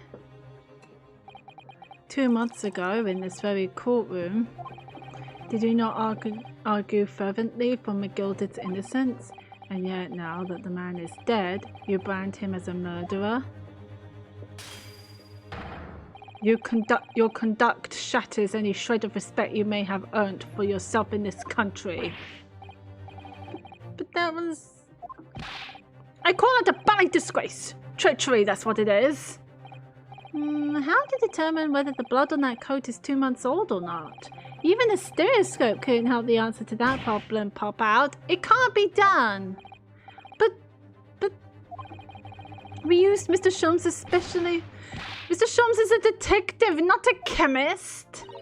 Would you put such faith in a chemical formula devised by me, for example, when I'm a communications officer? Well, that depends. Do you know anything about chemistry? Just because you have one job doesn't mean you have other hobbies. I held up Pirushki to starving boy and he ran away crying. Sherlock Sholmes is barely more than a figment of the public's imagination. His name carries no weight in this courtroom. No weight at all. How could you say that? Victory is sweet indeed. I'm expecting Sherlock Holmes to burst through the door any minute now. This proves that my test... Until the end of this case, which shouldn't be too long.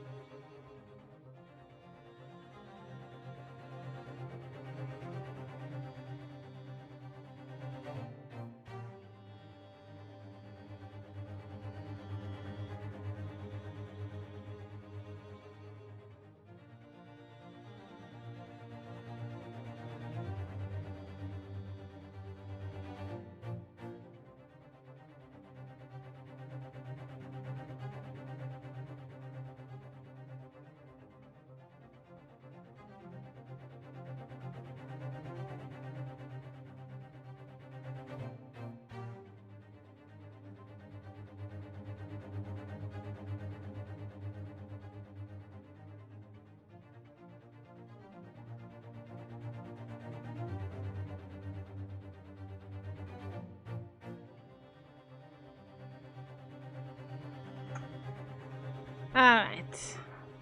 This proves that my testimony is the truth, is the whole truth from start to finish.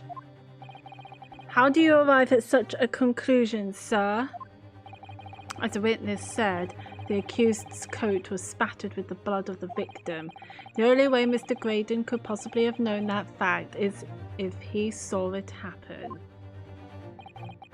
In other words, his testimony is solid and the conclusion is singular. It was the accused who shot the victim in this case. That is the whole truth. I don't believe it. My lord! Been a long battle this one, but this old war horse has something to say now, if you please. Mr. Foreman? As of this moment, sir, the squadron has reached its final decision. Ready, men? All for one now. Sir! Guilty. Guilty. Guilty. Guilty. Guilty. Guilty.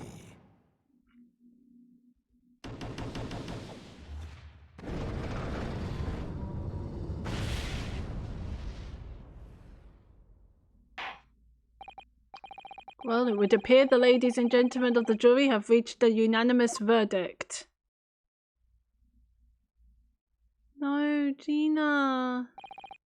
The defense has consistently failed to unpick this witness's testimony. I didn't even get a chance! Here's to any attempt you may make at unpicking the juror's decision being equally successful. I can't believe it after I've come so far. How is it all unraveling on me so fast?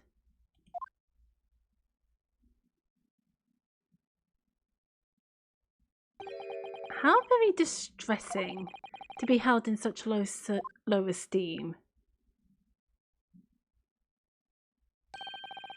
Will you agree, Mr. Naruhodo? Officer? You've delivered the report now. That will be all. Thank you. It occurs to me with some regularity, Mr. Naruhodo, that scientific truths are determined not by science, but by none other than the human mind. Wait, I know that voice.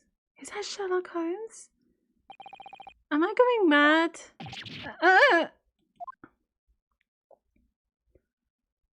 It's Sherlock Holmes!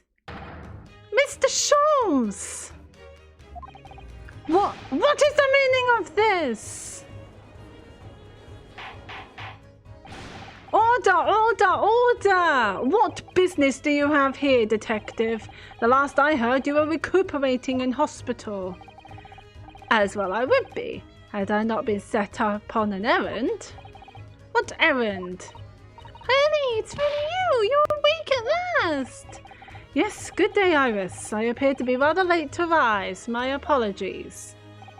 Now, my lord, if you will humour me. In what manner, sir?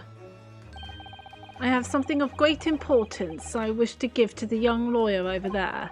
I need no more than 5 minutes. Would you be so kind as to spare us the time? What say you to this, Lord Van Zeeks?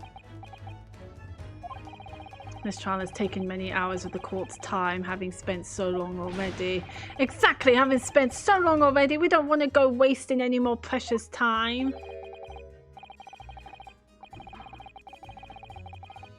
As I was saying, having spent so long already, it would seem churlish to deny the defence a mere 5 minutes.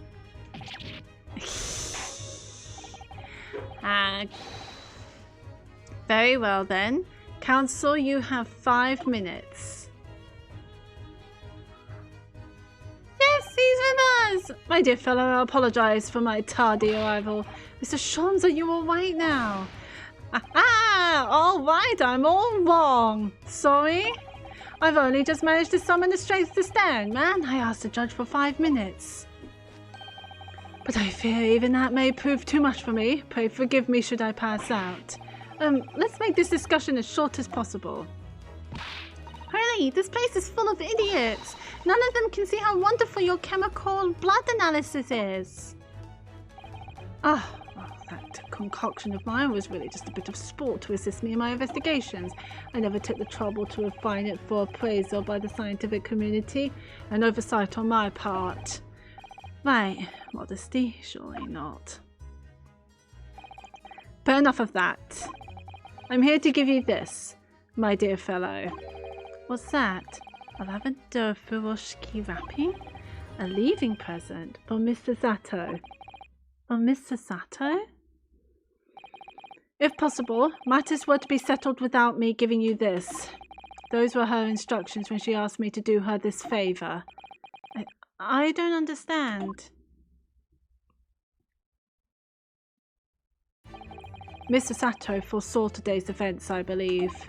She knew that the culprit would attempt to escape justice by means both devious and underhand, and that you, Mr. Naruhodo, fighting fairly as you are wont to do, would find yourself in considerable peril.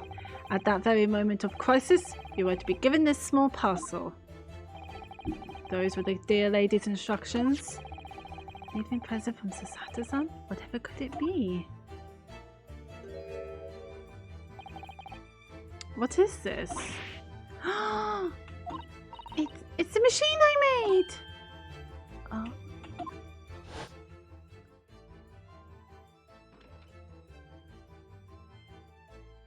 Kitty. Meow. Look! I use this. It's my latest invention. It's a cat flap maker! Oh, what is that? I call it the cat flapper mat. It can make a cat flap for a little furry friend like Waggy in seconds.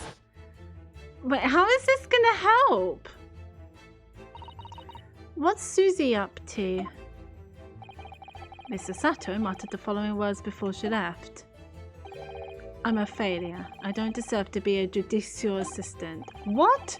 Didn't she say something like that? You really are the best judicial assistant in the world.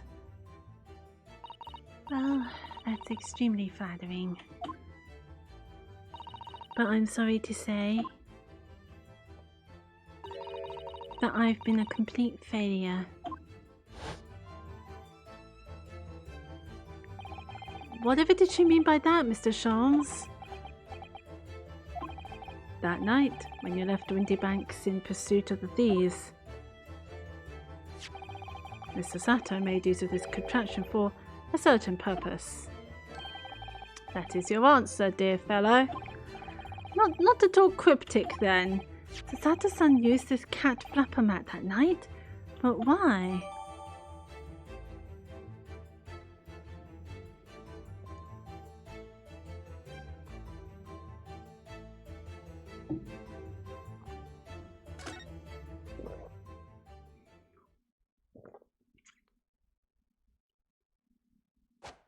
I knew he was going to do that. Your 5 minutes is over. We're out of time already? Well, it's only 5 minutes.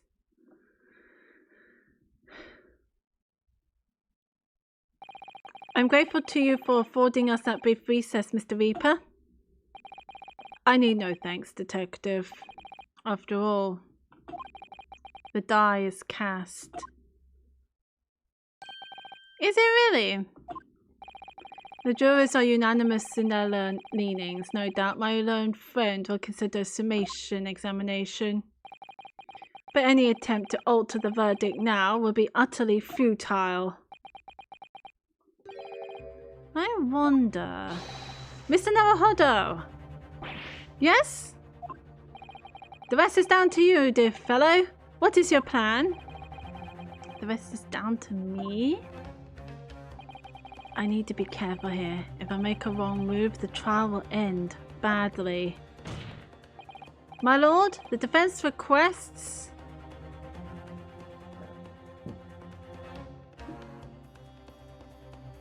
Oh no!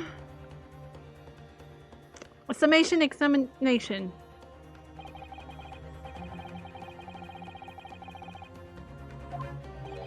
What do you think you're doing, Mr. Naruhodo?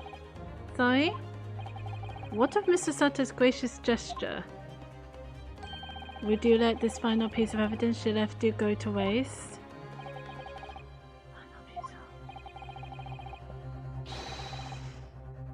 To hear from a witness. Oh. Wait, let's have a look. Let me have a look at this.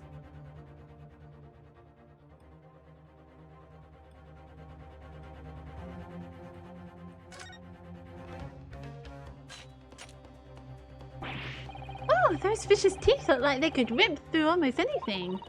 They're good, aren't they? They're made of a special alloy I developed just for this job. The cutter rotates 10 times per second so it can get through any kind of door in no time. And what are the two parts of the top here, there? Oh, those are for attaching hinges to the section of the door that gets cut out. Right, of course. Nothing can match this machine for power. It can make mincemeat of even the toughest of doors. It sounds so charming and friendly when you say what it's for, but it feels like the reality of the cat flapper mat is that it's a grim weapon of door destruction. Well, guy's so adorable, there's nothing I wouldn't do for him, even developing deadly weapons. I don't see how this...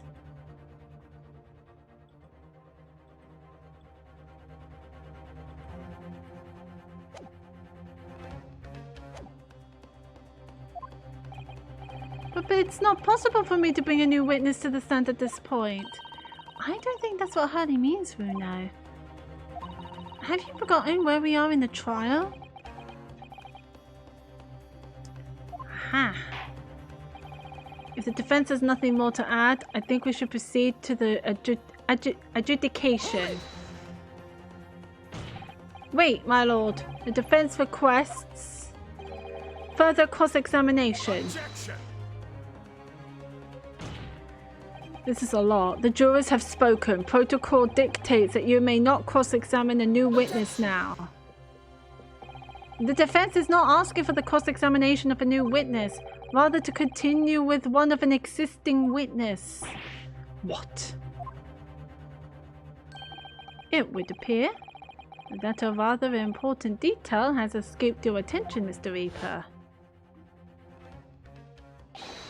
My lord! Requesting your lordship's permission to interrupt the cross-examination. Fucking hell. Yeah, so it's temporarily suspended. I forgot about that.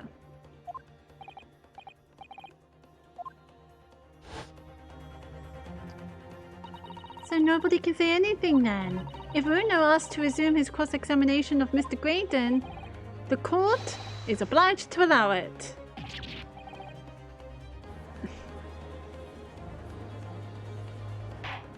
You're doing good. I would remind those present that this is my courtroom. I concur that the defense is entirely within its rights to request the continuation of the cross-examination. However, I will not permit an unremitting protraction of these proceedings.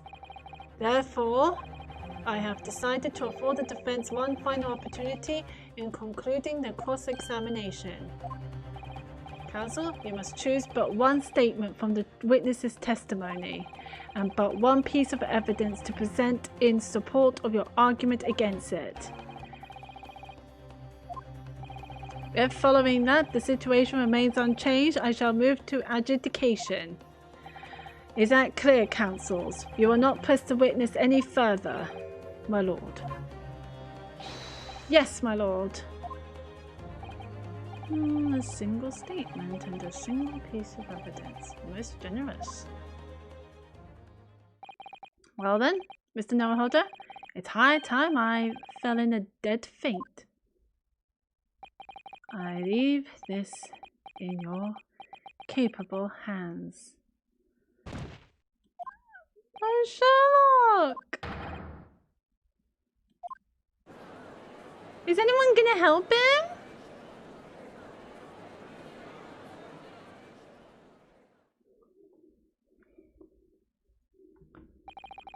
To stand so insouciantly before the court in its state of such high fever, either the man has extraordinary strength of mind or an extraordinary lack of feeling. I imagine he's feeling very little now. The detective is sleeping soundly in one of the antechambers. Well then, counsel, are you fully prepared? Yes. One statement, one piece of evidence. I won't let Mr. Shums down, or Iris. I'm scared.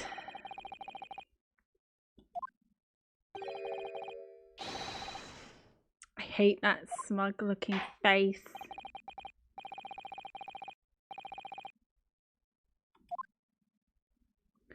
Let's have a look at his statements.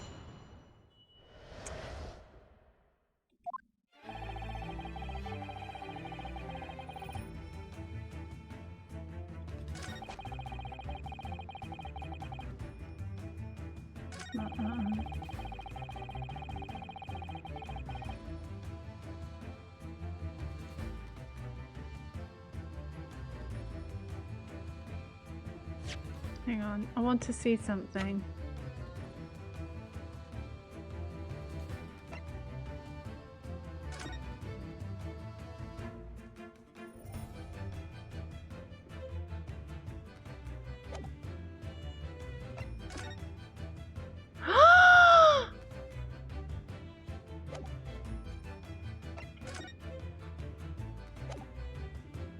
How did we not see that?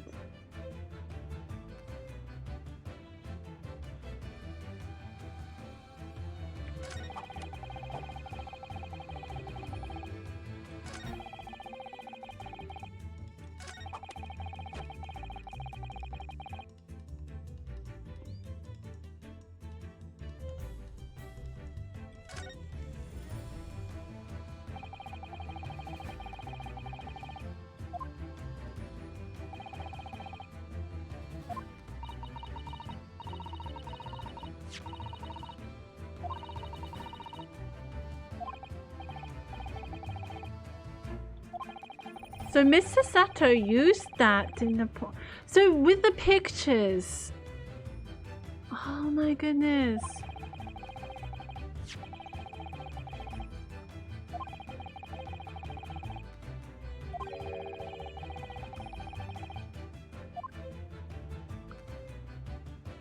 I know which statement to use.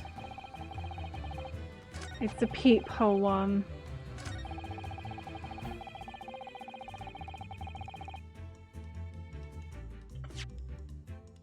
I think it's this statement. Are we going for it? Objection! Yes! What on earth is that eccentric contraption, Counsel? Oh, it's my cat flapper mat, my lord. It makes a way for cats to get in and out of a room. It can cut through any door you can think of and make a new little door in the middle of it.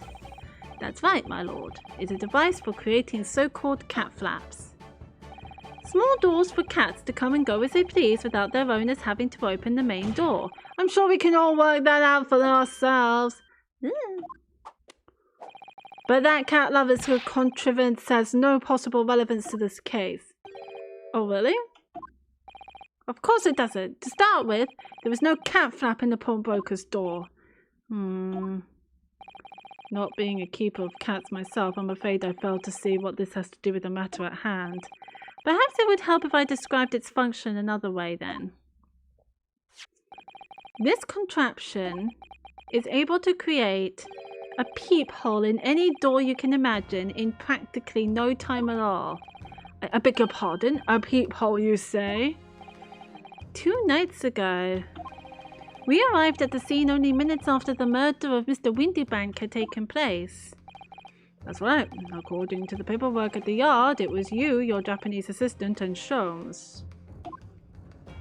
Yes, the 3 of us were together, and it's recently come to my attention that my assistant made use of this device at the time. Your assistant did what? There was a peephole in the storeroom door. I can attest to that. Because I looked through the peephole myself in order to see inside the locked storeroom. This is ludicrous. What are you trying to say? Of course there was a peephole in the door. I said as much in my testimony. How else could I have witnessed the crime, for pity's sake? Yes, how could you? What? Counsel, kindly say what you mean. Alright, it's time. Time to strike the final blow. What I mean is this, my lord. My assistant made the peephole in the storeroom door, and until such time as she did, the door had no hole in it to look through. What?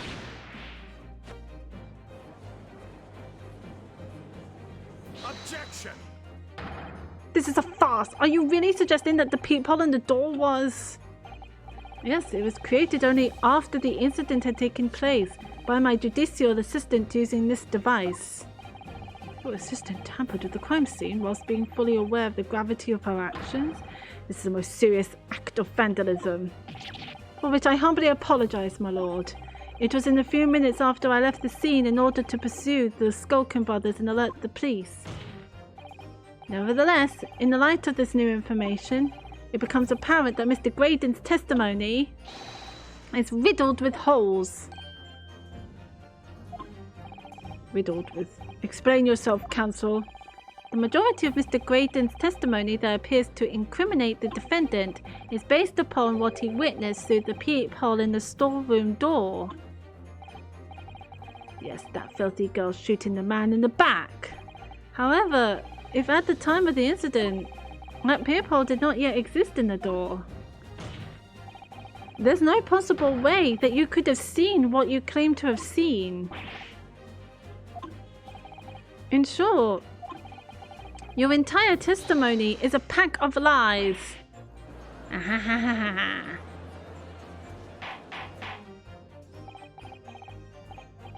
Is there any credence in this revelation? Objection!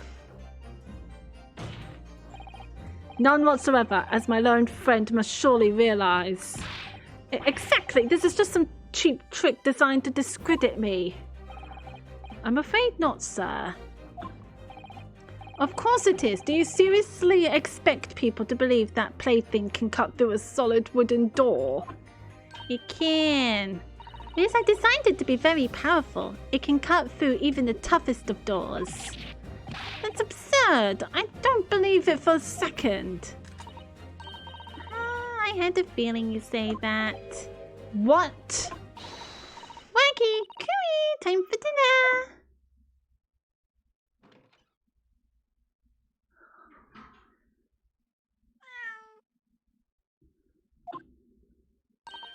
Well? Young lady, this is the Old Bailey. One does not make cat flaps in the ogre paneling at the Old Bailey. I'm not done yet, don't worry. This doesn't mean that the peephole in the storeroom door at Windy Banks is made by your machine. And there's no way you can prove that it was. No, but it's easy. What? The cat flaps my cat flapper mat creates are all of a fixed size, and the dimensions of the peephole at Windy Banks are an exact match.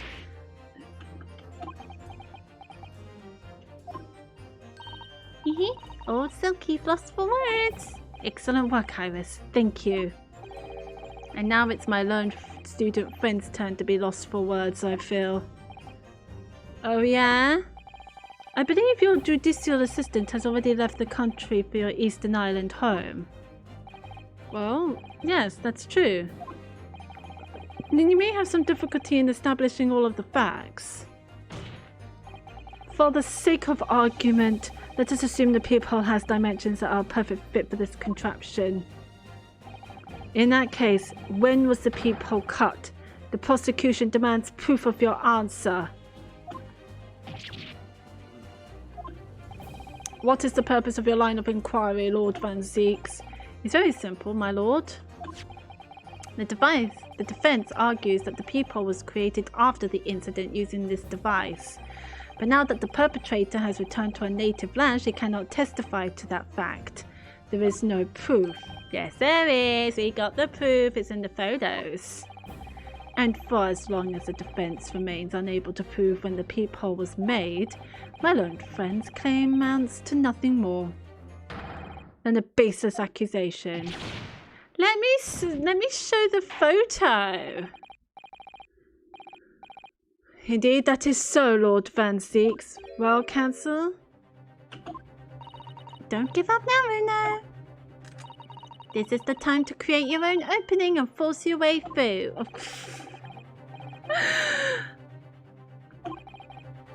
Is the greatest judicial assistant in the world. She is. She truly is. Very well, the counsel for the defense will present evidence to support the claim made. Proof that the peephole in the door of Windy Bank's storeroom was created after the event and not before.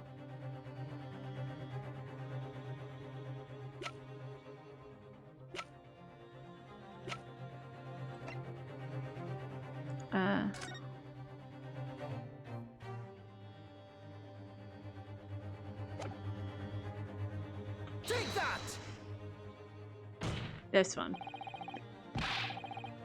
Objection! Oh, no. Oh, it must be the other photo.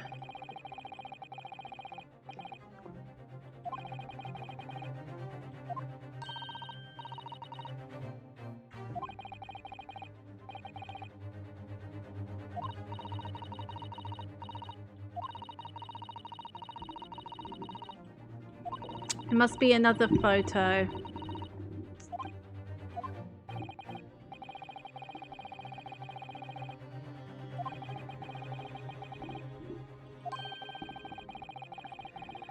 The other photo. That was me being very, very, very, very dumb.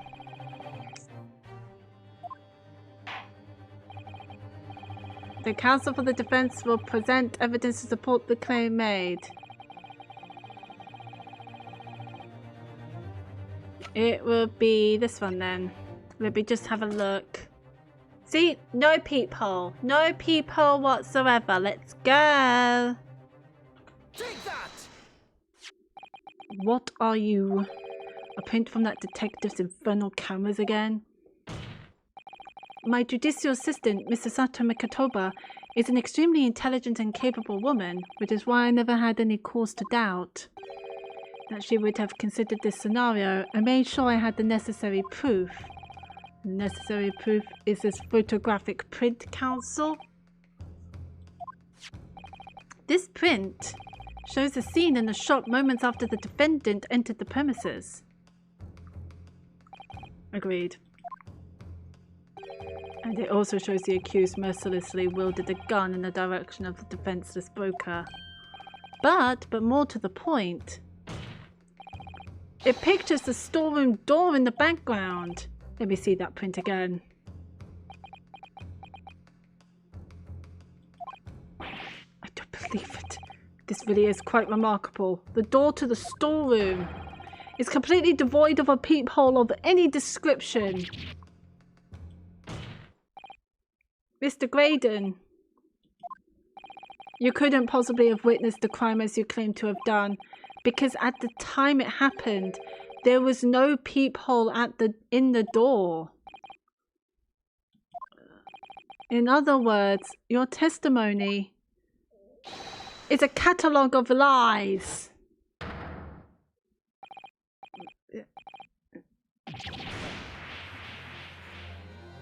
We did it!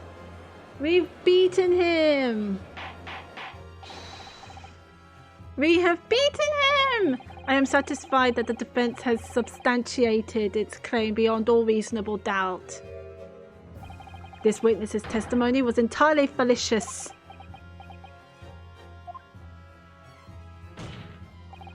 That's not the only thing we now know beyond all reasonable doubt. My learned friend's assistant's guilt can no longer be denied. The woman tampered with the crime scene. But more importantly... Good Lord, there's more Lord Van Sieks? Really? The defense may have established a reprehensible instance of perjury. But that is no proof that this man is the victim's killer. Yes, that's right. Really? There's more? I was there at the scene, it's true. And I was shot in the arm, it's true. But that's all. Oh my God, yes. In fact, if you look at the circumstances, I am the victim here. Oh, please. Oh my God. We've been at this for 5 hours. This is only like the last part. Don't have any definitive proof that he is the cop. Still, he can't worm his way out of it now. Iris, you know what they say. There's no point locking the cat's door after the cat is bolted. Isn't that right, Runo? That's how he always says. This is the one thing I have a problem with these Ace Attorney games. When you think that it is done, there seems to be one loophole, and I'm like, really? One lie begets another. No, wait, that might have been a line I wrote for him in one of my stories. Well, no matter who said it first, you're right. Mr. Graydon, not only did you give false testimony to the court, but the lies you told make no sense. Make no sense? What do you mean by such a remark? What you said in your testimony reveals that you know something you shouldn't have known. In other words, there is a fundamental inconsistency in your statements. What? Objection! This is provocative talk, counsel. Want to enlighten the court, explain this alleged inconsistency?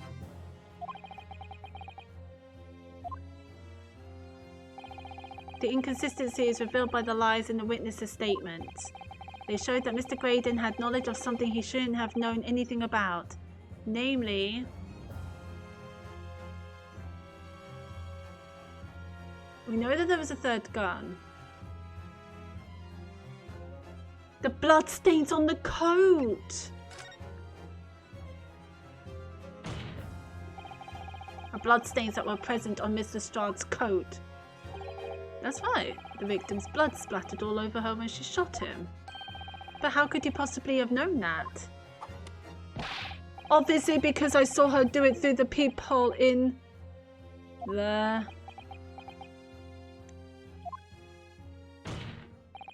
The point is not that you lied in your testimony, Mr. Graydon. It's the nature of the lie you concocted that is so revealing. You're not making any sense. Now let me ask you a simple question. How is it, Mr. Graydon, that you knew of the existence of the peephole in the storeroom door? What? Well, obviously,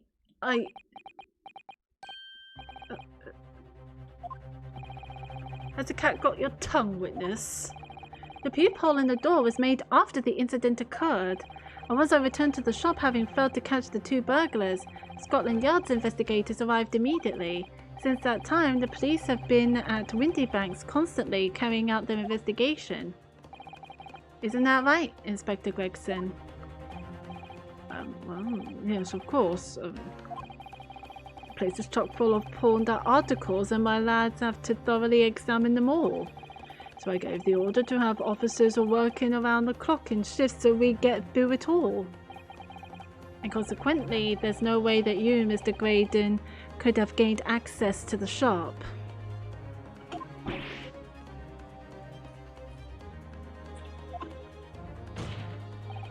Therefore, you should have known nothing about the peephole in the storeroom door. So the fact that its existence forms the basis of your testimony is completely inexplicable. Objection! Oh my goodness. And yet, the fact remains that Mr. Graydon did maintain that he witnessed the crime take place through the peephole in the door. How on earth is that possible? Could I have a word, please, Lord Van Zeeks? Speak, Inspector. It's just that I really ought to be getting back to the station now to put in my report. Really, there's really nothing more I can add to this testimony, so if it's all the same to you, permission denied.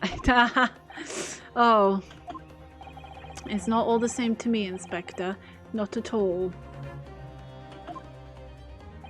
You will remain exactly where you are until this trial concludes. When will that be? I feel like this has gone on for so long. It's almost 6. Of course, sir. Mr. Graydon. Because everyone here are stubborn idiots. You shouldn't have known about the existence of that peephole. Which can only mean that you must have been informed about it by somebody else. I wonder who that is. Objection!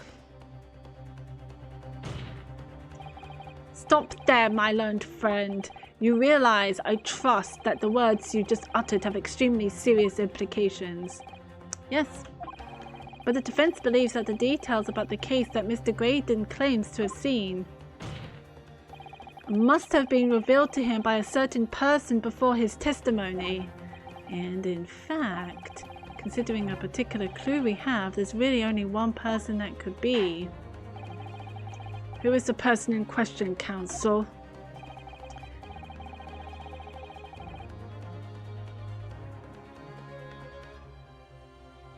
It's gotta be. Take that! The truth is, it can only have been you, Inspector Gregson. Me? Objection! Yeah. You had better have some proof to substantiate such a rash claim, my learned friend. Consider the fact that we have only been aware of Mr. Ashley Graydon's identity for the last few hours. We learned of it only during the course of the trial today. Indeed, preparations for his testimony were made with great urgency during our hour-long session. While the police executed the subpoena and brought the man here from the communications station, and until that time, Mr. Graydon would have had no idea. No inkling that he would suddenly be required to appear in court. Are you suggesting that until such time as he was summoned? Yes, my lord. Until then, it's reasonable to assume he knew nothing of the peephole. It was only once Mr. Graydon was in the stand that he realized his position, that he would have to defend himself against the accusation that he was the third intruder. You're suggesting to the court that it was while this trial was in progress that he received the information so that he could commit perjury in order to save his skin? Exactly. And the only person with knowledge of the investigation that he had any contact with is you, Inspector Gregson. This is a blooming outrage. Why would I be giving away details of our investigations to this fella, eh? I was summoned to his lordship's chambers or during the recess in any case. Had you forgotten that? Quite true. I had a number of questions regarding the events that transpired at the pawnbrokery. Which means the first time these two laid eyes on one another was after proceedings are resumed following recess. Since then, they've been in full view in the stand where such illicit discussions couldn't possibly have occurred. Oh, I've just remembered something, Luna. What is it, Iris? There was one time before, wasn't there? I think it was when Ginny was testifying. Oh yes, now you mention it. When the bailiff was dispatched to retrieve McGilded's music box from the scene of the crime. That's it! It was doing that testimony. Finding it strange at the time. Mr. Graydon and the inspector seemed to be having some kind of secret discussion. It would have been possible for you to give Mr. Graydon the information he needed then. You little toe rag, you're making all this up.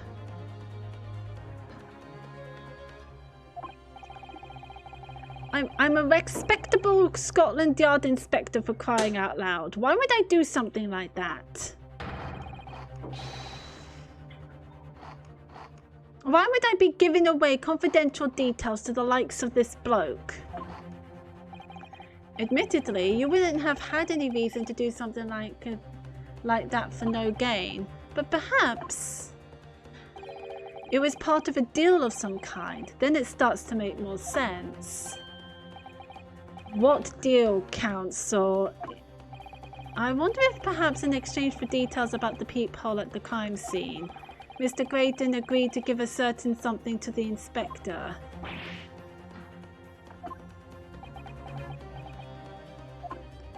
Great! They're both guilty. Can you arrest them now?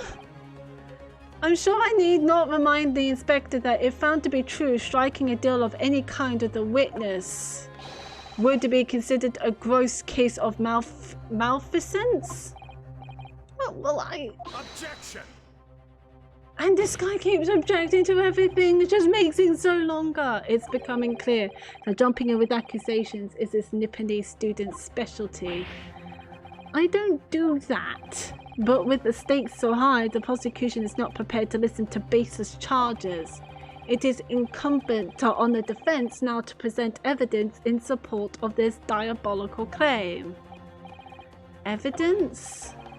Just what are you proposing that the inspector demanded of the witness in return? The court must see proof of this alleged deal. If Inspector Gregson really did strike a deal with Mr. Graydon, then logically there's only one thing he could have asked for. That must be it. Could have asked for the disc. Oh no, do you think it could be? Yes.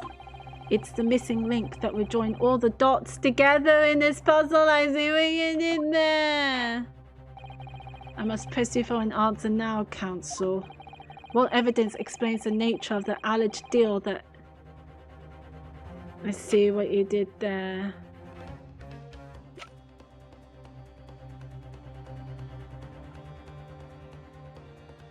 Take that! Yes. I got worried for a second. For a minute there, I was thinking of the Hounds of the Baskerville. Besides this murder, is it not true that you've been working on another very important case? What are you getting at now, Sunshine?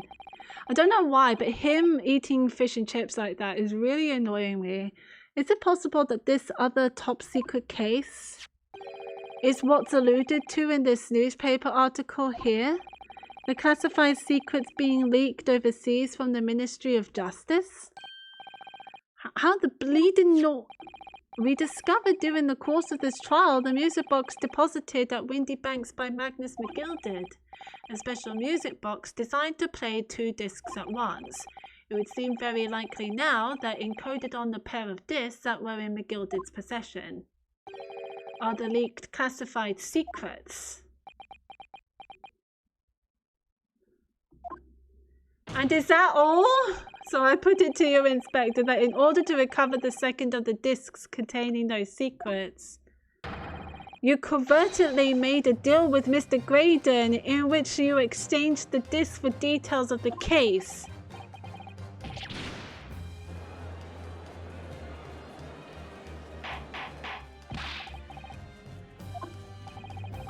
This must have been nearing the end of this case right about now. On the day of the incident, when we met you at Windy Banks, you said this. I'll be taking out whatever it is of McGilded down to the yard, thank you very much. Yeah, that was a bit weird. So hand it over. No, don't give it to him. It's mine, that is mine. I'm sorry, miss. But anything belonging to McGilded has to be taken in as evidence now. Scotland Yard already knew at that time, isn't that right? That Magnus McGilded was involved in the stealing of government secrets. My orders were, recover the medium used to convey the secrets leaked from the ministry and do it in a QT, strictly hush-hush. And that explains why, when I presented this disc as evidence to the court, you objected so heavily, I presume. Because you knew that it contained highly confidential information. I mean, not likely. I mean, I wasn't that sure of it myself. I realised there was a possibility, that's all. Inspector, surely you're not saying that in order to acquire the second of these music box discs, you did indeed reveal confidential details of the crime scene to the witness to aid and abet this man in giving false testimony? There's no other way that Mr. Graydon could have known of the existence of the peephole. It's the only explanation. A deal was struck between these two men. Well, bye, Gregson. It was nice knowing you. Objection! If, and I stress if, this sobering assertion turns out to be founded in truth, it would mean that the second disc is, as we speak, here in this very courtroom. Wait, what? In this room? How could you possibly make a claim like that? Because Inspector Gregson is a Scotland Yard detective. What? What's that supposed to mean, eh? As a seasoned policeman, the inspector will have approached this alleged deal with caution. Certainly he would not have accepted a gentleman's agreement in this matter. No, he would have insisted on having the article agreed upon in the palm of his hand. So are we gonna end up playing the 2 discs? Inspector Gregson already has the item in question in his possession. He has the second disc actually on his person. See, this is... Yes! The defense demands that the inspector is searched at once. Definitely. They could only have struck a deal with each other when Ginny was testifying before. And Gregsy hasn't moved from the witness stand since. My lord, please order an examination of his personnel effects immediately. Well, Inspector.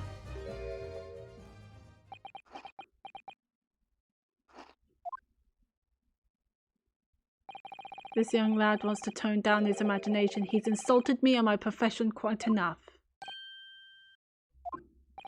However, if he'll put this matter to bed and dispel any doubts about my involvement, then I'll happily submit to a body search. What? What's going to agree to it? I presume you're aware of the precipice on which you now teeter, my learned student friend. You've made the most serious allegation against Scotland Yard here.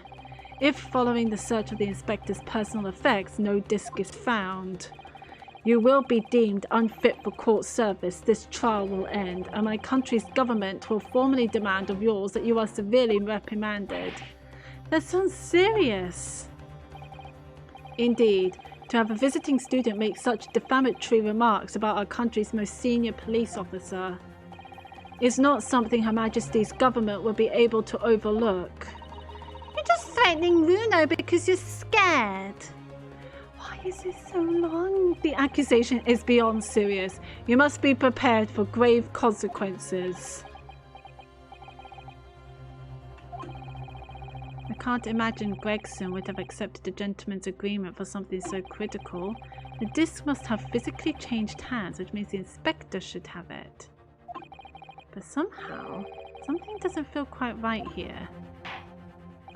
Very well, counsel, you know the implications, so let me ask you one final time. Yes, my lord. Do you still persist in formally requesting a search of the inspector's...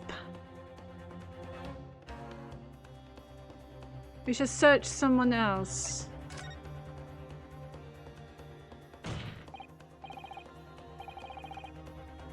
Search be conducted. Well, I'm warned that your typical Nipponese stubbornness may well land you in hot water this time.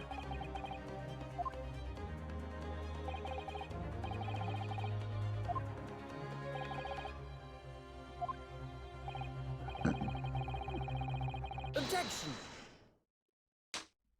Oh no! I think I got it wrong.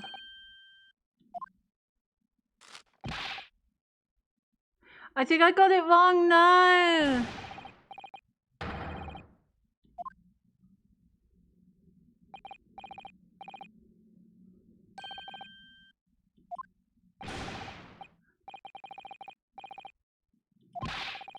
Oh no!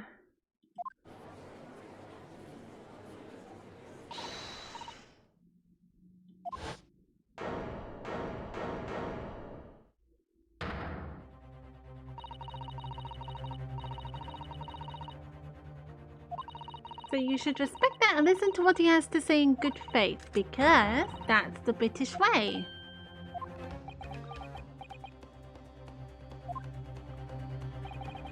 Well said, young lady. Indeed, this court is in awe of the defense counsel's conviction.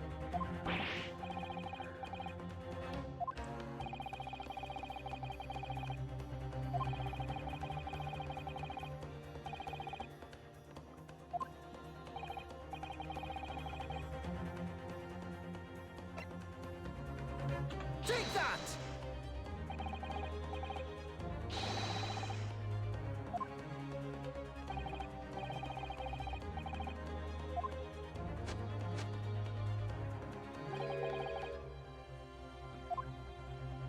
Oh shit, maybe he doesn't have it.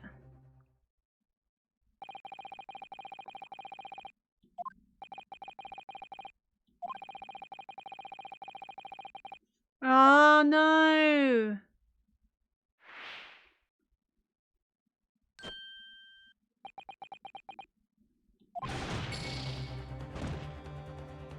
No! Oh, for God's sake, I just want to end this quest!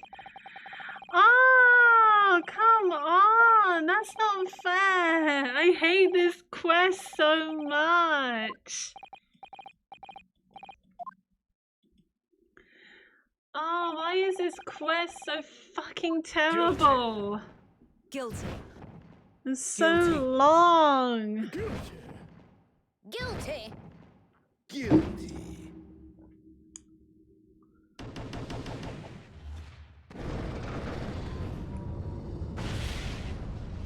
Oh, I want to cry! I hate this so much! I thought this would be the final thing. Why is this so much? Fuck the discs. Fuck the music box. Fuck the dudes. Just fuck everyone and everything. How long is this gonna be? Who do I need to search for then? I suppose I need to search for the guy, one of the brothers.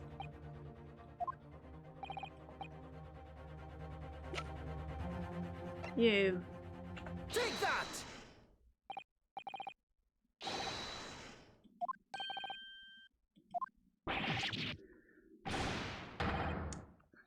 Him?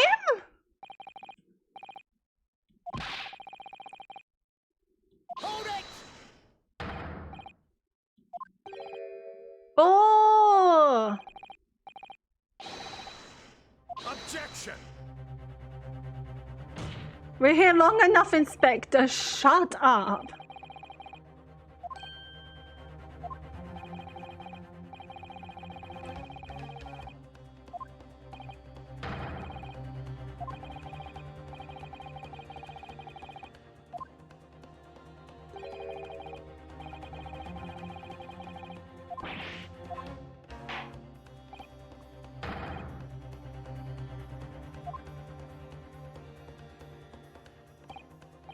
Now, hold on a mo. I don't know nothing. Nothing about no disc. Cut it out! Here, my lord, in the witness's pocket. I found this.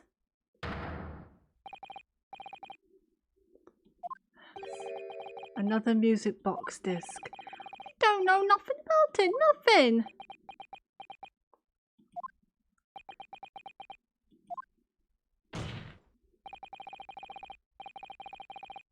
That is the second music box disc left behind by Magnus McGilded. Is it not Inspector Grayson? Ha. Great, can we end this now? Mr. Skulkin, what do you have to say for yourself? Gordon Bennett, I mean just Gordon Freeman Bennett. I swear I didn't know nothing about that disc, honest to God. Counsel, would you please explain what exactly is going on here? The alleged deal that was struck was between this witness and this detective, no? Without question, my lord. Then for pity's sake, why on earth was this man in possession of the disc that the inspector traded for information? Inspector Gregson is a shrewd, calculating man who rarely loses his composure. But at one particular point in his trial, he exhibited some unusual behavior for a brief moment. I don't recall what unusual behavior. It was, yes, during my cross-examination of Mr. Graydon. Tell me, Mr. Graydon, when you left the pawnbrokery that night, was it by any chance with the second disc in your jacket pocket? I admit to nothing of the sort. While Mr. Graydon answered my questions, the inspector appeared to have grabbed Nash Skulkin by his coat and was shaking him violently. Yeah, he didn't know. Thought me noggin was gonna fall clean off. I was wishing I'd been born as my brother, I was. And what exactly happened to make the detective attack you like that? I ain't got a clue. He just suddenly turned and grabbed me whistle like that and started shaking me. Why the blazes didn't you mention the third gun when we got you down the station? That's what he said. Yelled it right down my ear, all he did. Me head's still throbbing now. The way the detective behaved then was extremely out of character, but looking back now, it must have been then that he did it. That was the opportunity Inspector Gregson created for himself in order to hide the disc. Well, bless my wiggy, he did! You... But I'm afraid I failed to comprehend the motive here. If the detective had acquired the disc he was after, why on earth would he then proceed to hide it in another man's pocket? This is a court of law. He could have submitted the item as evidence. It would appear, my lord, that the inspector was not at liberty to do that. Why ever not? As the man himself revealed earlier, his current assignment has some special conditions. My orders were, recover the medium used to convey the secrets leaked from the ministry, and do it on the QT, strictly hush-hush. Hush-hush, a top-secret assignment, is it? As far as we're aware, the information stolen comes from confidential government communications. It would seem that if that information were to be revealed in court as evidence, it would be problematic. Does that sum up the situation, Inspector? Great, they're both guilty. Execute them, if you must. Can we end this case? I'm operating under direct orders from the ministry. I'm afraid I'm not at liberty to answer that question.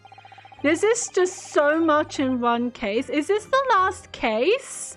So, realizing there was a chance that you may be searched here in court, you took steps to hide the disc you had acquired from the witness? Ah, does this mean he only pretended to attack Mr. Skulkin in order to get close enough to him to slip the second disc into his pocket? So it was all a pretense.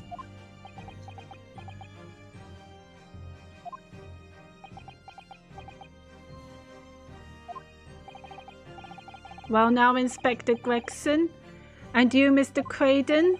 Are you prepared to admit to the accusation made against you of this alleged deal? Please! You can't run away from this forever! For fuck's sake. Admit to it, yours truly, please. Let's shoot this guy! Mr. Graydon, clearly our Eastern visitor has an uncommonly active imagination. I'm really sick of his shit. However, there's no proof that I passed that disc to the inspector. I fucking saw you. But then, how do you explain the reason why you knew about the peephole? I'm under no obligation to explain. What? Yes, I lied in my testimony, that I admit, so sentence me accordingly. But that is all I admit. Murder? Leaking government secrets? Striking a deal with a detective? All of it is this young Eastern man's fancy. I have no idea what any of that is about. Oh, for fuck's sake. I'm feeling like I'm gonna leave it because this is just really stupid. Ah. Well, what about you then, Inspector Gracer? Do you admit to making a deal with Mr. Craydon in order to acquire the disc?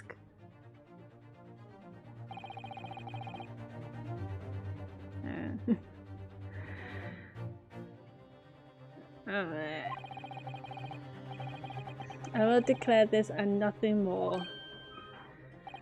I am acting in the best interest of the country. Whatever I've done, it's been in the name of justice. So, as members of the public of this fine country, I'd like to think that justice will be your guiding light when you're making your decisions.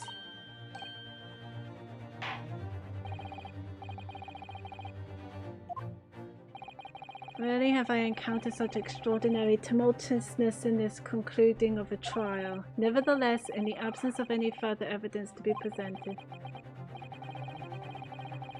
Thank you! It's going to end! Ah, yes, he's a dependable man, I'm quite sure. In service, one becomes a good judge of character. Even closing your eyes doesn't help when it comes to looking at this case. It's all blurred to me. Well, as a fellow professional, I like to put my faith in the detective, really. Graydon is highly skilled operator. Stop. Are we done? Are we good?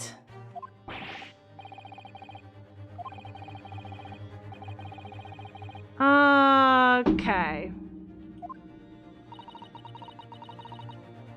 I bloody well hope not. Oh my god, how is this happening? I feel like I'm gonna cry. Oh, I hate this man so much.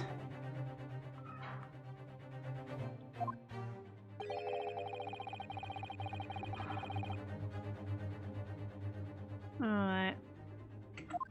I am going to leave it here because this is just taking a piss.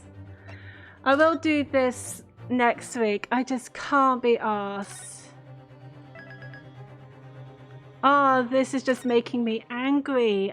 This has been for almost 4 hours and I need to pee. But I am going to leave it here. Sorry, I just can't with that case. That case was really pissing me off and it was way too long, but I'm going to finish it on the next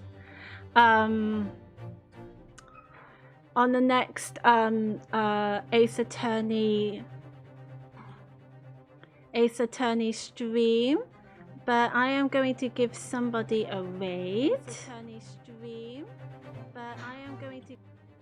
Let me have a look who is up and about. I'm going to send you over to Sweet Vegemite.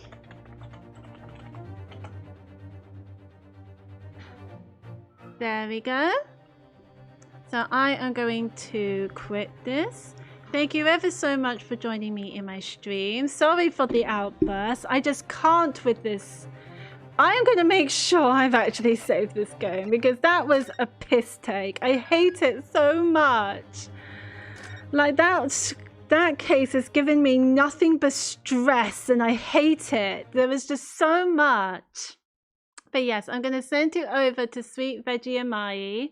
Do give them all the love in the world. And yes, do take care. Have a wonderful rest of your day. And I shall see you guys on the next stream.